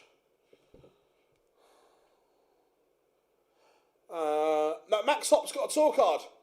Max Hopp won a card last year. He doesn't need to attend.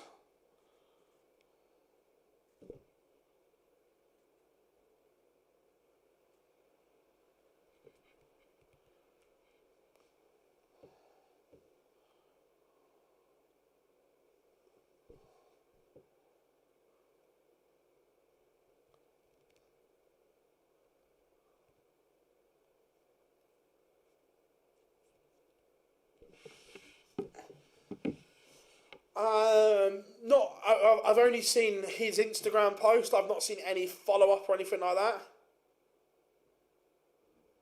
I will try and sort one out. If Florian Hempel was to qualify, yes, he can. He can not play. That would be quite funny. The man that's trying not to qualify qualifies.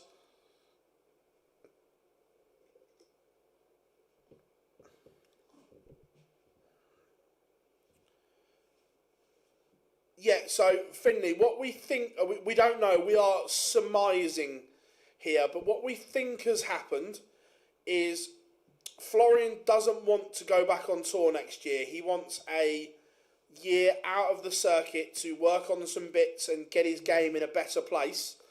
So we think he has opted out of stage 2, played today, so he's eligible for the Challenge Tour and so on, and then hence not clogging up a place in stage 2 to win a card.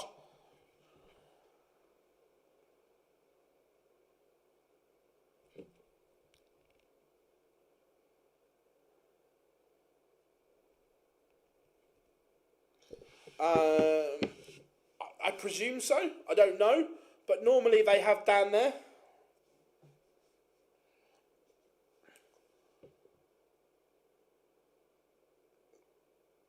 Mason Whitlock 3-1 to the good. Jeffrey Keane 0-0.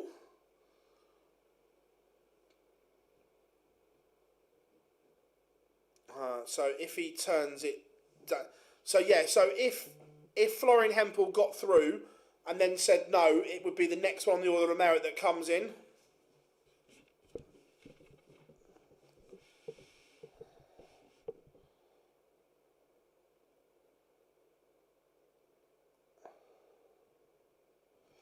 Oh, I'm not sure.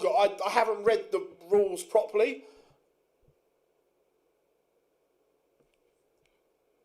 Because when everything came out, we were at the World, so I haven't read it properly. But Florian was at Ali Pali commentating for DAZN, and he said he didn't want to go back on tour next year.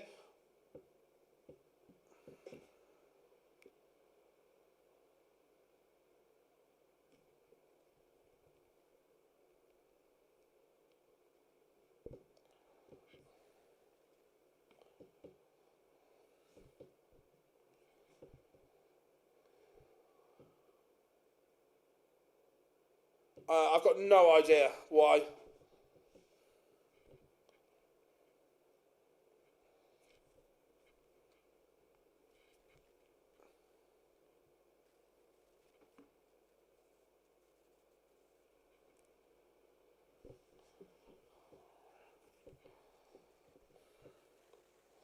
Mason Whitlock, 116 for a 4-1 lead.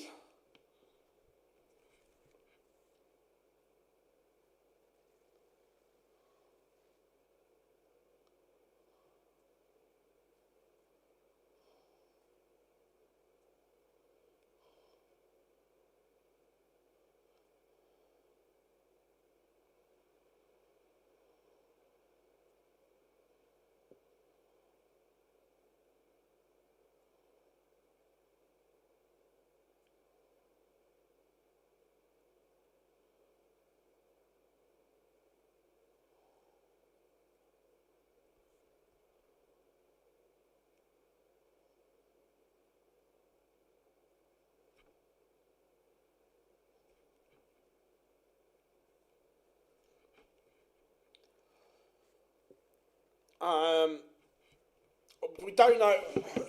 All we've seen is Mason's Instagram post. There's been no other communication or anything like that.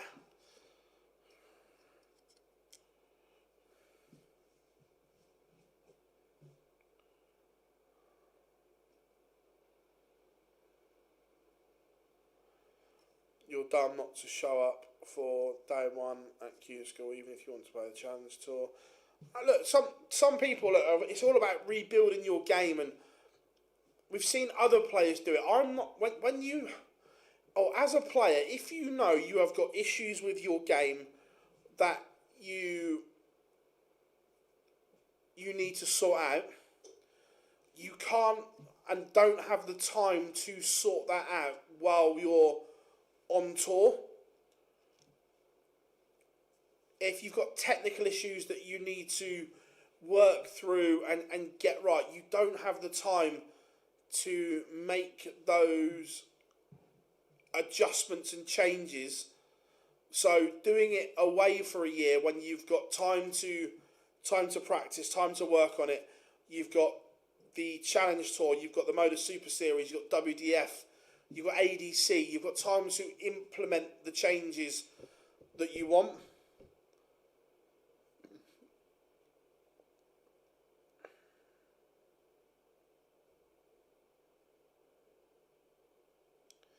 The big fish.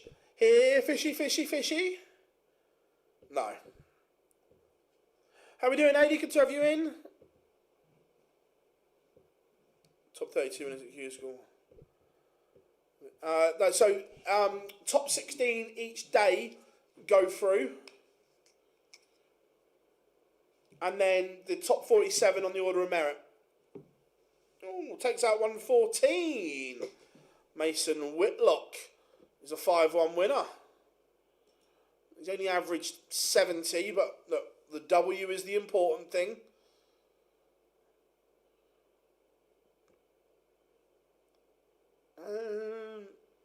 Should we go Florian Hempel next? No worries, buddy.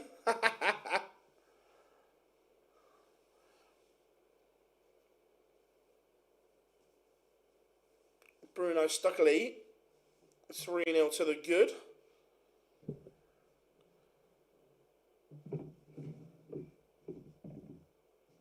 Liam Mandel Lawrence still warming up.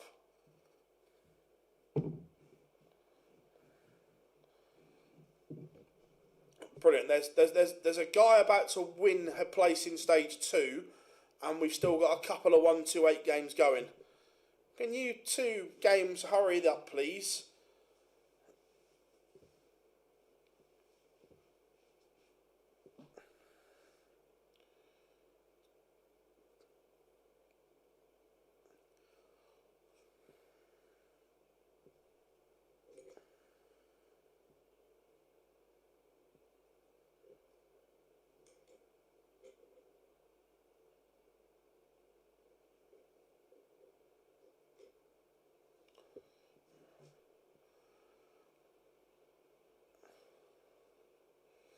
Come on, that Florian Hempel game's been warming up for ages. Can we get this game on?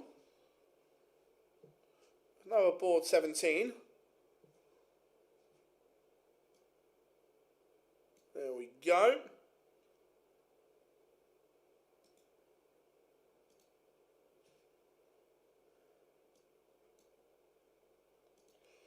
Said a bit of Florian Hempel.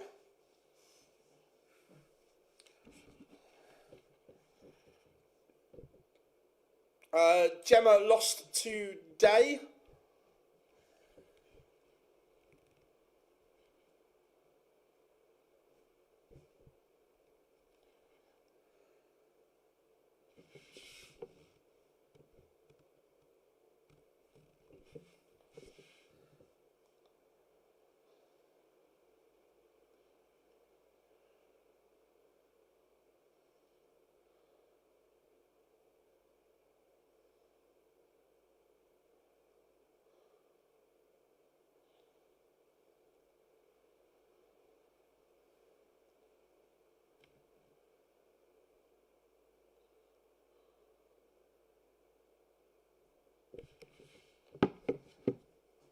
How much did the let's have a look.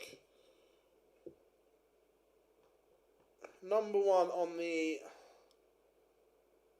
Challenge Tour was Stefan Belmont and made 11.5 grand. Lamanowska's second, 10 grand.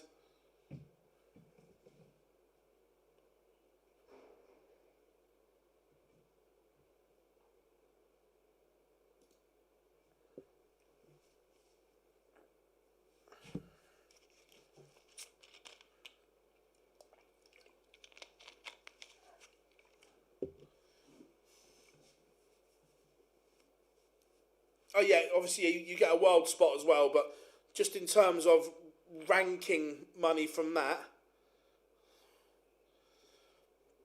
I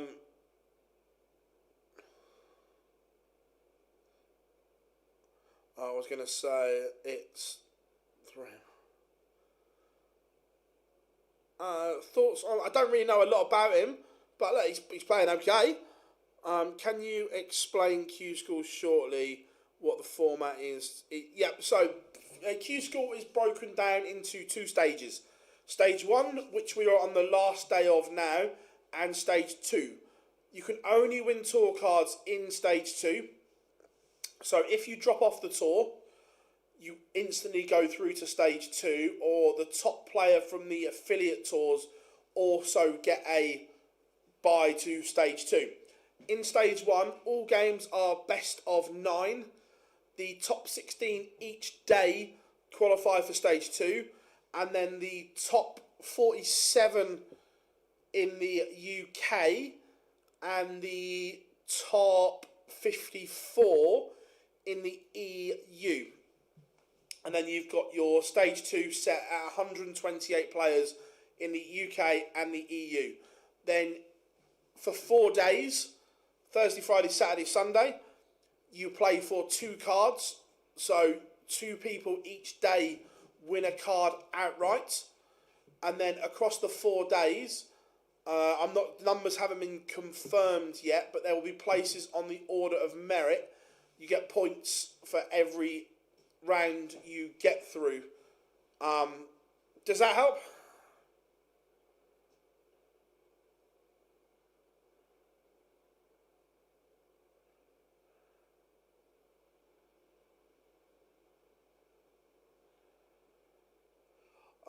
John Part hasn't got a tour card, but he's got through to Stage 2 where he could win one.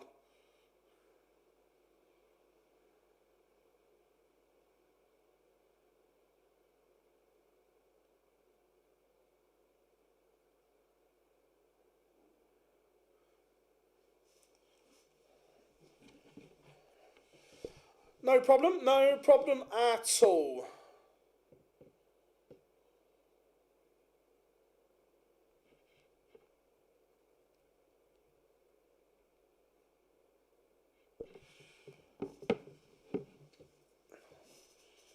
Florian, and this is This is not a bad game, this. This is all right. Lorenzo's doing okay.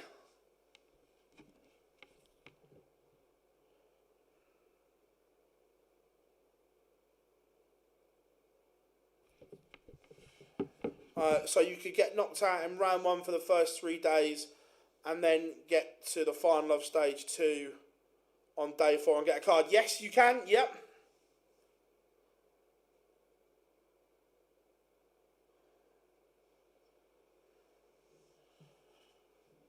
Marcel Otter won all in his playoff game.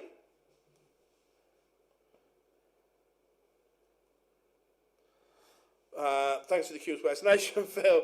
Can you now explain the same criteria? Now that's an absolute... Pete, there's a simple explanation for the World Series and the Premier League.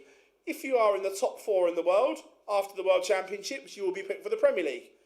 If you are in the top 4 in the world at cut-off points for the World Series, you will be in the Premier League. The other 4 picks, they will pick whoever the fuck they want. How's that?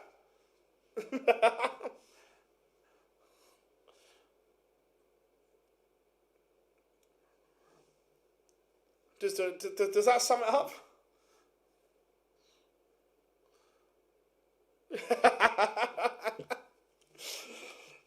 always a pleasure, Pete. Always a pleasure.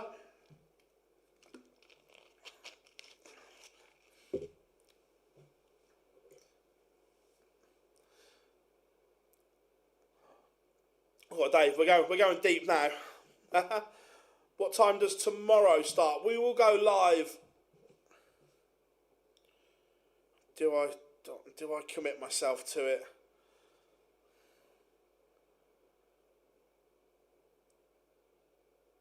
I will be live at 10:45.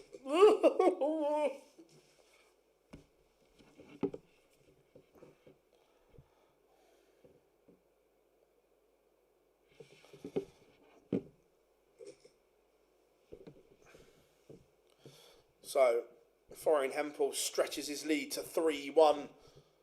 Moved through the gears here, Hempel. Right. So at least all the 1-8 games are now done and dusted. In the EU, we are all on the 64 and the playoff games.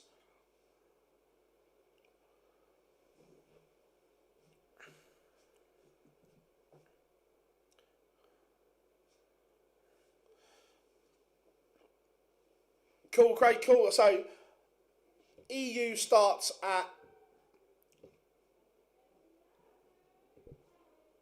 11. UK at 12, I think.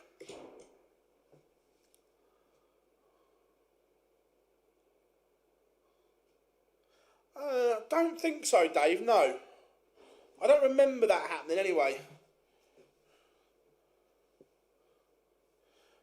Is the points format from when you get to stage 1, and then so basically once you're there, stage 2, the points reset to 0 and everyone starts again.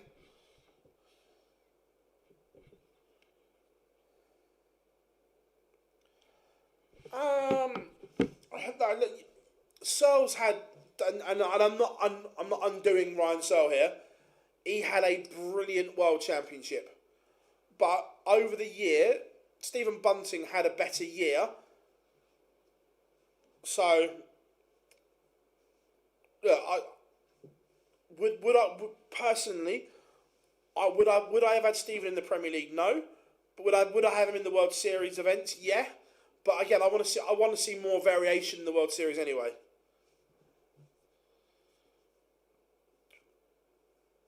Yeah, I'd have had Noppert would have been in my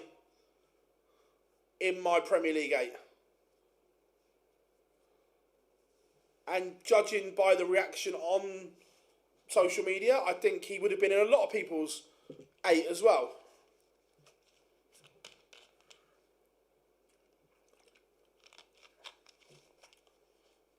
And the fact that the fact that Noppert's been given the 2 World Series events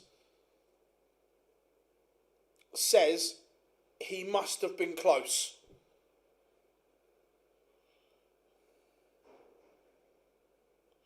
he must have been very close.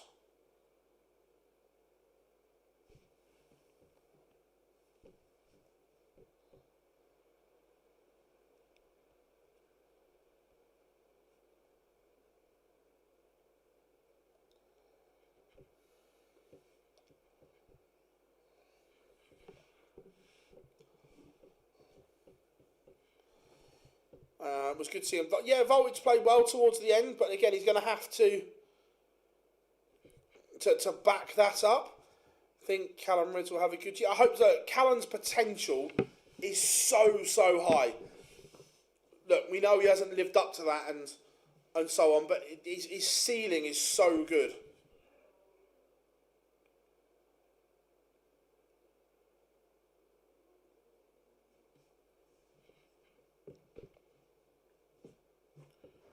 Yep, John Part did squeak in.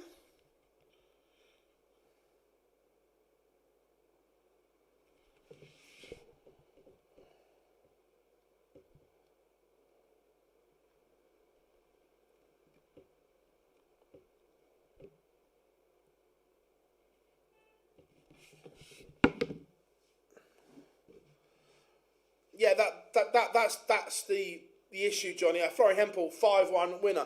It's that mindset, and it reminds me a little bit of Aaron Monk. Aaron Monk's ability is not in question. However, he's got the brain cell of this wooden bench that my computer stuff's on.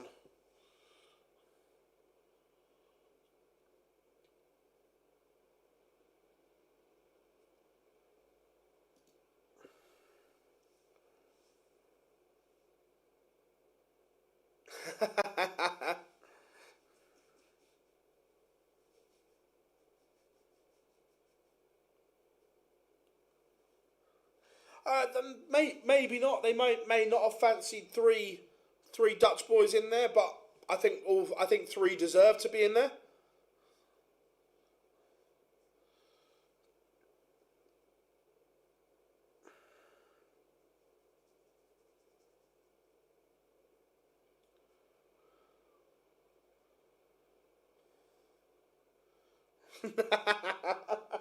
Yeah, I'm not sure that one works.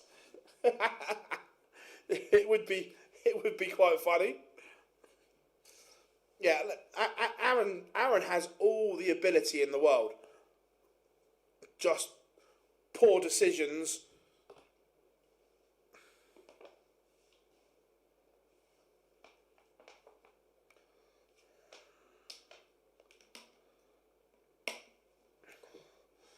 Yeah, again, Adam Smith. I'm not sure what darts Adam Smith-Neal has actually been playing, because look, he's got ability. Look, we all know there are issues there and so on, but you can't not. He's got ability, but has not produced, and I'm not sure what he's been playing in either.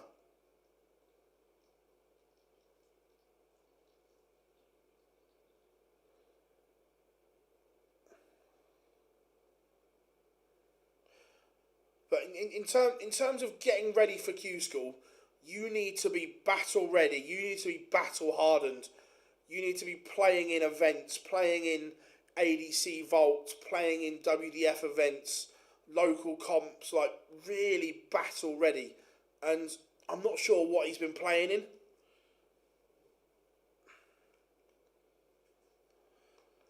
Not regularly though, has he? Like I haven't seen his name out there regularly.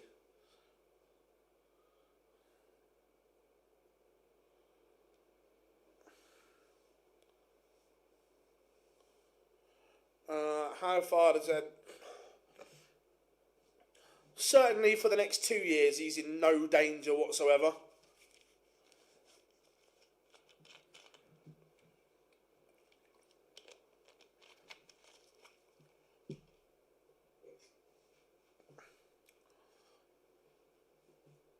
Mason Whitlock 2-0 down in this playoff game. I'm not even going to try and butcher the name, but the lad from Belgium, we'll call him Dave, is absolutely flying.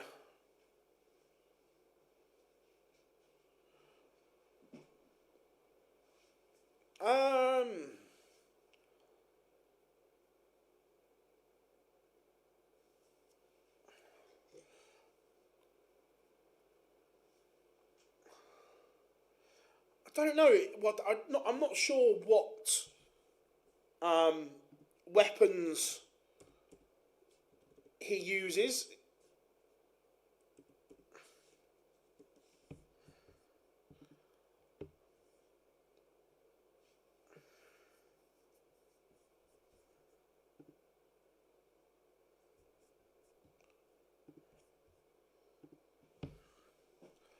I've not heard of him, no.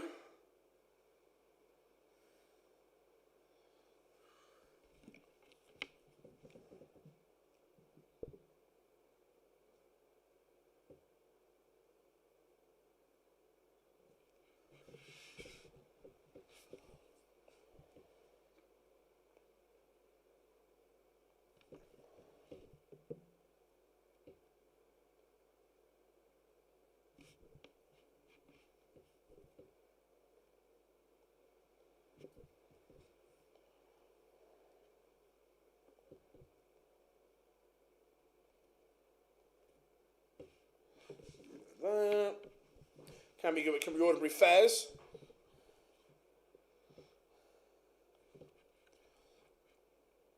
Mason Whitlock. This needs to go. He needs to give himself an opportunity back into this tie. I haven't. Look, someone said he was ill, but I don't know. Let's.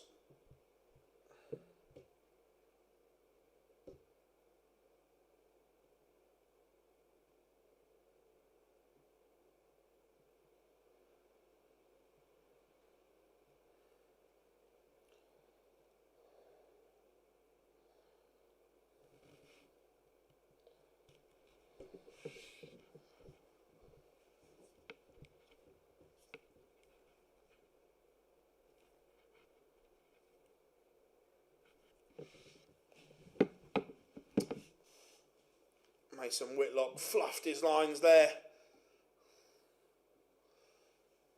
Had a massive chance, couldn't take it. Finds himself 3-0 down.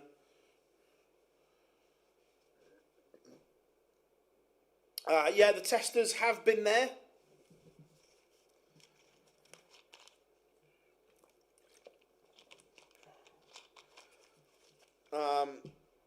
But basically, that the PDC sign up to UK anti-doping, and they can turn up at any PDC event. What's going on with Dom Taylor? Basically, again, it's a little bit of a misconception, and I'm not sticking up for the DRA here because they aren't great, but the suspensions are handed out by UK anti-doping, so they're waiting on them, I would suggest. I don't know. Everyone's seen Mason Whitlock's story, but I've not seen or don't know 100% what it's about.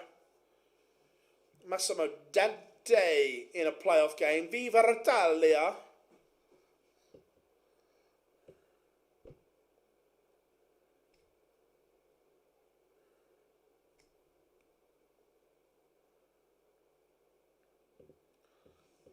Can't buy a double though at the moment.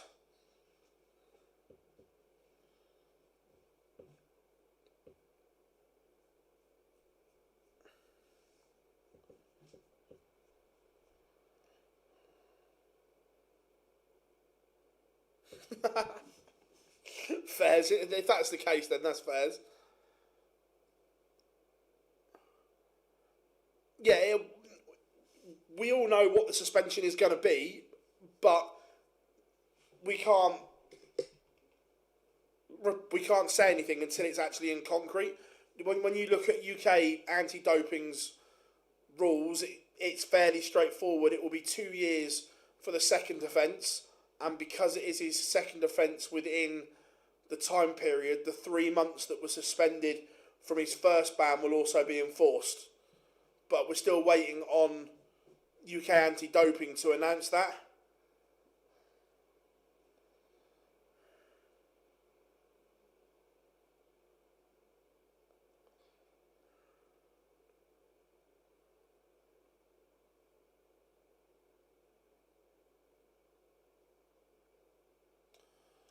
Florian Hempel also back underway. How are we doing, Mark? I'm good.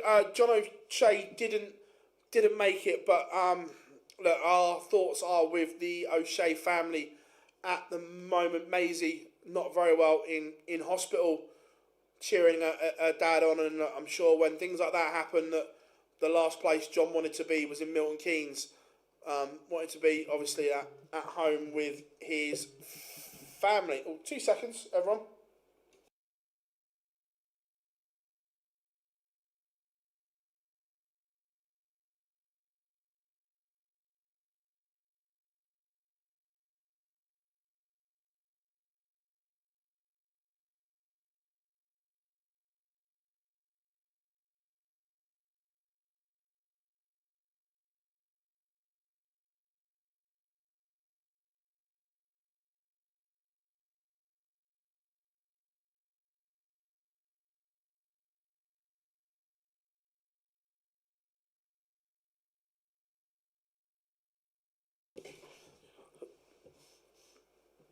No, nothing exciting.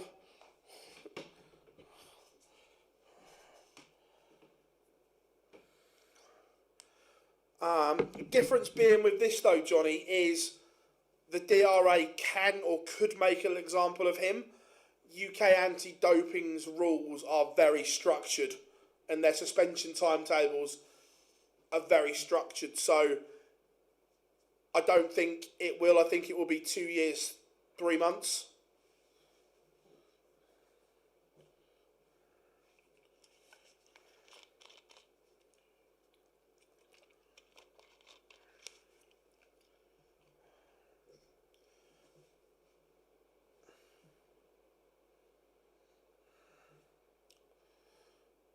Mason Whitlock scored okay here, but his doubling has been awful.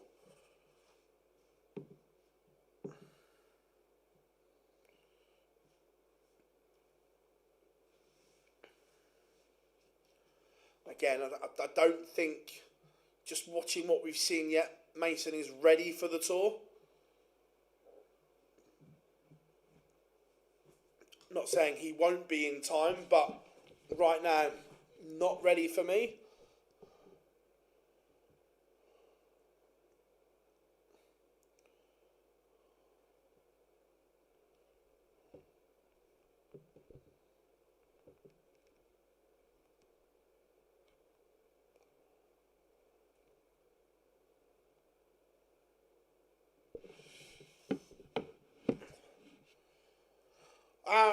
Sam, we don't know is the honest answer.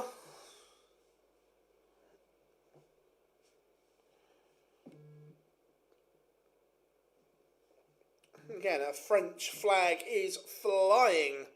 Massimo Dente, 1-0 to the good. Viva Italia. We can see it. Board 14 is going to be the slow board that kills us here.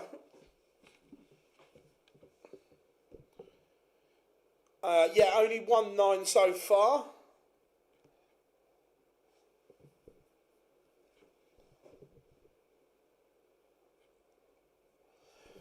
To be fair though, Rob, this comes back to the point that we're saying that there needs to be an option for players that can just pay to play Challenge Tour. This whole thing of having to go to Q-School, because it just mucks up everything. Look, let's be brutally honest. Probably 2/3 of all entries to Q-School haven't got a chance of winning a card, but it just opens doors that they can play in other stuff. That barrier needs to be moved. That, okay, funneling all these players into Q-School doesn't work. Let's put a door here. There's a payment needed, but we funnel all these players through this door.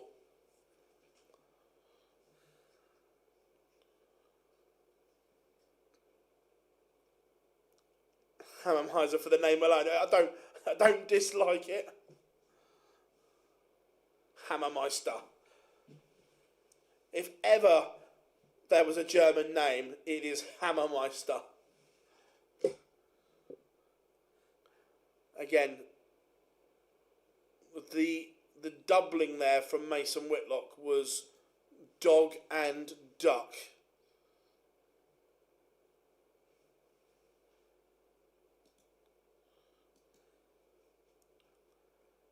For all our Italian friends, we are going to go Italian next for our feature game. We're going to go Massimo Dante.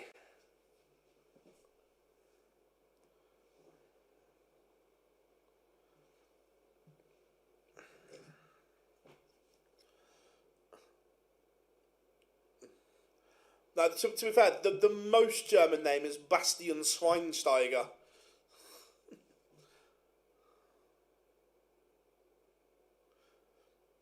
Yeah, 100%, Rob. The Q-School is clogged up by people that can't win a card, aren't good enough to win a card, and only want to play Challenge Tour and so on. So just funnel them in a different direction.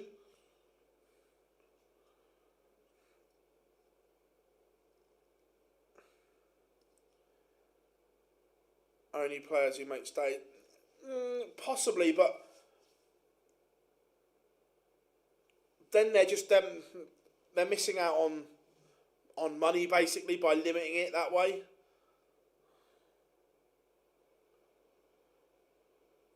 I've got no idea why he wasn't selected for Bahrain.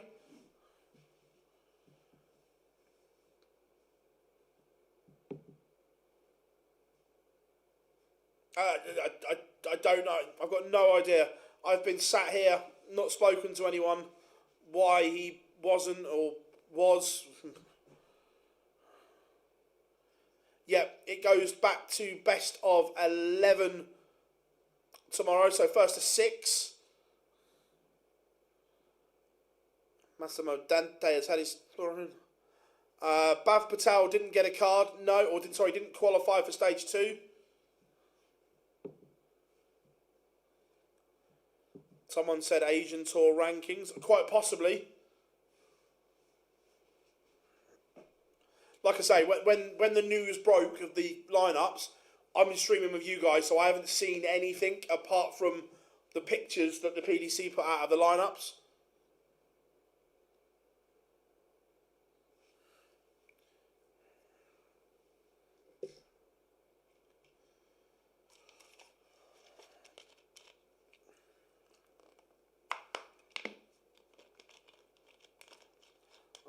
No idea. Don't follow his personal life.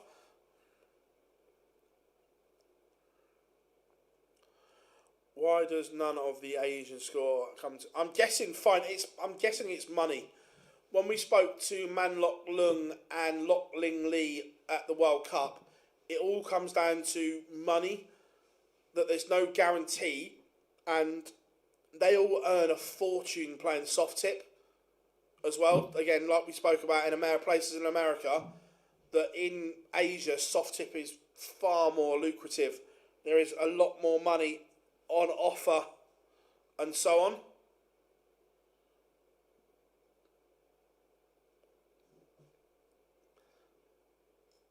Patrick Bullen looking to go 3-1 up here on Massimo Dante. The tricky little double 3. Yeah, I agree. I'd like to see more cards handed out on the Challenge Tour. I fully agree there.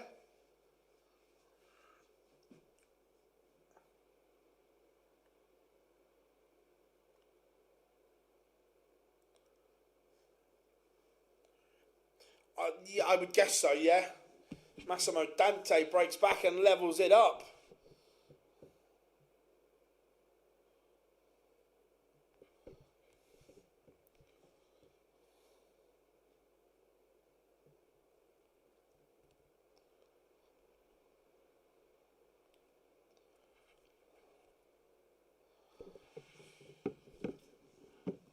Roger Jensen is 3-0 to the good. Robbie John Rodriguez, averaging 98, is about to win. Florian Hempel 4-1 down. Only 3 games left in the last 64, so we are going along quite nicely at the moment.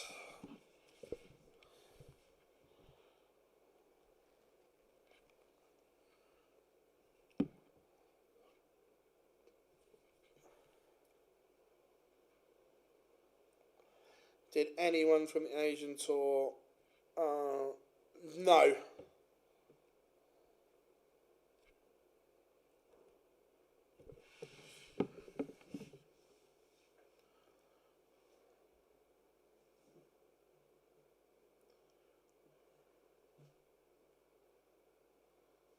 Do you think it'll come to the stage in a few years where it'll be 2-5? No, I don't. I don't think we'll get to, or we're a long way from that at the moment. At the moment, for me, the tour doesn't support 128 players financially, so there would have to be massive and major investment for it to go to 256.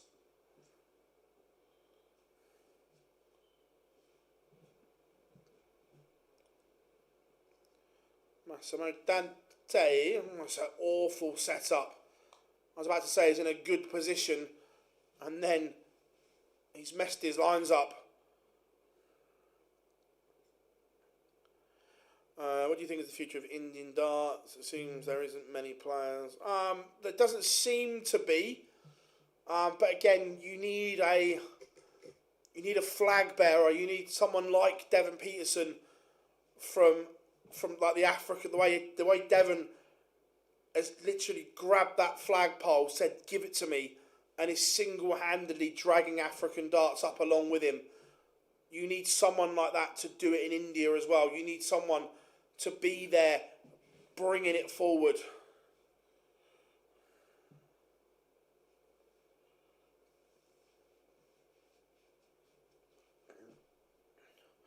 Reckon the calf should move to... I don't mind the calf being at 64. Jamie Owens. Let's have a look. No, Jamie Owens missed out on leg difference. 3 points plus 2. The cut-off was 3 points plus 7. So Jamie Owens misses out.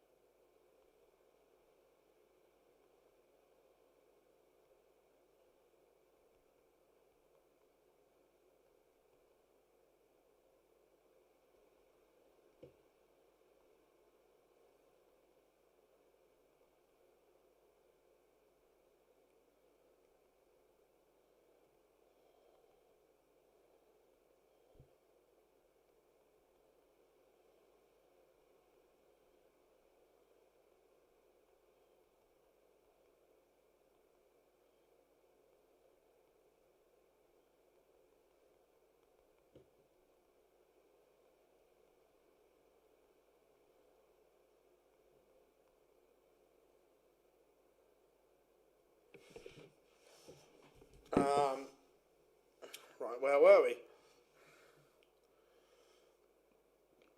Do you think the prize money is a bit... yeah, look, the world's prize money hasn't... Look, it has created that divide, but the issue for the world's money isn't so much there. It's the Pro Tour side of it that needs to be sorted to help the lower end players, not the world's money.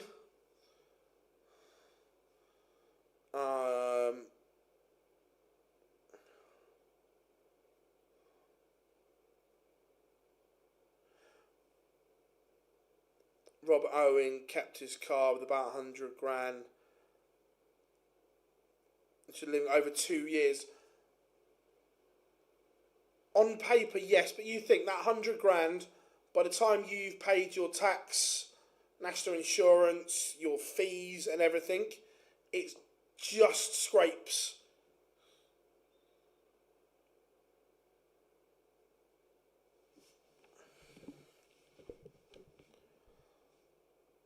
Good to see. Yeah, it was good to see Jasper get through 100%.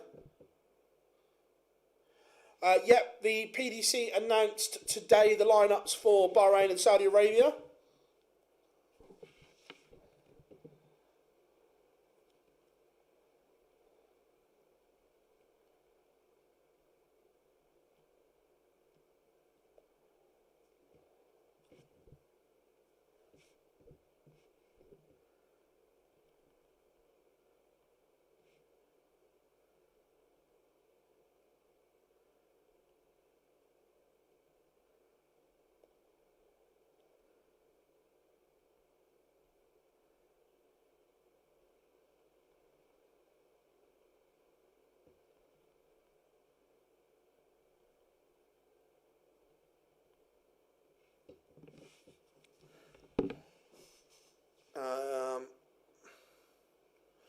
Really need to sort out the.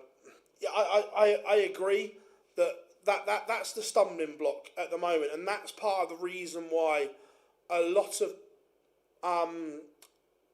players from America, Asia, Australia, New Zealand struggle to commit because it's that financial impact, that financial burden that there's no guarantee.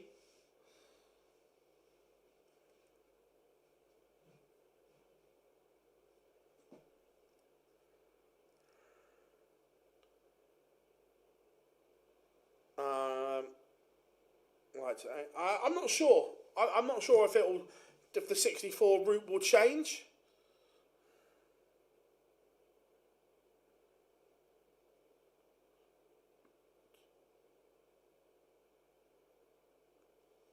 Yeah, I will be doing the live stream for the Bahrain Darts Masters, and Dan will be doing the watch along for Saudi.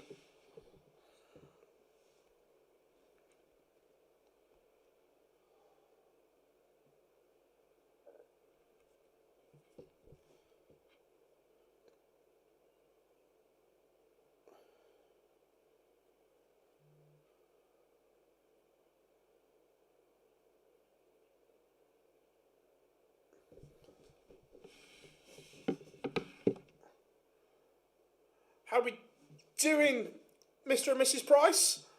Good to have you in. As always, I hope Alana's good as well. Nice to see you both in. Massimo Dante is about to be beaten by the look of it. Luke, he's still adamant he's not. Luke Littler has said he will only do the Pro Tours in Wigan because they're 10-15 minutes from his house. So there's a real possibility that Luke and Luke might not make Minehead. Well, Luke Humphreys will have to play in some. Luke Littler has given himself a very small window to qualify for Minehead. And Massimo Dante has been 5-3 by Patrick Bullen.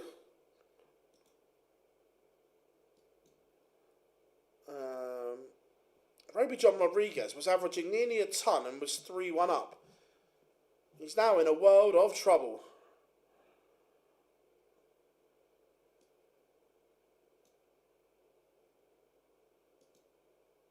Let's go and have a look. Well, it might be about to be over. So this is Roby John in a nutshell. Played like $1 million and then fluffed his lines. 4 games to get underway in the playoff matches.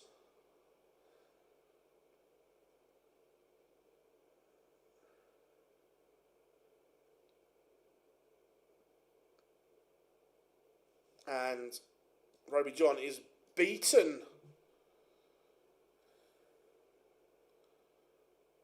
Let's go to the last leg decider between Shane de Jong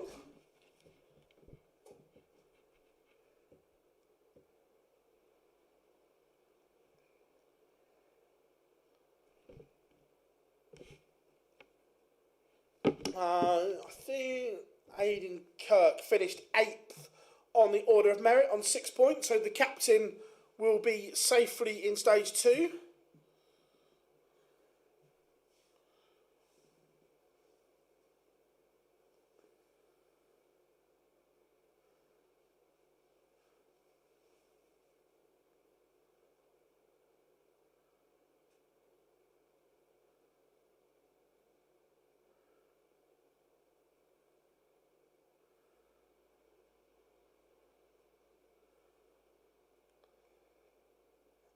No worries, Dave, no worries.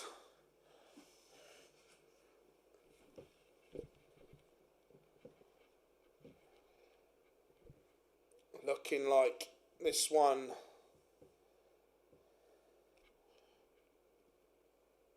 is all she wrote.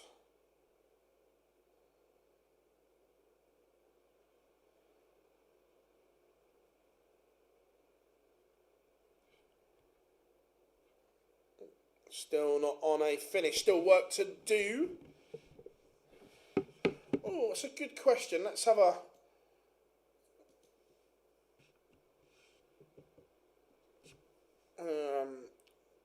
Roby.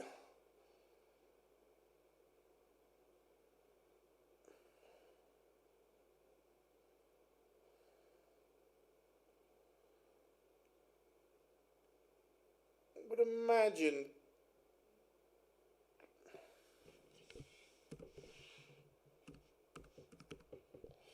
No, Roby John Rodriguez, even with a final today, the only 3 points he picked up was today.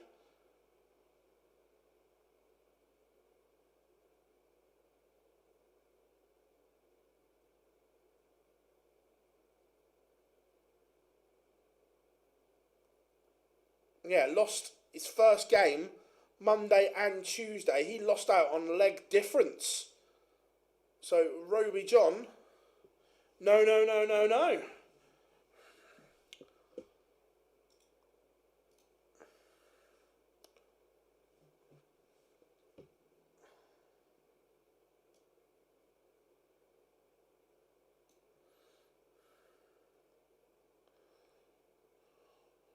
Right, there's only one game live at the moment, so let's go to that one. The other 4 are all warming up, fingers crossed. Won't be too long. Question field, do you know how they chose or how they choose the rest of the big finals?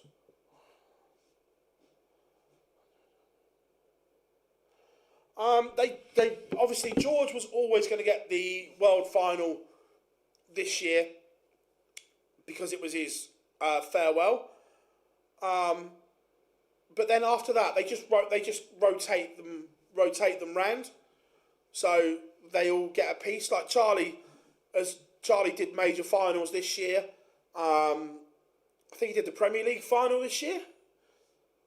So.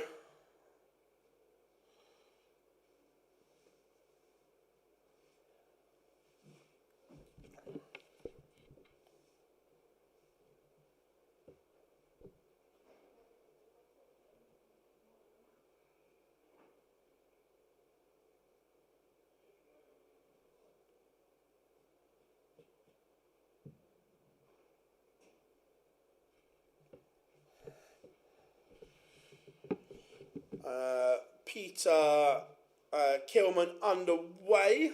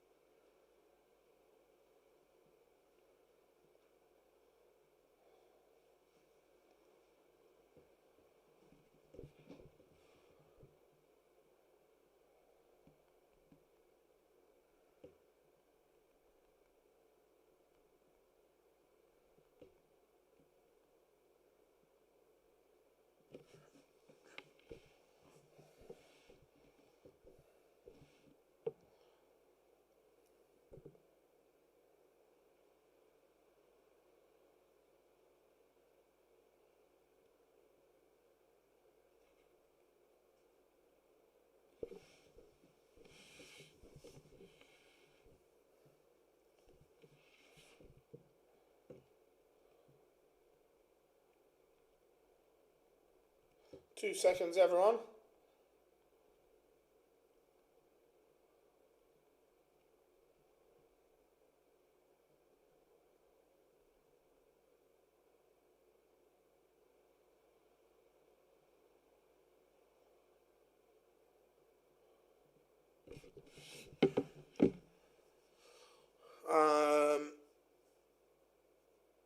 Will someone... I don't know if it will be a normal, and I'm not sure they'll make a big announcement, but George has already said it in a couple of his interviews that it's Owen Binks is stepping in.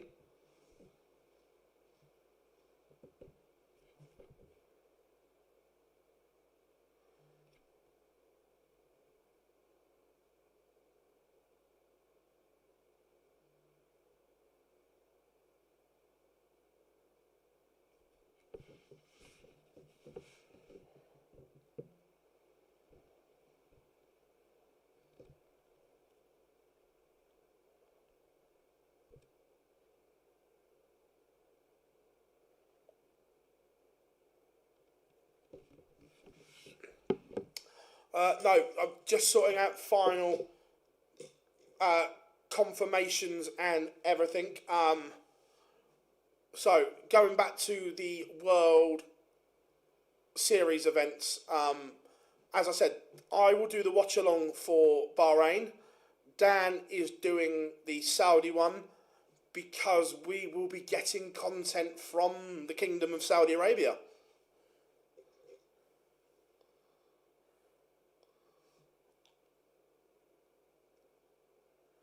Only 2 games left to go.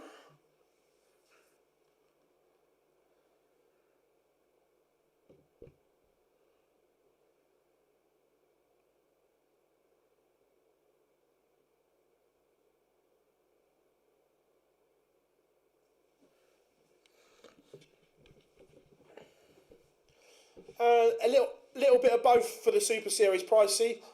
Some players get invited, but then there are also a lot of qualification opportunities through the ADC.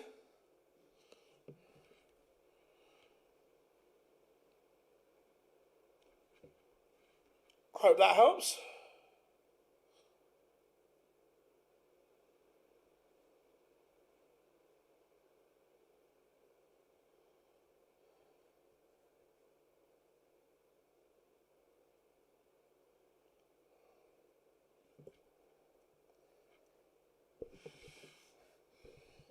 We got a last leg decider here. Hopefully these last two games will get live as well. Richie Burnett will get a top-up slot for stage 2, which is nice. How close is he, or how close was he? So, yeah, Richie Burnett will come in day 1. He will come in from... He will get 2 shots to get a tour card.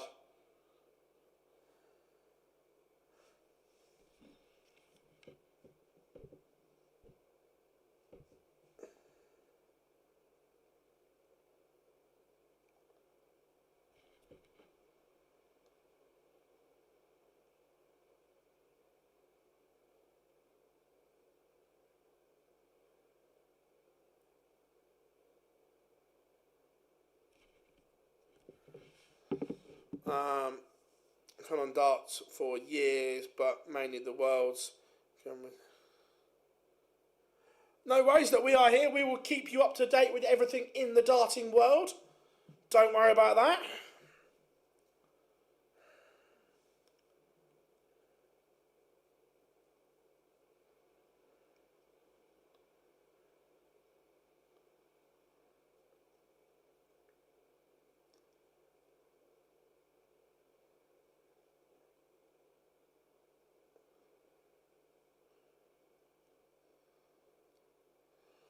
So 120 to win it.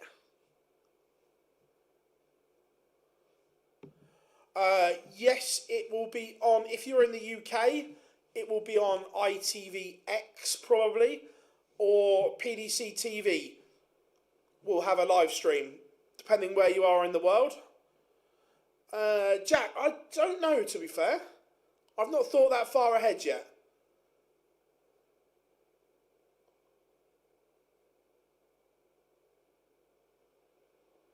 I might have to stop at Tesco on the way home. And there we have it. Finn gets through to stage 2. All games are now live. Which ones shall we go for? Let's have a look at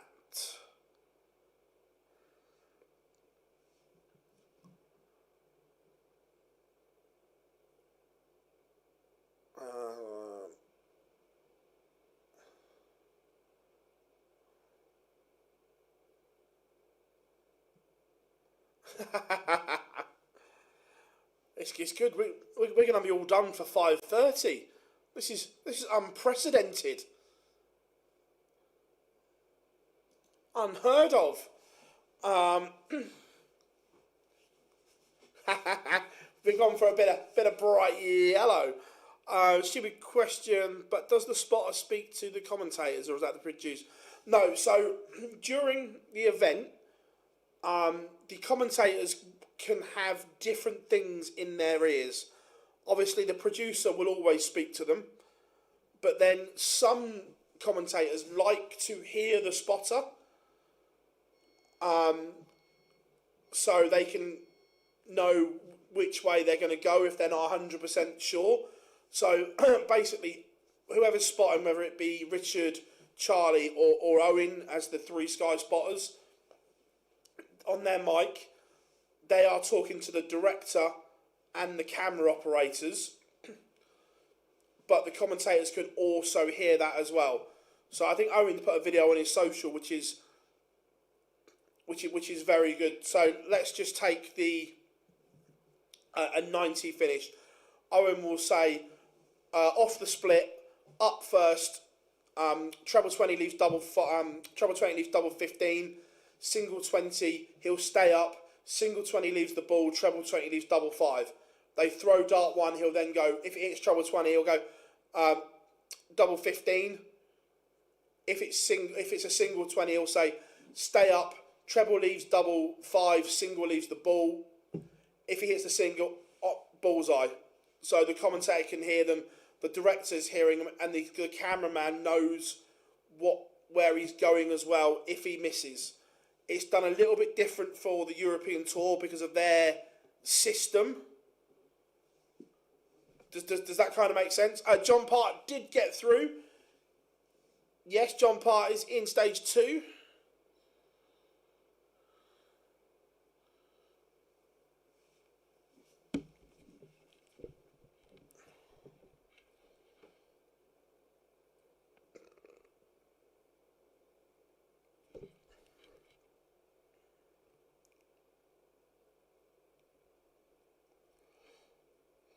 No problem at all.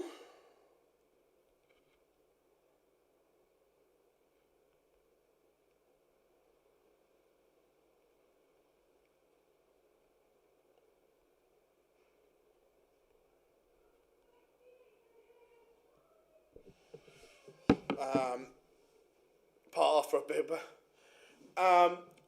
I've never spotted. Look, could I spot? Right, not to an amazing level, no. But like when I was at the Super Series all the time, if something happened, could I have spotted to get us out of a hole? Yes, but not to the level, nowhere near the level of the boys, because spotting is an art. Look, I say, could I have done it as an absolute emergency? I could have got us through, but the boys, look, for me, Richard and Owen are the best 2 spotters in the world. They are absolutely incredible. And it's having that cool calmness, not to panic when either a dart goes astray or something like that. Their recovery speed is unreal.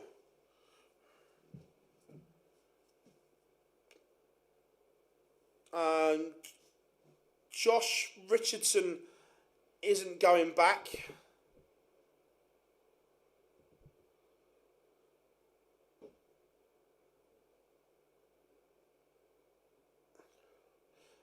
But how do you spot Ricky? Look, spotting Ricky Evans is... Spotting him's not the issue. So you have to... If you get a normal pace player, right, if you're directing and they're on a finish, so you'd come back, you'd use you'd say camera 7 to follow them into the board, then you'd go face cam, and then you'd go to what the spotter is telling you, whether that's up, down, or to me. So you go up, and normally, if they're reasonable placed, you've got time to cut back from the board to the player, back to the board. When the super quick players are playing, like Ricky Evans, you haven't got time to cut. So you're just on you stay with him, and then once you're on the board, you're then moving the camera around the board. You haven't got time to move to the player, and that's kind of the art of it.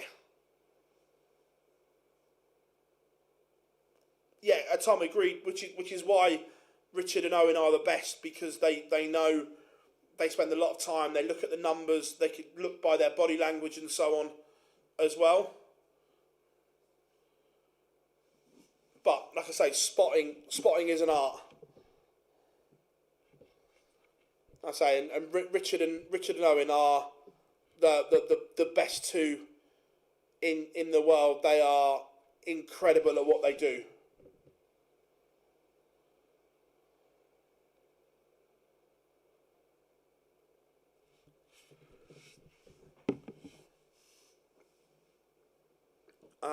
Yeah, he's obviously he'll still spot at the Super Series. I would guess when he's not at the PDC, but yeah, he spots for Sky and will referee for the PDC. Yes, he will.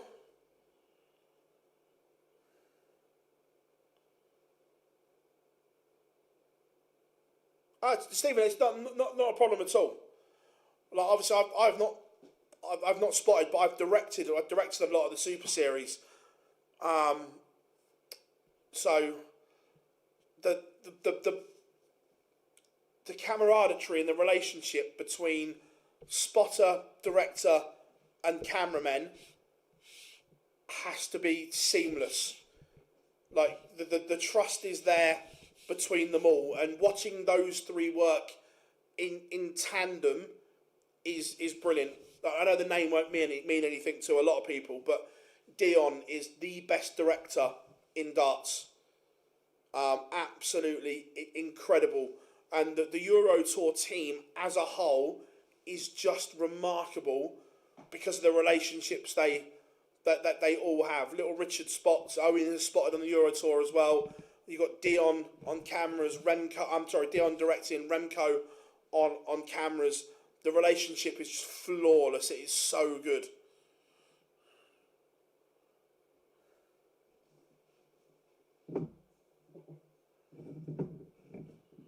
Matt Porter, no, that's a crumb. Oh, I found it. Nice.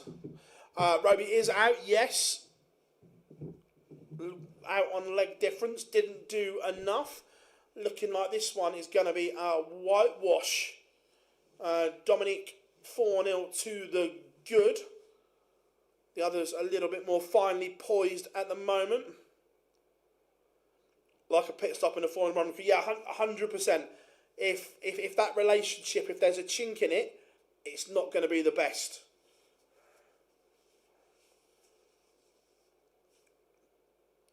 Like as a director, obviously, you know where your buttons are anyway.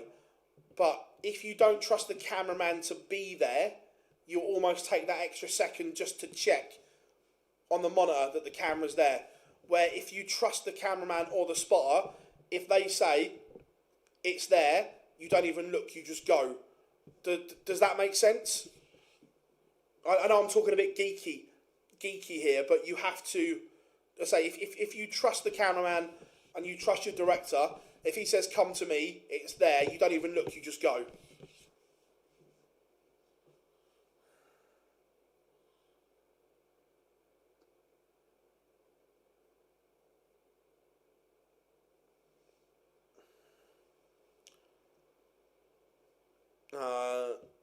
Non-darting playing comms prefer to have the spotter in there. Yeah, exactly. I say some choose to have the spotter in their ear.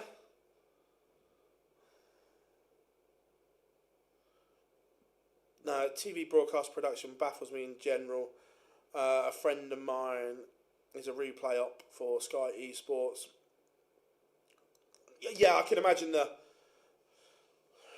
replay machine is complicated. So, again, the scoreboard is calibrated. I'm not exactly sure how the calibration is done, but that's why they have the backup with the camera on the board above, so there's something to go on the screen. You just have to sort of, something in the background needs recalibrating normally.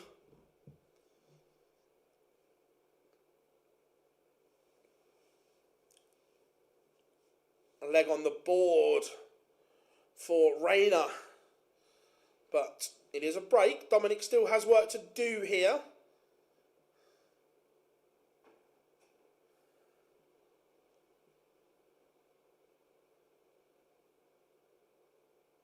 Yeah, it's the scoreboard is more complicated than you would know.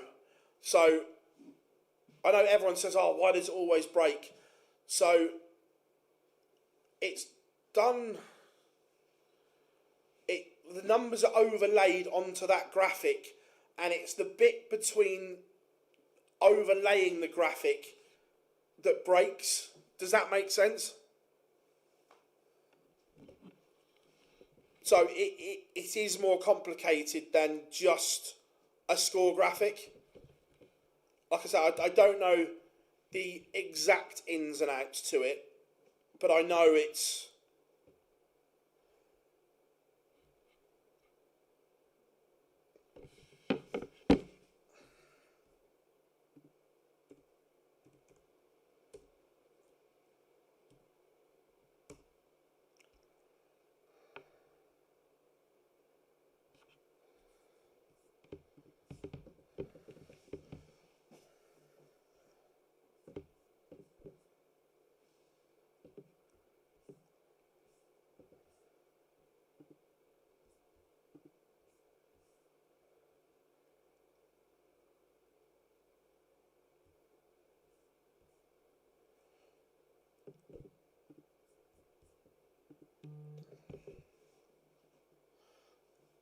Is this one just going to continue a little longer?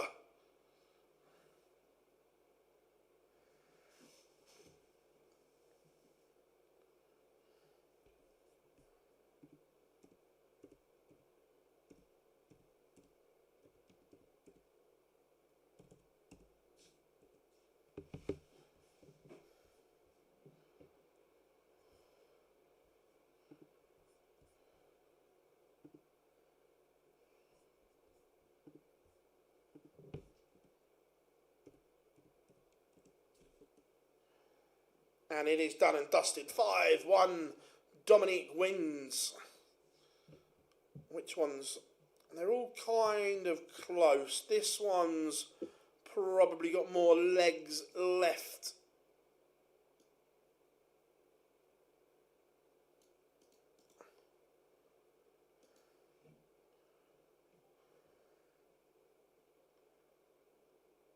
Who's shorter? Richard? Oh, I don't know who's shorter. They're both quite small. I don't know. The production side of the broadcast of sport fascinates me. My goal is to end up as a sports commentator. But I'd love to work in the back. Nice, mate, nice. Like I say, I'm lucky, obviously, that I've had that bit of experience doing most of it. I'm not saying I'm amazing at it or anything like that, but you just get to know it and everything like that.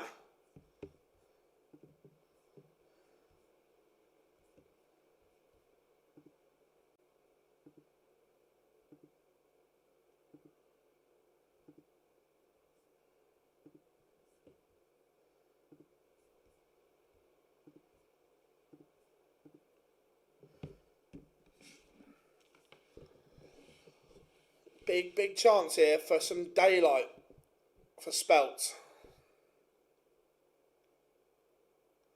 Yeah, Richard's been a spotter for Sky for a while now.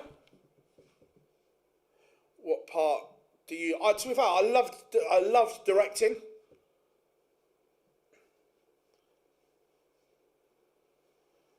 I really loved directing. It was good.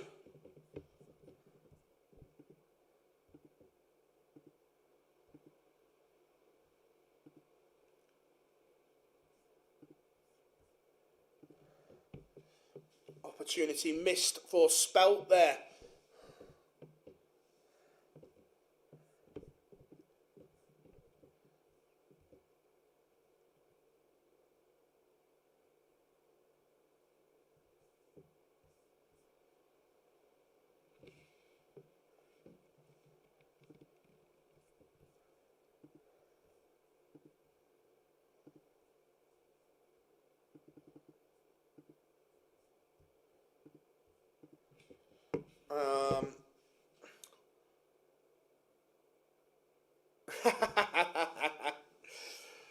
Love that. Peter Keeleman for all. Yeah, it used to be.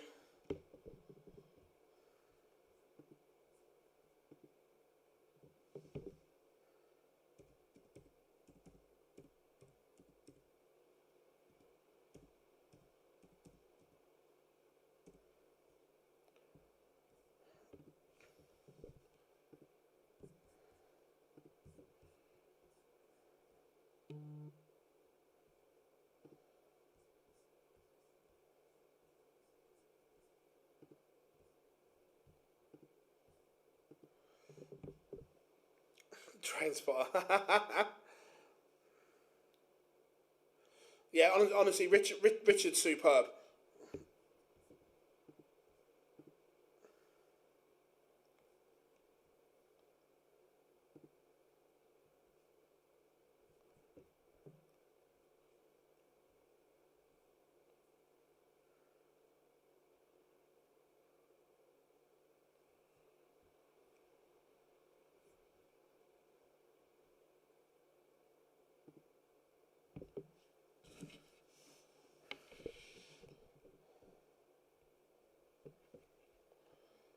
Jimi Hendrix. that was funny. The feeling like a fish one.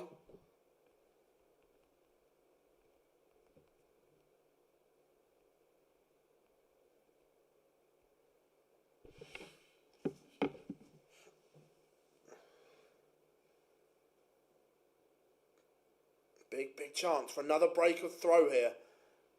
If Spout hits this, he'll feel like he should have won the tie already.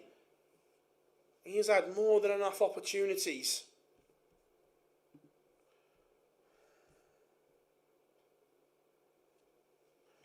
More than enough. Final 2 games, Johnny. Final 2. To be fair, this is the earliest it will have finished.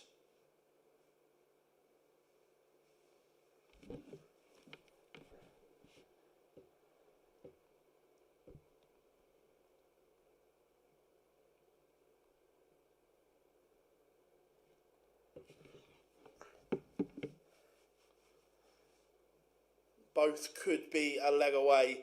The other one will be. That's a deciding leg. This one.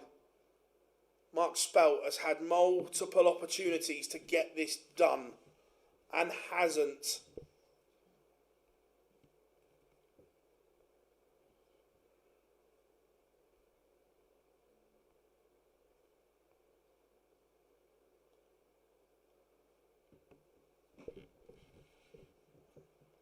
Not much in it.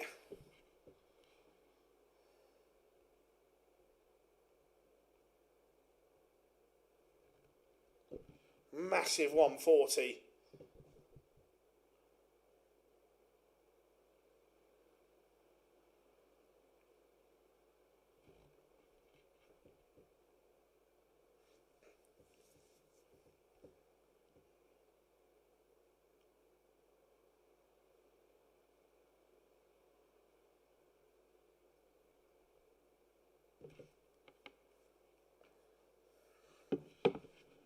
Is this the time to get it done? Who won that last one? Was it? No, it wasn't. Peter Keelerman, he lost in the decider to Daniel Olsbolt. Leaving the old 169. That's clever. Tomorrow it is the Dream Factory. The golden tickets get handed out tomorrow.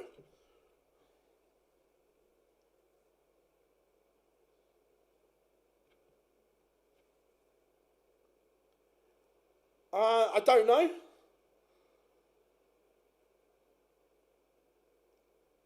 I've not seen any announcements on the ITV team yet.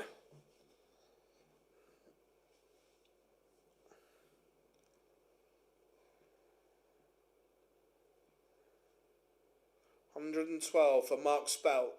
Leaves tops. Is he going to get the job done? Or have we got a last leg decider on our hands?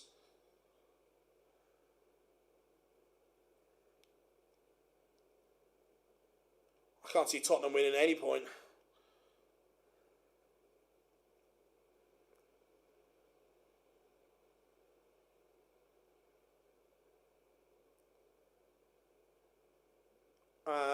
Yes, next week.